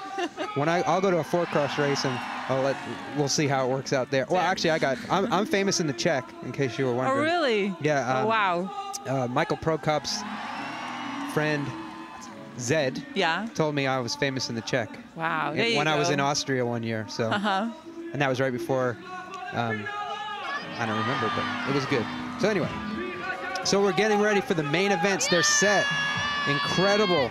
Caroline Buchanan has first gate pick. Then it's going to be Letitia Lecourget, Elise Post, Portier, Crane, Smulders, Geving, and Haladakova. That's the way the riders get to pick their gates. Now, depending on who's who, I'm sure that Caroline Buchanan will take lane 1, but after that, all bets are off. And here we go as we get to the main final for the elite women as they are on their way up the gate for the long walk before the taste of victory is about to become a reality for someone here.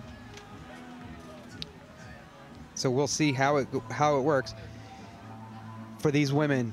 I mean, I'm nervous for them. I'm nervous. I'm just like I'm racing myself almost. You know, you always get so nervous before, and you never know what's going to happen. But then again, I just love, you know, still watching BMX. I try to watch all the other previous rounds in Chula Vista as well. Glued to the screen, you know. Just like these fans, they're excited to be out here for the UCI BMX Supercross, and we're excited to be able to. We're excited to bring it to you. And we have our fans from Madrid, Spain. They're excited watching the Supercross, and we're excited that you guys are there watching. And I would love to dub it into Spanish for you. But again, I'm a dumb American. I can only speak one English, and I can barely get the English language out sometimes. Man. No German, no Mexican, no Italian. 9. 9. That's all. Niet. Oh, wait, I can speak Russian. Niet. 9. Nee, that's Dutch. There you go. There we go. I got 3. Okay. I'm multilingual. So we are excited for the Colombian junior Carlos Ramirez to make his way into the main event. I know that kid's been on the circuit for quite some time, always out there battling, and it's good to see the young guys mix it up with the older vet riders, and they're not that old, but we are getting excited.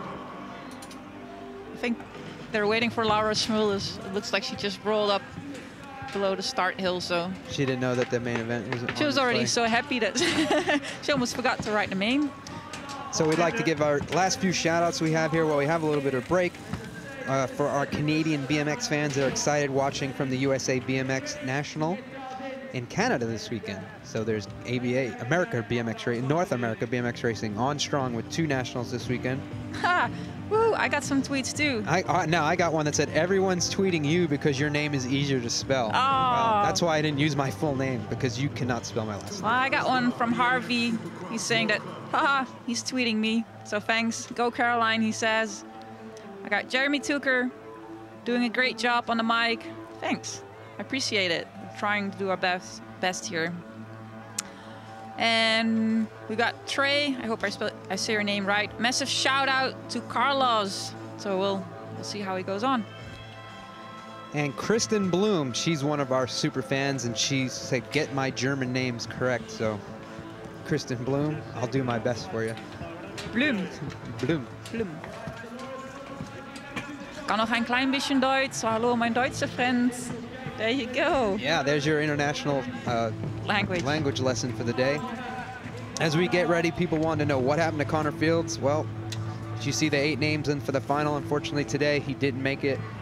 Pretty rough race for him, but his race action's incredibly stiff competition, and consistency is one thing that he's had on his side up till now. But what's consistent are the names in these women's main events, and right there, our winner of the last stop, Caroline Buchanan. She's getting ready to be loaded in the gate, as we will start from lane 8, make our way over to gate 1. There's Amanda Geving from the United States of America, her second main event of the year. Incredible to see her. And Aneta Halakova, one of the most consistent girls on the Supercross circuit. Incredible riding skills, and like you said right there, Lauren Smulders, the youngest girl on the gate, I believe, right now. Yeah, 18 years old. First big Supercross final. Behind her, all the Dutch fans that came here to watch. Next to her, Brooke Crane. Brooke Crane's one of our GoPro pilots, as well as Kaylin Young is. But Magali Portier is there next to her. She's excited. She wants to get, she was second at the last stop. Next up to her is Elise Post, who would love nothing more to get on that podium once again. It's an all-out battle in the women's class, and Laetitia Lecourguet, one of the top French riders, always been consistently doing well. Last year, she came back from injury. Everyone's injured from the incredible horsepower. Caroline Buchanan. Yeah, they're all saddened by how fast she is, and they want to beat her. But you know what they say, to beat the best, you got to be the best. Right now, Caroline Buchanan's on top with that win that she had at the last round. We'll see how it is with this incredible women's elite main final from Papendal, Anthem, the Netherlands. Stop number 3, UCI Supercross. Here we go with the gate call for the Elite Wins main event. Ready, watch the gate. The gate's down, and it looks like it's going to be a consistent start. And it looks like Brooke Crane's going to pop out on the end, but it's going to be Caroline Buchanan on the inside. Elise Post is going to be there. She airs out that triple, and she's going to take that. It was an incredible run, and let's see if that's going to pay off. But Elise Post just passed Caroline Buchanan, who's in that second place spot, with Letitia Lecourguet in third. But what an amazing triple jump was that from Elise Post. She saved it all day to pull it off in the final, and it looks like she's pulling away from Caroline Buchanan, who's in second position at the moment. So as we said, those Olympic dreams and aspirations might have just came true for Elise Post, because as she's going to take the victory, she's going to come, and Caroline Buchanan's able to come back for second, but Elise Post wins the main event with the most incredible first straightaway we've seen today in the women's class, as she boosted that triple jump that some of the men weren't able to do in practice, some of the younger men. Elise Post that was the make or break move for her to win that main event, getting her trainer partner, Connor Fields, right there, giving her congratulatory. That was incredible. Wow, that shows the skills that Elise just has. She just jumped that triple like it was nothing, and she pulled away from the rest of the field. Amazing riding from her, and Caroline did a great job as well. She had a great start, a great pull. But yeah, with jumping that triple from Elise, wow, a lot of respect. And that was incredible. As I said, Caroline Buchanan had been back into that third place spot, but as I said, she was going to be able to come from behind for a great finish. Second place is incredible. I know she would love the win, but let's watch that incredible rerun of the track down the first straightaway. You see right there, it looked like there was a good jump there. You see Elise Post is in that third place spot. She was committed, and just look at that. She jumped over the heads of the rest of the girls and took her red line bicycle into the lead, and she never looked back from there.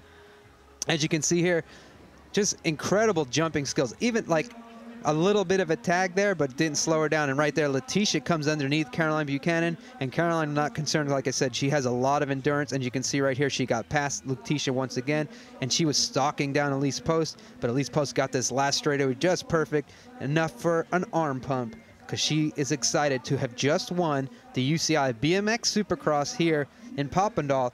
That's an incredible race. Wow, it was amazing. So there is your results from today's main event.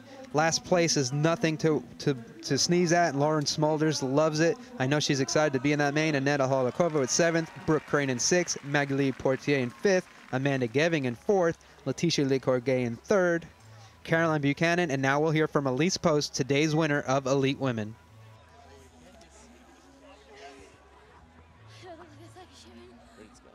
All right, here on the finish line, Elise Post, winner in Papendal. Can you believe it? I'm so happy right now. It's been a long time coming.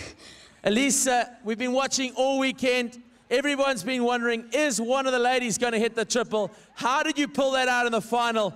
You kept that in your back pocket for sure. Yeah, I had hit it in practice, and I hadn't hit it since, and I knew that once I wasn't, leading down the first straight, I was going to need to pull some sort of hat trick out of the box, and that was it. I just went for it. It was absolutely amazing to watch in the air. You should have heard the crowd go wild. You must have been super stoked to land that into the first turn. Yeah, I couldn't believe it. I was going in the first turn, and I was just like, all right, let's hang on and smile the rest of the lap. You did incredibly well. Really good for you going into the Olympics as well. Now that really is going to boost your confidence. Yeah, definitely. I mean, coming off of the year that I've had and just coming back up injury, I guess I couldn't ask for a better weekend.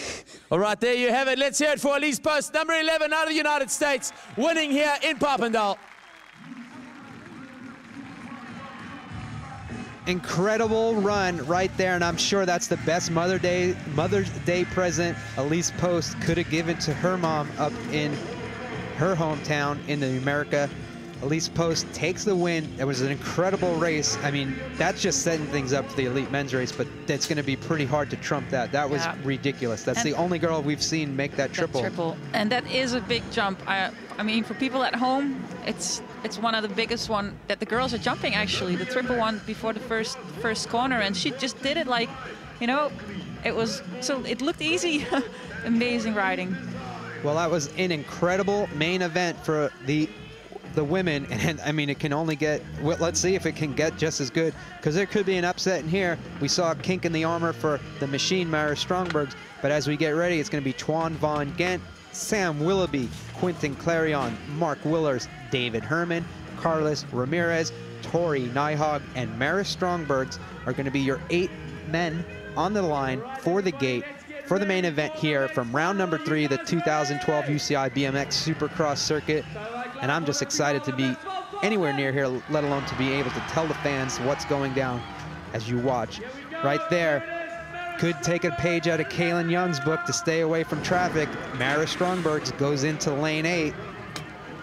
Next to him, the Canadian beast, Tori Nyhog.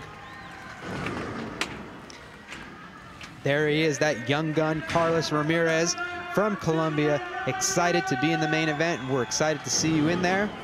Next to him, the Colorado kid, David Herman. I found that kid, by the way. Awesome, great job. Next to him, ridiculously fast, Mark Willers, 777, doing it for the box, looking for the box at the end of the day. Next to him, Quentin Clarion from France. I know he's excited to be in this main event. Next to him, out of Australia, Sam Willoughby. Happy boy, and let's see if he can be happy when he gets to that finish line. And then we got him. The young gun. Tuan Van Gent, out of the Netherlands. The crowd will be cheering behind him. Can he pull it off? Could this be an upset? I don't know, fans, but you know what? I'm so excited to be able to call this race to let you see what's going to go down for stop number 3 of the elite men's class. Let's see how things pan up as we get ready for the gate call for the main event.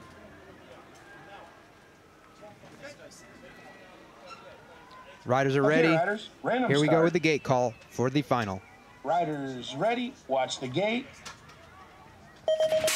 The gate is down, and it's going to be the machine from lane 8. He's got an incredible start, but Sam Willoughby's got his machine running too. But right now, going into the first turn, it's going to be Mara Strongbergs, Sam Willoughby, and then David Herman in that 3rd place spot. Tuan Van Gent in 4th position.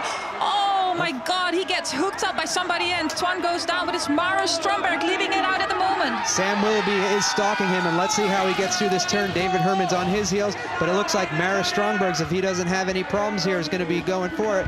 I know Tori Nyhog just again crashes in the last turn. It's not what he wanted, but I know what Mara Strongbergs wanted. I talked to him the other day. He said he saved himself to win this race.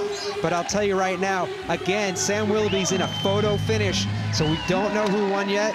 Now we do. Mara Strongbergs is your winner. Willoughby in 2nd, and you're going to have David Herman from the United States of America with another third-place finish. That's going to be incredibly good for him. But right there, the guy who decided to skip out round 2 of the Supercross series, he was in the main event, leading the main event in Chula Vista. Unfortunately for him, things didn't work out, but today it did, as he takes the win, the victory by slimmest of margins.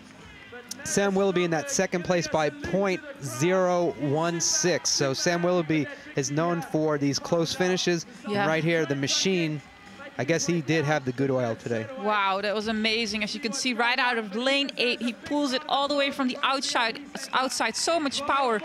And you see Sam is getting really close to take the inside right here. So yes, Sam gets in the draft of Maris, and you can see Twan has a good line going through that turn. Let's see what happened right now, because I think Twan got, oh wow. Yeah, him and Clinton Carrion got caught up a little bit. David Herman's in that third place spot. And like we said, as you can see right here, those two bumped going up the face of the jump, and that's never going to be good for any outcome other than the crash. Luckily, they both got up. They were able to ride out of it, but you just see right there, Twan was going for it, and like you said, that's the hopes and dreams. To make an upset, you're going to have to do something incredible. And let's look here at Tori Nijholt. He just overjumps way in front, and then he smashes just a little bit like Gella did into the face of the next jump. And those crashes are always, you know, always hard impacts on your body. And you know, the thing is, these riders are on the edge. You know, you can ride this track as you can't ride some of these tracks as fast as you are able to go. And sometimes you see the riders are on the edge and they're thinking about nothing but that podium spot. And unfortunately for Tori right there, he overjumps a little bit. That third straightaway will eat you up alive, and unfortunately it did for him. You're just off ever so slightly. Your body weight gets shifted, and the next thing you know, you're on the ground. But right here, what was on the ground was the power created by Maris Strongberg. And right there, Sam Willoughby just misses out at the line once again. I'm sure he's not excited about that, but at the same point, I'm sure he's happy to be in that top spot.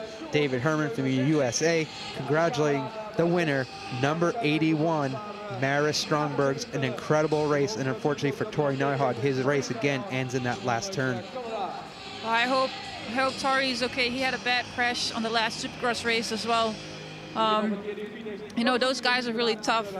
As we can see, like a lot of crashes we had today, but let's hope he's okay. And the medical staff, like we told you guys before, is amazing here. They know all the riders personally, and we're going on to an interview right now.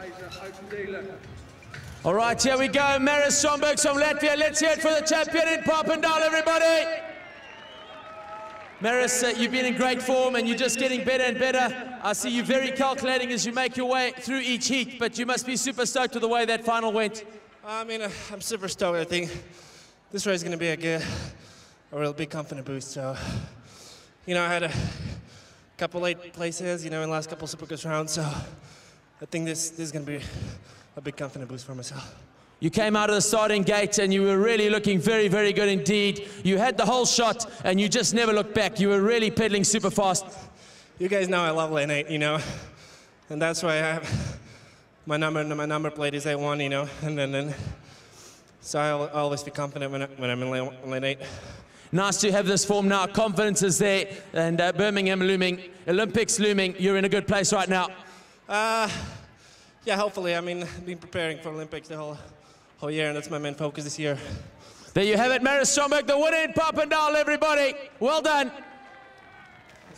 Well, you got the word straight from the winner's mouth. Incredible race action, and you heard what he had to say about going into lane 8.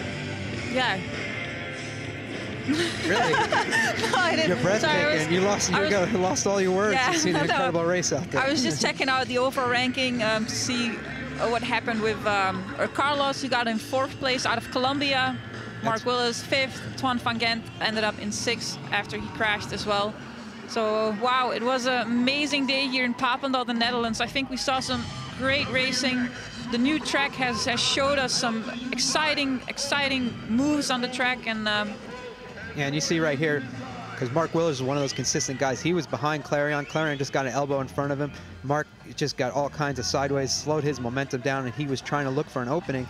There was openings to be had out there, but unfortunately it was some right here where some riders crashed. Mark was behind that as well, and you saw that. He was able to go the rest of the track at full speed. But speaking of full speed, just look at Maris Strombergs. I mean, he's on the front of the train of the fastest competition train in BMX history right now, and it was incredible to see him back with another win on the Supercross Tour. Maris just seems to know when he needs to peak as well. You know, this is an Olympic season. He picks out his races, and you know, we're just a couple of months away from the Olympics, and it looks like, you know, Maris Stromberg is finding his form again for you know, to get one of those medals again. So an incredible race here. So the men's stepped it up from the women's class in my category. I mean, look at that finish that we had. Sam Willoughby and Maris Stromberg side by side next to each other. David Herman finishes third, gets that last place on the podium, and he's excited about that. But I know one guy that's super stoked, and as you see the photo finish, it's not as close as we thought. But still, you know, if the track was going to be a couple of meters longer, we would have had it. And if there was a bigger jump in the first straightaway, and there's always so many variables. But fans, we're excited that you got to see that incredible live racing action here from Papendal, the Netherlands. Round number 3 of the UCI BMX Supercross circuit. Unfortunately, I can't give you an update on Tori. I know he's being attended to by the medical staff. I know we have a lot of great Canadian fans out there that are hoping everything's fine. I know he'll be looked at. But we will have a presentation to you of the award ceremony. And you know, I want to say thanks again, Annika. You did a great job helping us out. A lot of insight here from Holland, which is awesome. You know, we're really excited about the information you can give us about the Netherlands, about the BMX program, and it's great to, you know, see you out there on the mountain bike course. I know you make a lot of fans out here every time, and you know, we're excited that you were able to join us today. Yeah, well, thanks for having me, Pete. I love doing the commentating with you guys. I love BMX racing. You know, as I said, I come from BMX racing, and that BMX is in the Olympics is just a big thing, and it's great to see how big the sport has grown. And yeah, from now on, my focus is back on the 4-cross races and some mountain bike races. So you know, we got a whole season ahead of us, and I wish everybody the best. And yeah, thanks for tuning in, guys. Yeah, it's an incredible race. You saw there the young Dutch super fan waving, saying thanks for coming to our country this time. And we're excited to be here. Like I said, we're going to have the award presentation for you here in just a little bit, but we will get to some tweets. Unless, are you going to stick around, or do you need to take off? No, I don't need to take off, because I actually got some more tweets in. All right. Because people are telling me my name was hard to spell, so they tweeted you. So yeah, my name, my Twitter account is just Annika Beerten, and we spell it ANNEKEBEERTEN. So there you have it. But you can, you know, give the tweets to Pete as well. So we have a tweet in from Josh Smith. He's 116 Josh, and he says he was getting dogged because I didn't say his name. Well, now there, because it's 116 Josh, but that would be Josh Smith. So there you go. There's your name. Chris Bullivant wanted to know if I'm calling the World Championships in Birmingham, and that we're doing a great job. That's nice. Always nice to hear. Thank you. Actually, I'll be doing the television broadcast from the World Championships. Oh, wow. And I'm not even sure if the Worlds are going to be webcasted. Okay. Because of some issues with, or not issues, different but organization. Yeah, with British Cycling. So I'm sure it will be. I haven't heard anything, so. We had another fan. Oh, sorry. No, I got a shout out from Russell. He says mountain bikers are tuning in as well. We all love you. So, you know, it's great to see that mountain bike riders are also tuning in for the BMX racing. Kessa Seville, she wanted to say good to see Caroline Buchanan representing Australia in second place, as well as Sam Willoughby. And, okay, let me get this one right. Adam Olson wanted to say, shout out from Minnesota. Don't you know, that's where Elise Post is from. Oh, wow. And cool. she took the victory today. Yeah. She spends a lot of time. She actually lives in San Diego now. Her family's in Minnesota. They run a great track up there. Mom and dad, super BMX fans. Always a smile, no matter what. There's some great parents, and congratulations. I'm sure, like we said before, the Mother's Day gift of a win from your daughter is could probably count as a Christmas gift too, because that's something that's going to be given for the rest of her life, because winning these events doesn't come very easy. There's not a lot of different winners, and it's pretty incredible to see such a feat happen today, and we're excited to see it. Yeah. Let's see. Another super fan, Shane Peterson from Canada. He's watching us live on his big screen, so congratulations. Nice. Thanks for that. I hope the close-ups are not too close. No, just kidding. Oh, thanks. Well, so as we get ready, like we said, we're going to have that main event. I don't have any information on Tori. I know they did take him over to the medical center, and I know a lot of times, especially a crash like that, any precaution is given to a rider, and especially like we said, when they're going all out of breath, fatigue sets in, and you crash on that last straightaway, especially in the main event after a day long of incredible race action, the last thing you do, sometimes you knock, especially when you knock the wind out of yourself, that you're not able to get up straight away, and the medics want to take care of you, make sure everything's okay, and that's what we had here. So as we get ready, there are the riders. They're in the podium sanctuary back there. It's a little bit off campus here, a little bit out of the track. It's behind the stage in the public area, and there's a great fan zone that's set up here, where, as you see, all the riders are going for their award presentation for the day. And we will see those riders, as you see right there, David Herman from the United States of America, 3rd place, Elise Post, 1st place, Caroline Buchanan, 2nd place, and they are sure nothing more than excited to get up there to get that presentation of their awards for their hard day of work. So we got a shout out from Kevin Sutmuller saying congratulations to Elise Post and David Herman for their incredible performances here at the Supercross. And there's so many fans here, they just keep coming and slamming the door. So that's what that noise is. Yeah. Oh, behind us, exactly, yeah. And we had a shout out, Scotty Kramer. It's Cramner. He is one of the world's top street riders. You see him on the Dew Tour, X Games, and he was in to watch the elite finals today. So that's exciting. That's exciting to hear. So Jamie Bestwick's a fan, I know. He tunes in, and I know he tweeted me yesterday. What about that one guy that lives in the U.S. now, like Dale? Dale Holmes? Yeah. I'm sure Dale Holmes is up. And didn't hear anything from him. Last time we got a picture of our newest Supercross fan, which was his newly born daughter. Ah, yeah. Which was nice to see. And as you see right here, we're getting ready with Flamey. Flamey. For the awards podium ceremony. He's actually really funny. He's funny, all right. Yeah, he is. That is the official Olympic mascot. Champ. His name is Champ. We just found out. Flamey Champ. Flamey Champ. I hope it doesn't rain. But as we get ready, you see there's the award ceremony. So this is where I'm going to get my podium photo from the monitor. To post.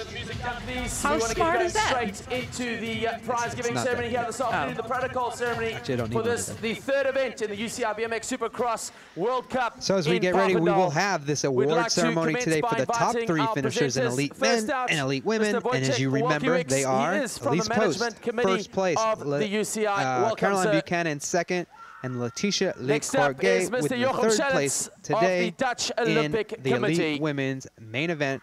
And an incredible run by Elise Post as she boosted that set of triples going into the first turn, making it look easy on the way to a win. I'm not sure what this exactly means in English, but you probably know. Let's give her a round of applause. Blow out the cobwebs of your 20-inch. That means get it. It's probably sitting in the corner and there's just spiders in out second place from Australia. In a while. It is. Oh gosh, Caroline yeah, I would love Buchanan. to, but I think I'm a bit sketchy on the little one. I need some big wheels to case stuff and. And in so here we go with today's award ceremony. As you see, 2nd place right there, Caroline Buchanan, and there she is, the national champion of the United States, is now the Supercross World Cup stop number 3 big champion. Step up to the podium. Elise Post the with bicycle her victory gets its place today. And there you have it, the elite ladies. United States, Australia, and France, the top 3 in today's elite women podium for the round number 3 of the UCI BMX Supercross. And Elise Post. Flower presentation, awards giving. Look. Tulips. And some amazing, there we go. Now the tulips come out. For the and normally they have a really special trophy here. Last year they had a wooden shoe. I know they've been making something special again this year, so let's see what else they're going to get as a trophy here. Suitcase of money. It looks like it's painted, so it has a special paint job on the suitcase. They always do an incredible job at this race, and that is something you'll keep for the rest of your life. The lady who boosted the triple in the beautiful final. Momentum carry-on bag. Let's see if we can see the front of that suitcase. Yeah, it's hard to see, but it does have a special paint job on it, like airbrush. Do you call it airbrush? Airbrushing on it? Yes. So. Ooh, that flamey. Lots Champ. of photographs. Excuse me. There we go. Claim it, girls. So Don't there be you scared. go. There is your podium for elite women in today's Supercross finale. Look at that. Main It's event. a And Elise Post bubbly. just showed her skills with jumping the triple into the first corner. The only girls to do that today. You know, even some of the junior guys or some of the guys having a hard time with clearing that jump, and she just jumped it perfect, like it was easy. So, you know, she really deserved to win here with Caroline in second, also who was riding phenomenal today. So imagine this was an incredible main event. Throw in Sarah Walker, throw in Mariana Pajon, throw in Shanaze Reed. This, like as you said, this was a replica of the London track.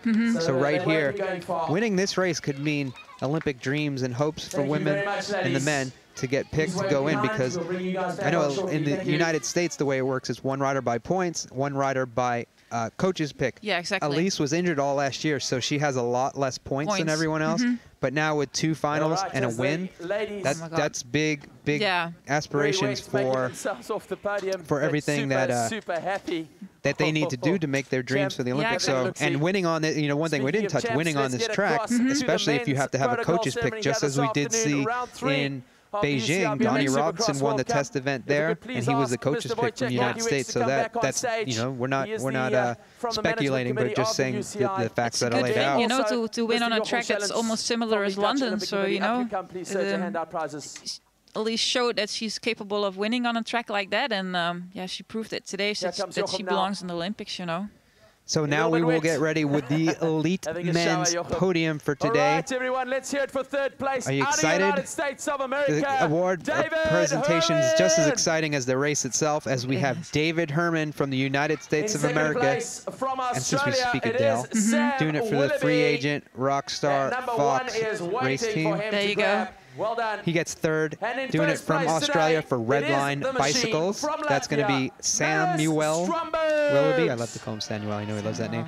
But the winner, another guy. So free agent at tops got bookends, first and third today. Free agent Rockstar Fox rider Mara Strongbergs on the top spot of today's podium with a win. Definitely puts him right back.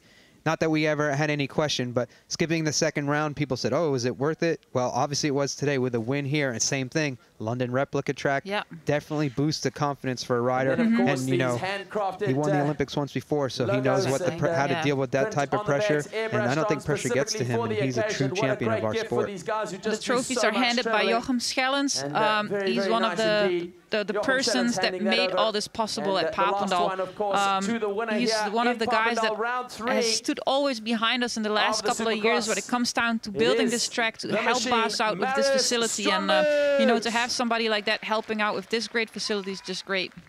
And he is one of the greatest guys on any of these. You know, I joked with him yesterday because I said, every time I see you, you're wearing a blazer, you're in a, you know, in a suit, but you're out here, you would be shoveling the dirt on the track in your suit if you had to. And that's just the kind of guy he is. He was out here, he's making sure that everything was perfect for the riders, for the organizers, and for the fans. And they got such an incredible race this weekend. You know, we're excited. I want to say thank you so much to him and to everyone here in Papendal. Just an incredible race. One of the benchmark events on the Supercross circuit. We're excited to know that we're going to be coming back next year. And so are these three guys right here. Mara Strongbergs, Sam Willoughby, David Herman, your top three finishers in today's elite men's final. Pretty incredible. And I know right there, the sweet taste of victory is coming out of that champagne bottle from Maris. I love champagne. And then, Johan, dust those cobwebs off that 20-inch, and you could be back here next year, and we could be, instead of you in the booth, you could be on the box. No, probably not. No, I'll, you know, I like to be on the top of the box in mountain biking at the moment, and that's where my focus is, and that's where I'm going to keep it for, you know, for a while. Well done, guys. Stay up there, guys. Ladies, so there you go.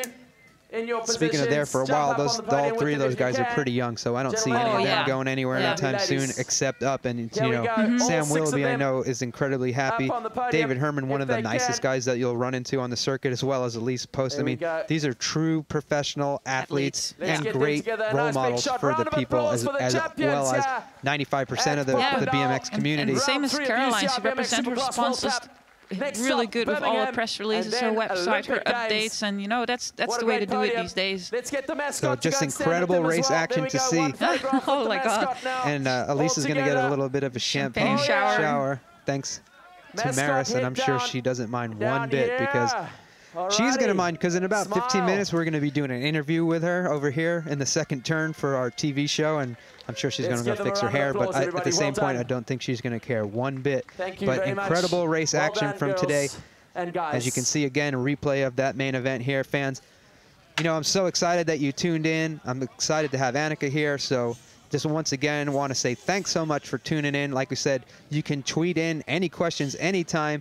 The next broadcast from the Supercross now is on a little bit of a hiatus because there's a break. We have the Olympics, and the next race is at the end of September from Canada. First stop in Canada, back to North America. It's going to be a great event there. I know they're doing a great job on building the track, and everything is excited. So it's pretty interesting to see. But like I said, we're going to have a break. The next time you see these riders on track will be the World Championships, as Supercross track there, and then after that will be the Olympic Games.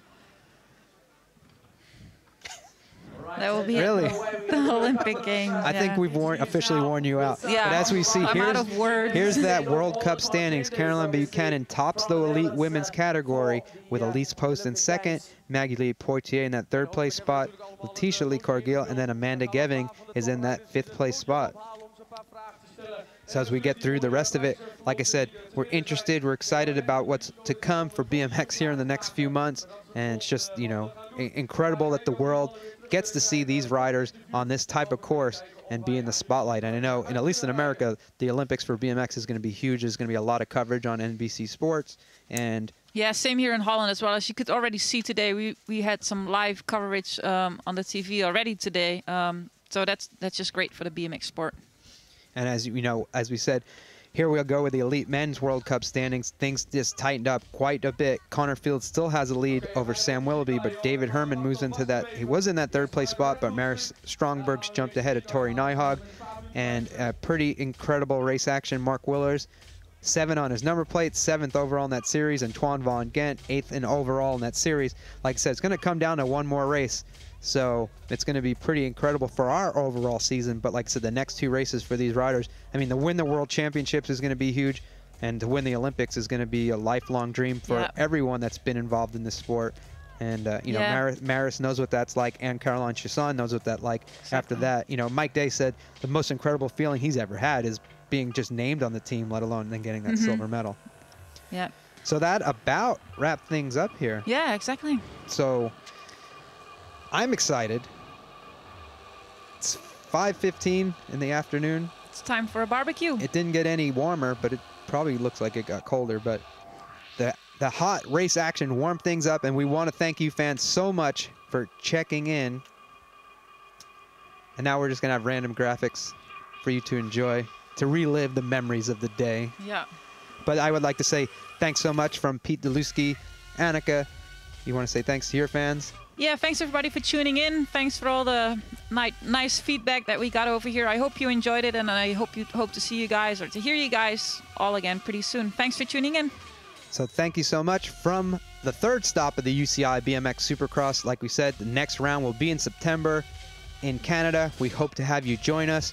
And like you said, you can go back to the BMX Live YouTube channel to watch replays of all these races, to get all of your Supercross fix in for the next few months. And as you, of course, can watch those Olympic Games will be everywhere. And you can go to this bmxlive.tv, get in on our Twitter page, Facebook, and as well as everything else. But thanks so much for joining us, fans. And that's it. I'm Pete Deluski, Annika Burton. We are done. Goodbye and good day.